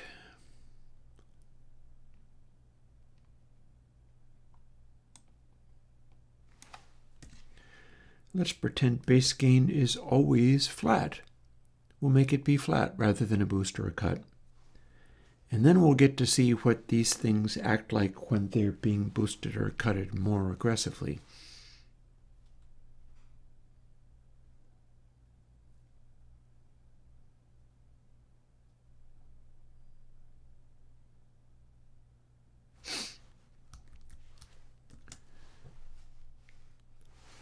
Let's give it a try and see how things changed, if any.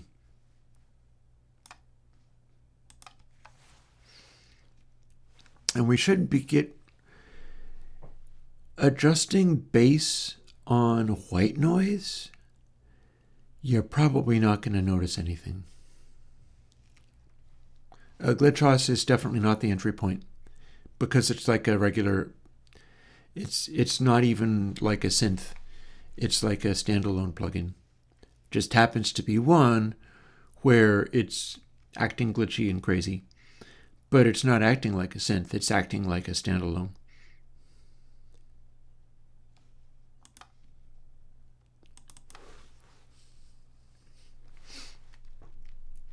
Okay.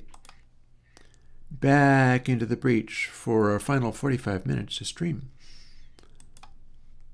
With our effect stack, with our plugin, which is now, when flat is flat, it is in fact flat.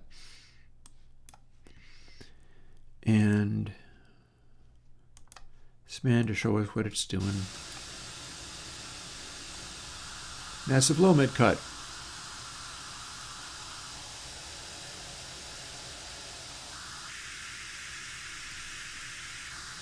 Or boost.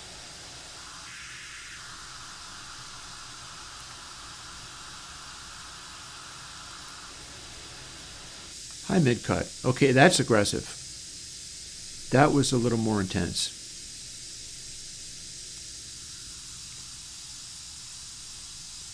That's a pretty pronounced sweep.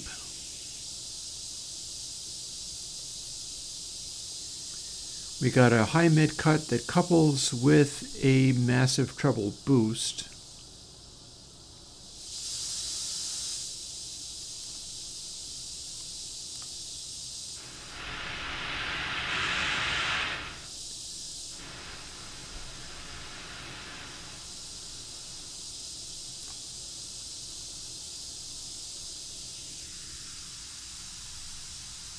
High mid doesn't actually live at 700 hertz, but actually neither does it live at 1K. I wonder whether this is the right place for this high mid to sit.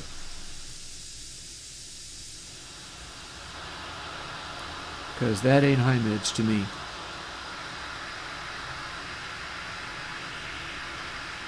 If it sat here, and then low mid sat here,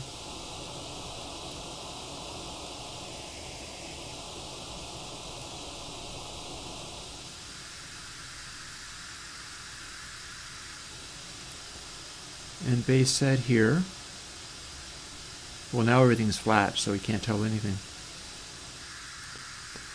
Low mid there, and then we bring base up.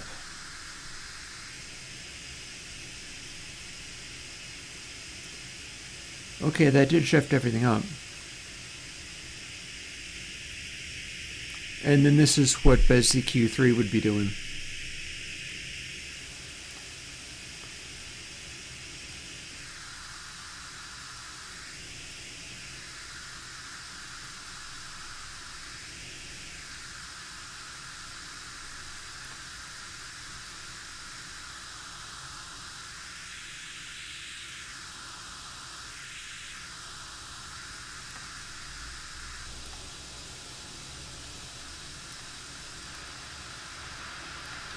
Little low mid cut and high mid boost.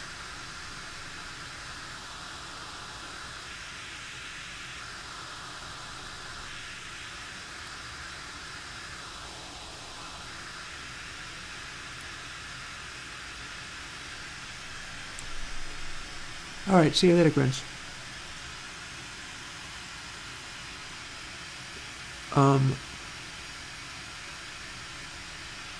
Hard to say. Those things may be generating stuff based on the algorithm, and the algorithm is arrived at through a genetic algorithm, and all manner of funny artifacts happen out of that. It's what gives it the color and flavor that it has. So some of it is not especially controllable. Let's get back to this.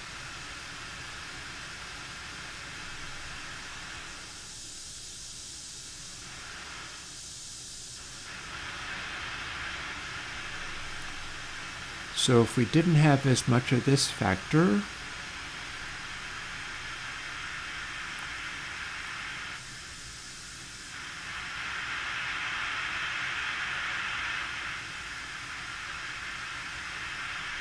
you'd have humongous amounts of boost.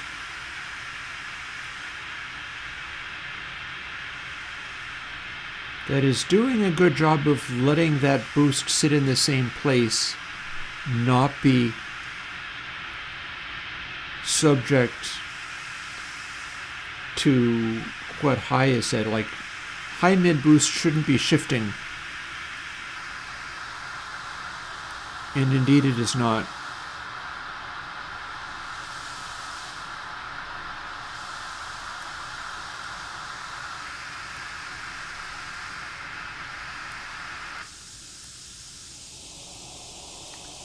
Here's our low mid.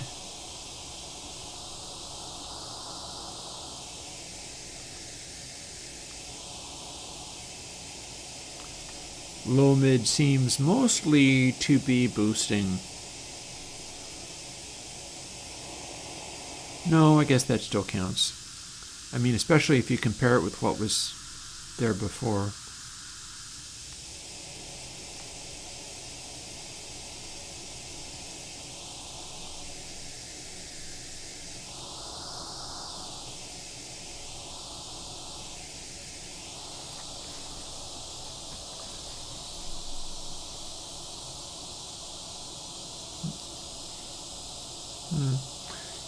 Yusef, excellent. I'm pleased that you're enjoying Console X2. I'm working on Console X3 right now. That's going to be amusing.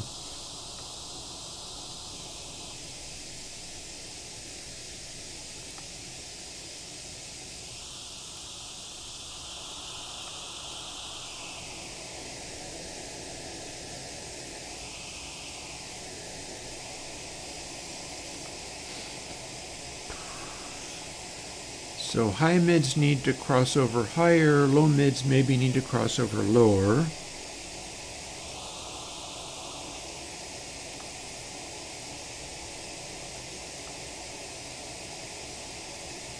And with the funky aggressive setup like this, this is the correction factor now.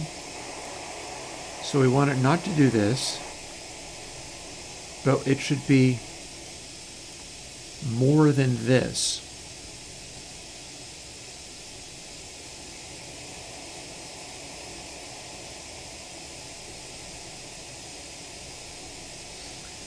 Two-thirds.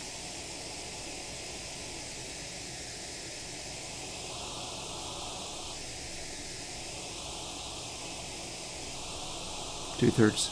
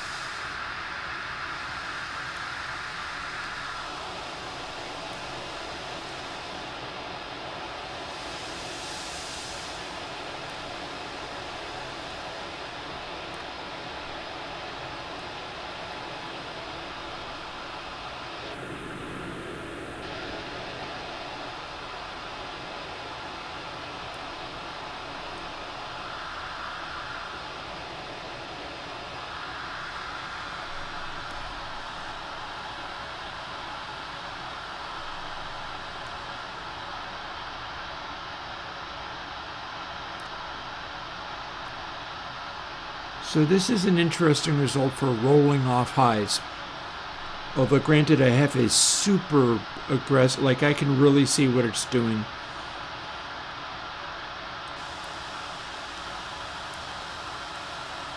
So we can do that super high mid boost. We've got funny peaks and dips in there from doing it. The high mid boost is cutting 10K. And that's kind of hanging around being about the same. Is it a relative to... No, not really. High mid boost is all about what you're doing with that relative to... You push it and 10K starts to drop. But 15K is still there, weirdly. But Bezier filters, what do you want? It is just what it be.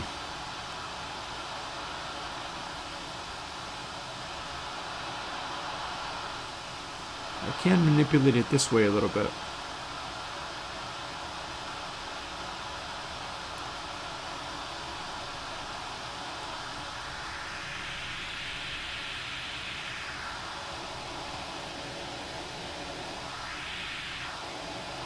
We do have a pretty good range of frequency tuning here. Again, it needs to be voiced up here.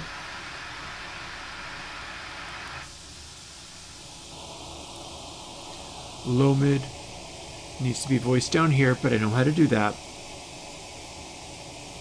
That's a low mid boost, so it's giving a sort of a high mid cut.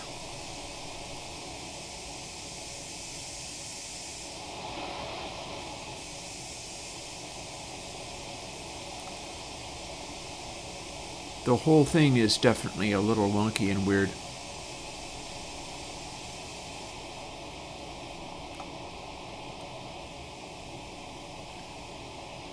Like, these are filters to be swept and voiced by ear. These are not things that behave in any normal way.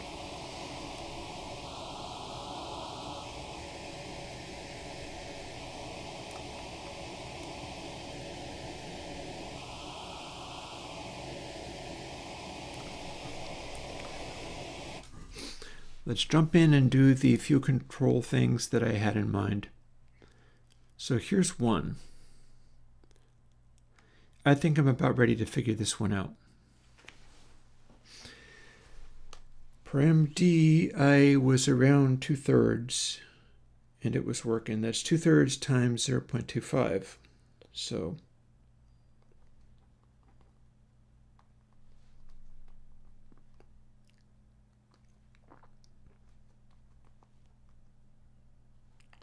and that's not the right number at all.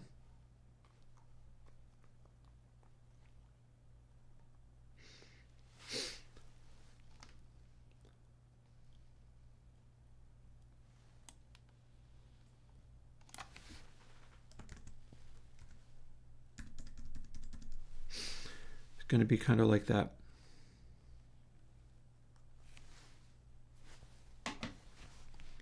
Which means I can put bass back.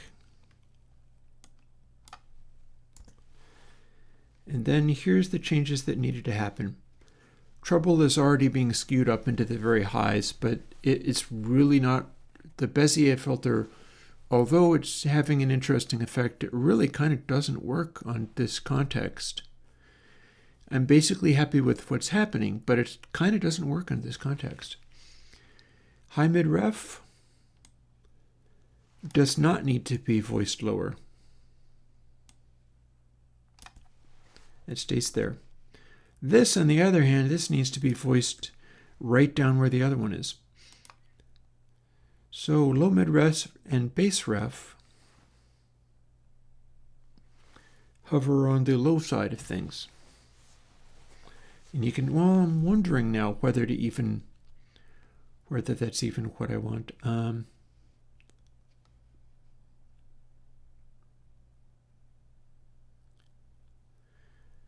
Because that's going to make it sweep up really aggressively when you zoom up to the top. Instead, maybe what we're talking about is rather than these other ones, which are like negative 0.5 to positive 0.5. We might be talking about negative 0.520.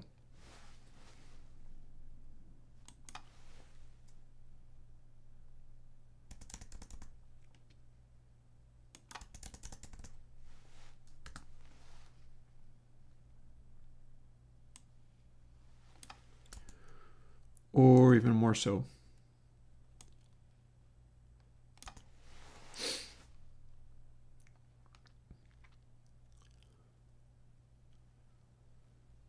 So now what I'm wondering is, can I go all the way down to 1?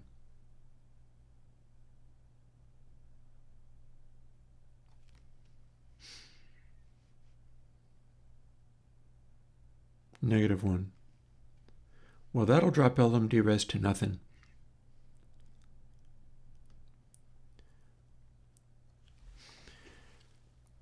But,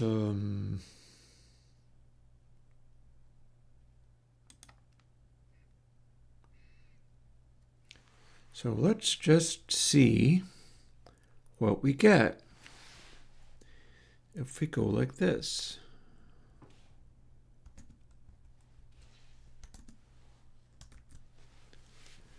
Wouldn't that be interesting? That's making everything else sit a little differently.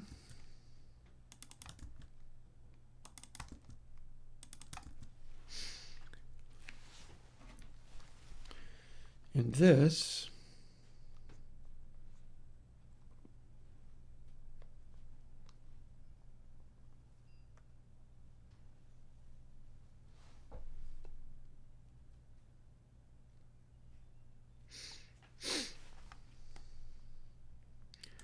will make it all go a little bit steeper. 84 instead of 83.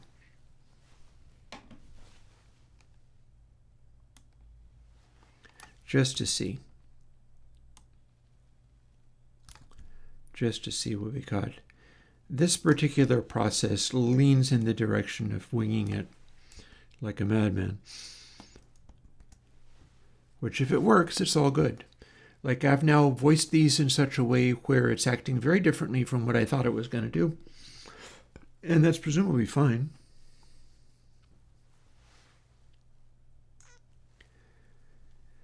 I am wondering also now, what if treble ref followed the same pattern? Can you make treble ref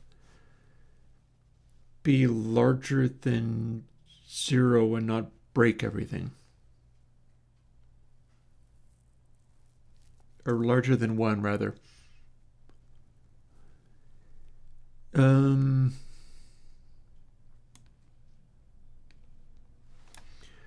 You know, ain't nothing to it but to try it.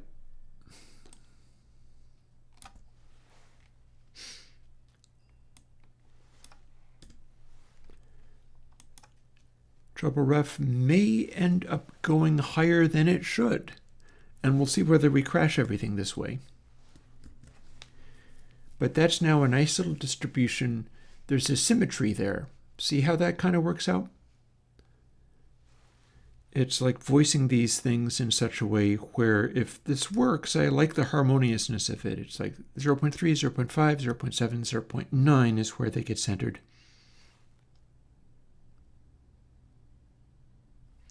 HMDRS will go higher than 1.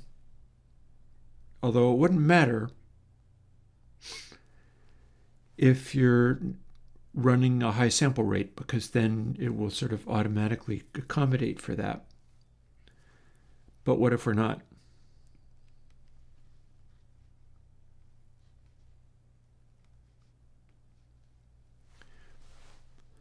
One divided by something higher than 1.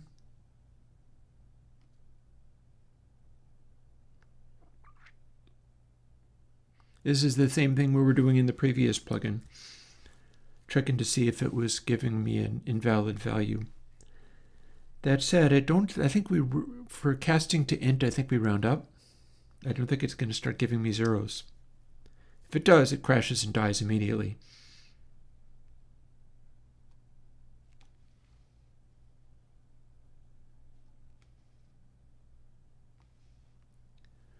Or we can simply put in a sanity check. That's not unreasonable.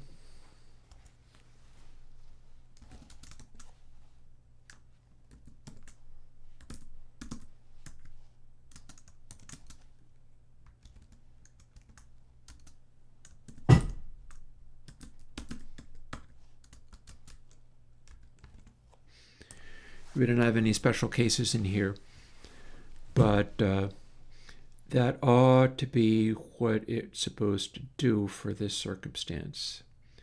So that's a safety catch. Now let's see what we've got. This is probably all set up so that it's working the way it's supposed to be. In order to find out, we're going to run it at 44.1K and see how different it is. Also, that's louder than it should be, so let's drop it down a bit and then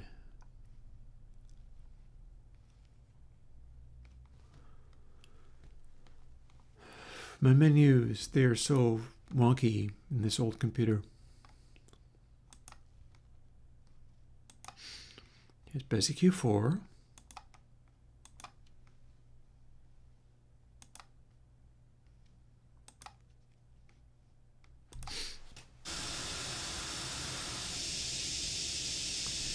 That's a high mid cut.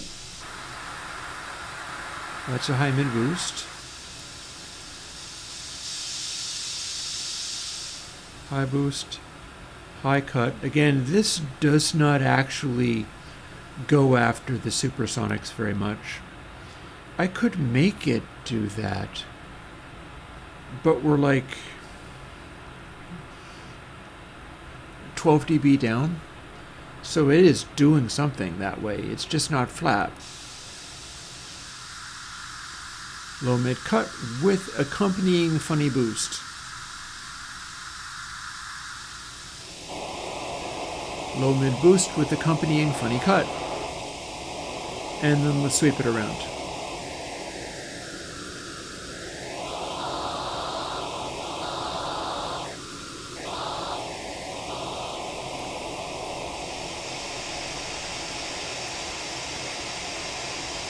Low mid boost against high mid cut has a weird and unexpected effect.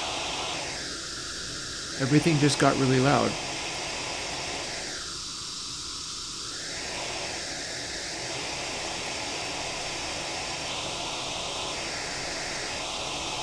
Doesn't crash with the high cut or with the high filter. Massive bass boost. We've got some weird additional effects there, but that's fine. In fact, we can pull it back a little bit with the high cut. Everything is still a little interactive.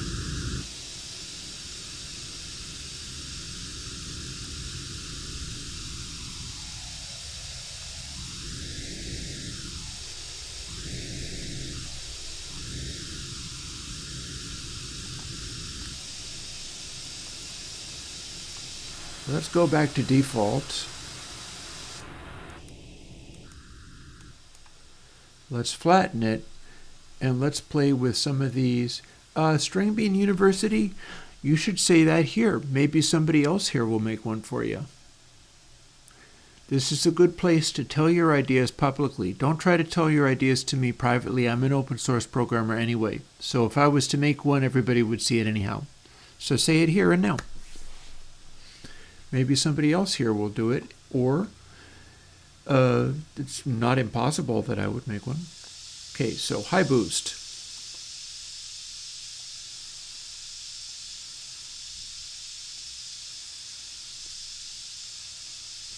Honestly, not much of a shift there, but I wasn't expecting one. This is a Bezier filter.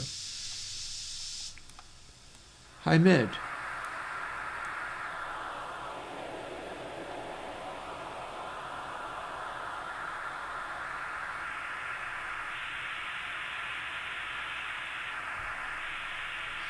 Yeah, that's cool. I'll call that high mid.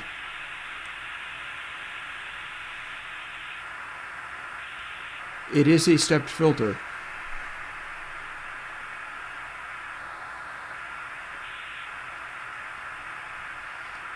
Does feel like it's shifting a little tiny bit though.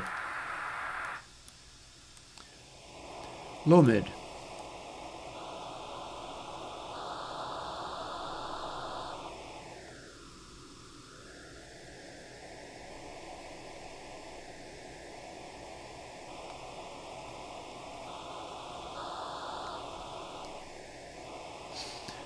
So really, in order to investigate these, what I should be doing is making the bands go closer to each other. So if I had high mid very low and low mid very high, that should be a sharp peak. Compared to moving high mid out of the way should cut down some of this slope.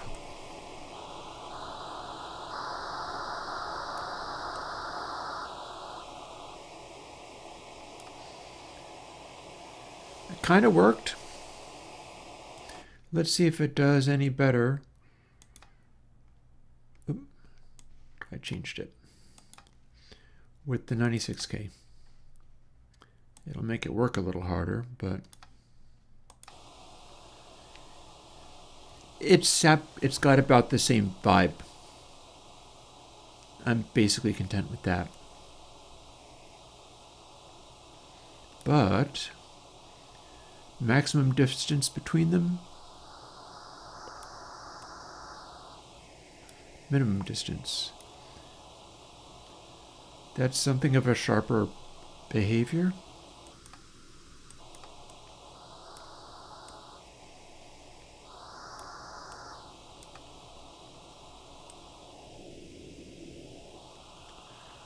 Sweeping the base around.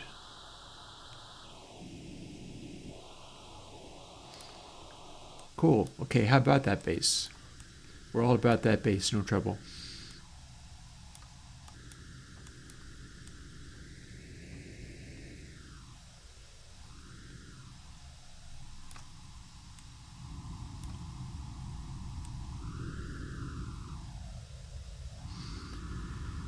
Okay, honestly, mostly with the bass boost, what you hear is the interactivity with 1.1K.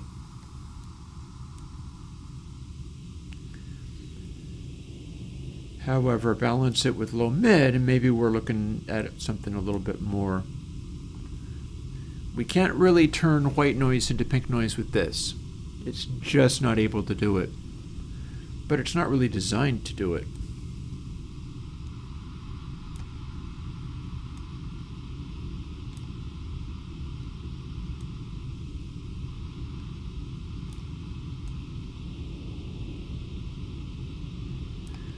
But if we try to do it anyway, what we do is fuss with these frequencies and see whether we can get it to act flat or flatter. Meaning we want high mids to ride a little higher than this.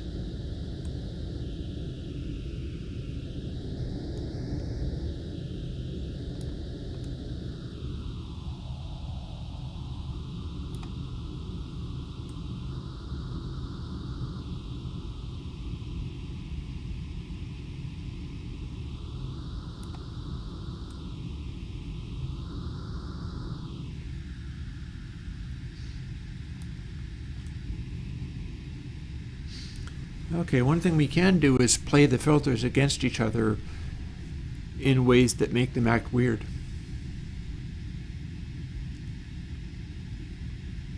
Okay, rating String Beans University's comments now.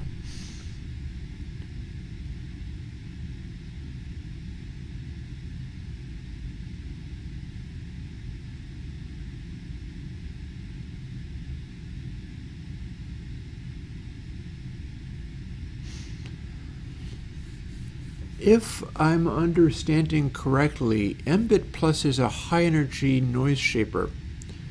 So if you are running level over 0 dB dithered using that 224-bit, it is indeed a valid aesthetic, but you should know what you were doing with it. Let me play with this a little bit more. Look, I've got a 18 dB down to about 40 dB cut here. It's just not remotely even.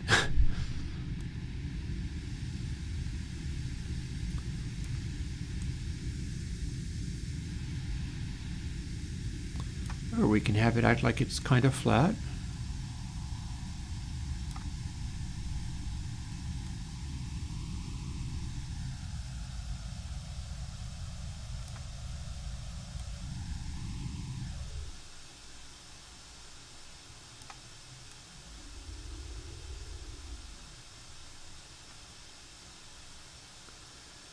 Only 5 hertz, yay.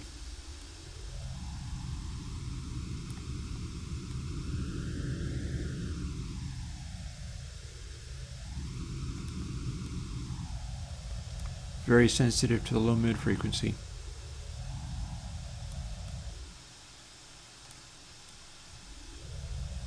Okay, let's sweep that up as far as it'll go and fool with this.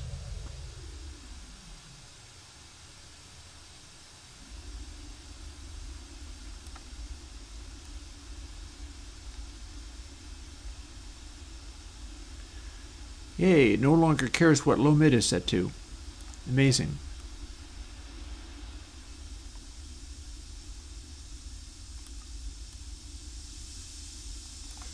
Pure boom and tinkle.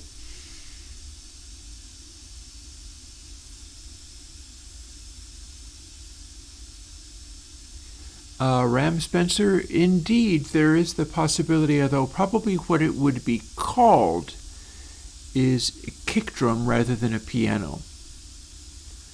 It's neither thing. It wouldn't be either a guitar or a wooden box or a kick drum or a piano, but I'd probably be calling it something kick drum oriented. You'd just be able to use it as if it was also a piano box. There's also the possibility of including the D-Res quality to it, because that would drop the size of it immediately.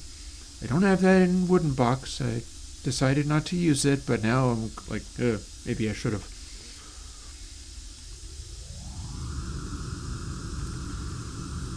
So that's some weird bumps and things.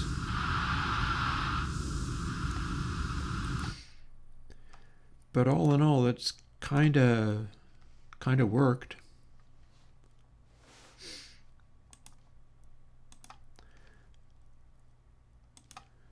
I'm going to say it's kind of working, and maybe even the range of twist you have on this could come in handy.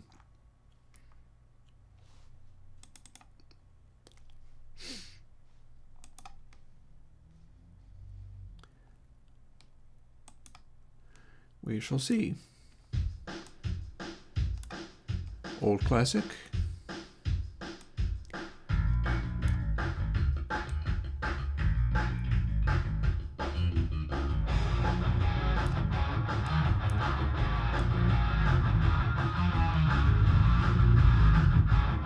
Too much boost.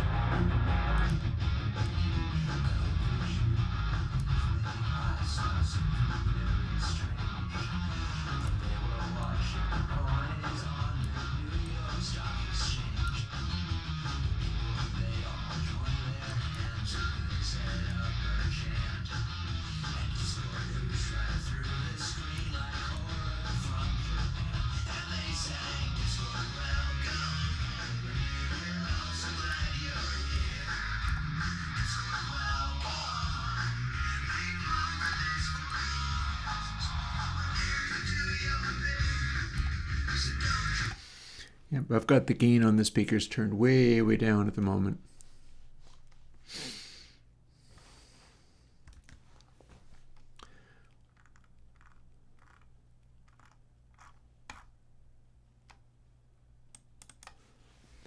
Let's fire up this at a sample rate that lets it start fooling with some of its stuff.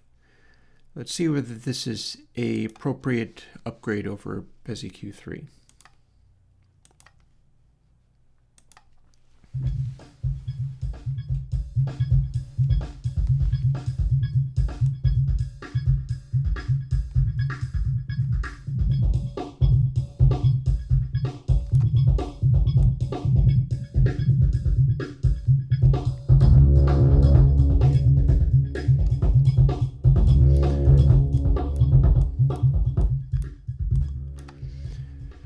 So if everything is completely padded like this, we can hear what the individual bands sound like.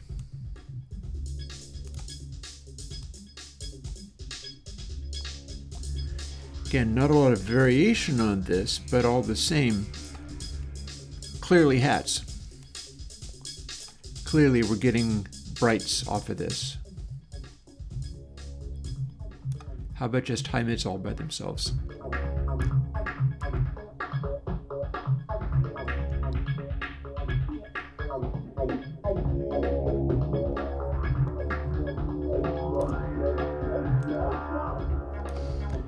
High mids all by themselves.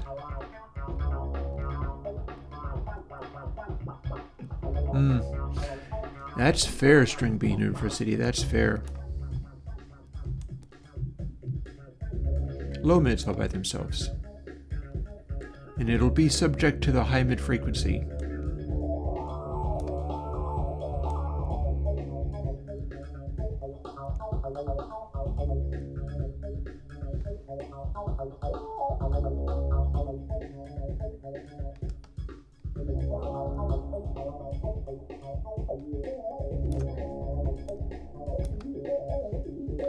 And it'll be subject to the bass frequency.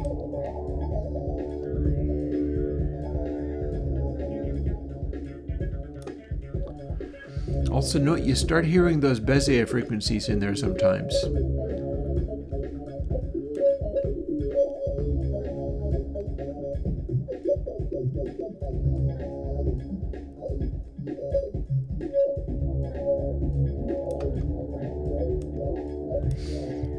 That's because the amount of things being done here is so aggressive.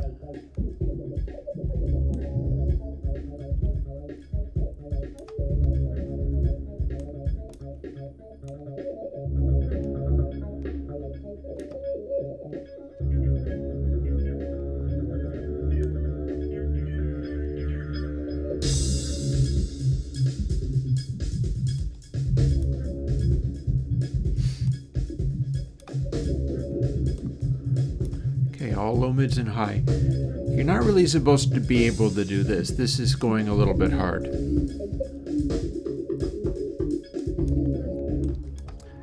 I've kind of set it up on purpose so that you can cut everything 15 dB if you have to, in the belief that sometimes people will need to be aggressive with the EQs.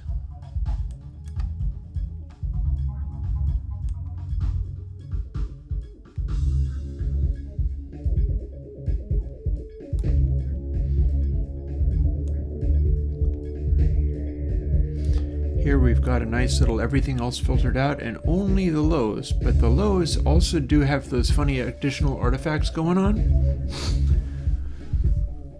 Indeed, Yuri, Bezi Q4. Let me show you what that's about.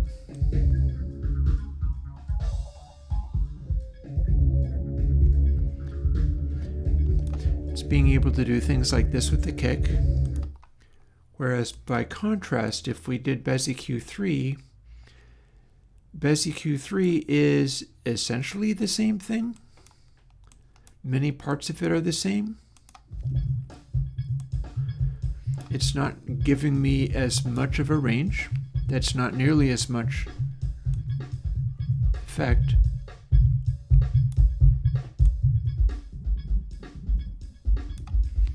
And the filters don't work quite the same. Basically, I've got a tweak, an improvement on Bezi Q3, which is just recent, and it still works perfectly well for what it does.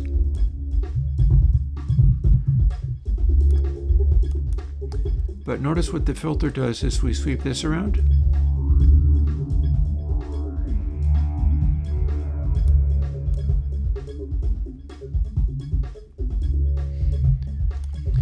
See, it doesn't really have the isolation. And that's because the cutoffs are always rather steep. Whereas what I did with Bezi Q4 is rather than the cutoffs being like this, where you kind of hear them shifting, Bezi Q4 takes exactly the same code and exactly the same stuff, but it brings in the thing from Smoothie Q2, where since these are cutoffs and they have the steepness, the way Smoothie Q2 does its thing is if the steepness varies so that you've got like a shelf, like you see H mid is turned up to 0.5 and the other stuff is cut back. If you push the frequency of the high mid up, you can make the steepness of that adjacent to the treble band become steeper, and the steepness of the filter adjacent to the low mid band goes shallower. And it tilts the shelf that you've got, which is a factor of cutoffs between the things. It tilts the shelf so that it sounds like there is a parametric mid sweeping. And I will demonstrate. Here's high, H mid, L mid, and bass. Those are turned down as far as I can get them. New version lets you turn them down a little bit more, but here's what sounds like sweeping the high mid filter on Bezi Q3.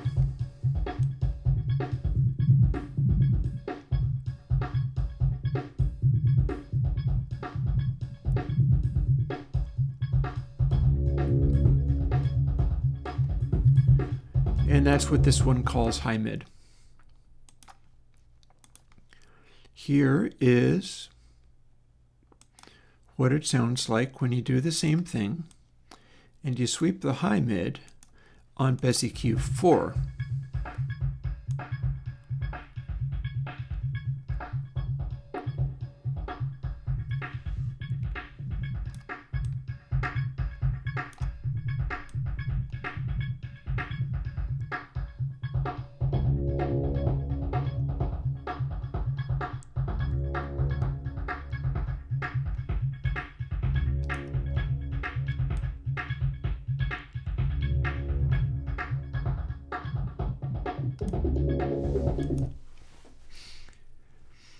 And there you have it. So I think I've basically got this sorted. Here, I'll quickly set it back to default. Here we have our favorite alien kittens. And we can do things like pull the bass down a little bit. And it behaves itself pretty well.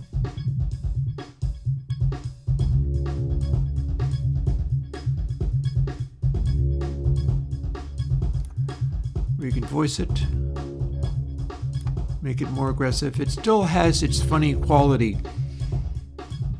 It still has that funny way of making it seem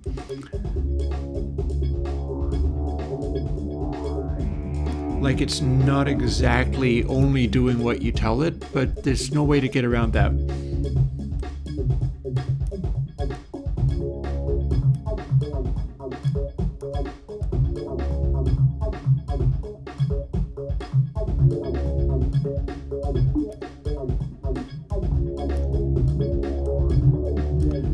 Here, see, I just darkened it a hair.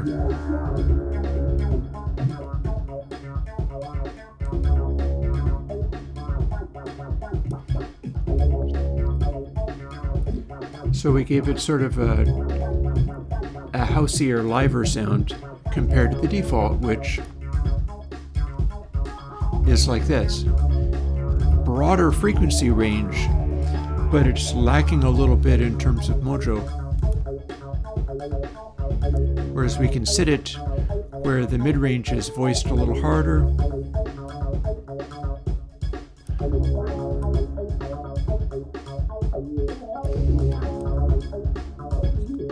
And then bring those lows back in.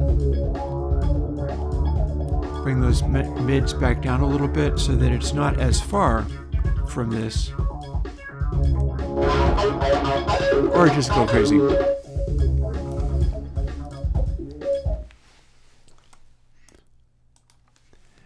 And there you have it. So yeah, sweep's a little more predictive. I can probably dial down the sheer intensity of it a hair. Certainly with regard to the amount of boost on tap is excessive. But yeah. And I've got it set up so that if you have a band and then you're changing the volume of another band, the one that you had before doesn't seem to change as much from touching other controls. So that seems like a plus. I'll be moving towards getting that going. And it's not going to be this weekend. But maybe the weekend after. Like, it's enough of a boost that I might as well churn this one out as well. Or I can just build it into Console X and you can have it in that. But that's a whole other story. In any case, I get to go and have tacos at a reasonable time today because it is 5:02. And I got a start on the new DRes plugin, but then I switched over to rehacking BeziQ, which I think is good, and I think that was useful doing.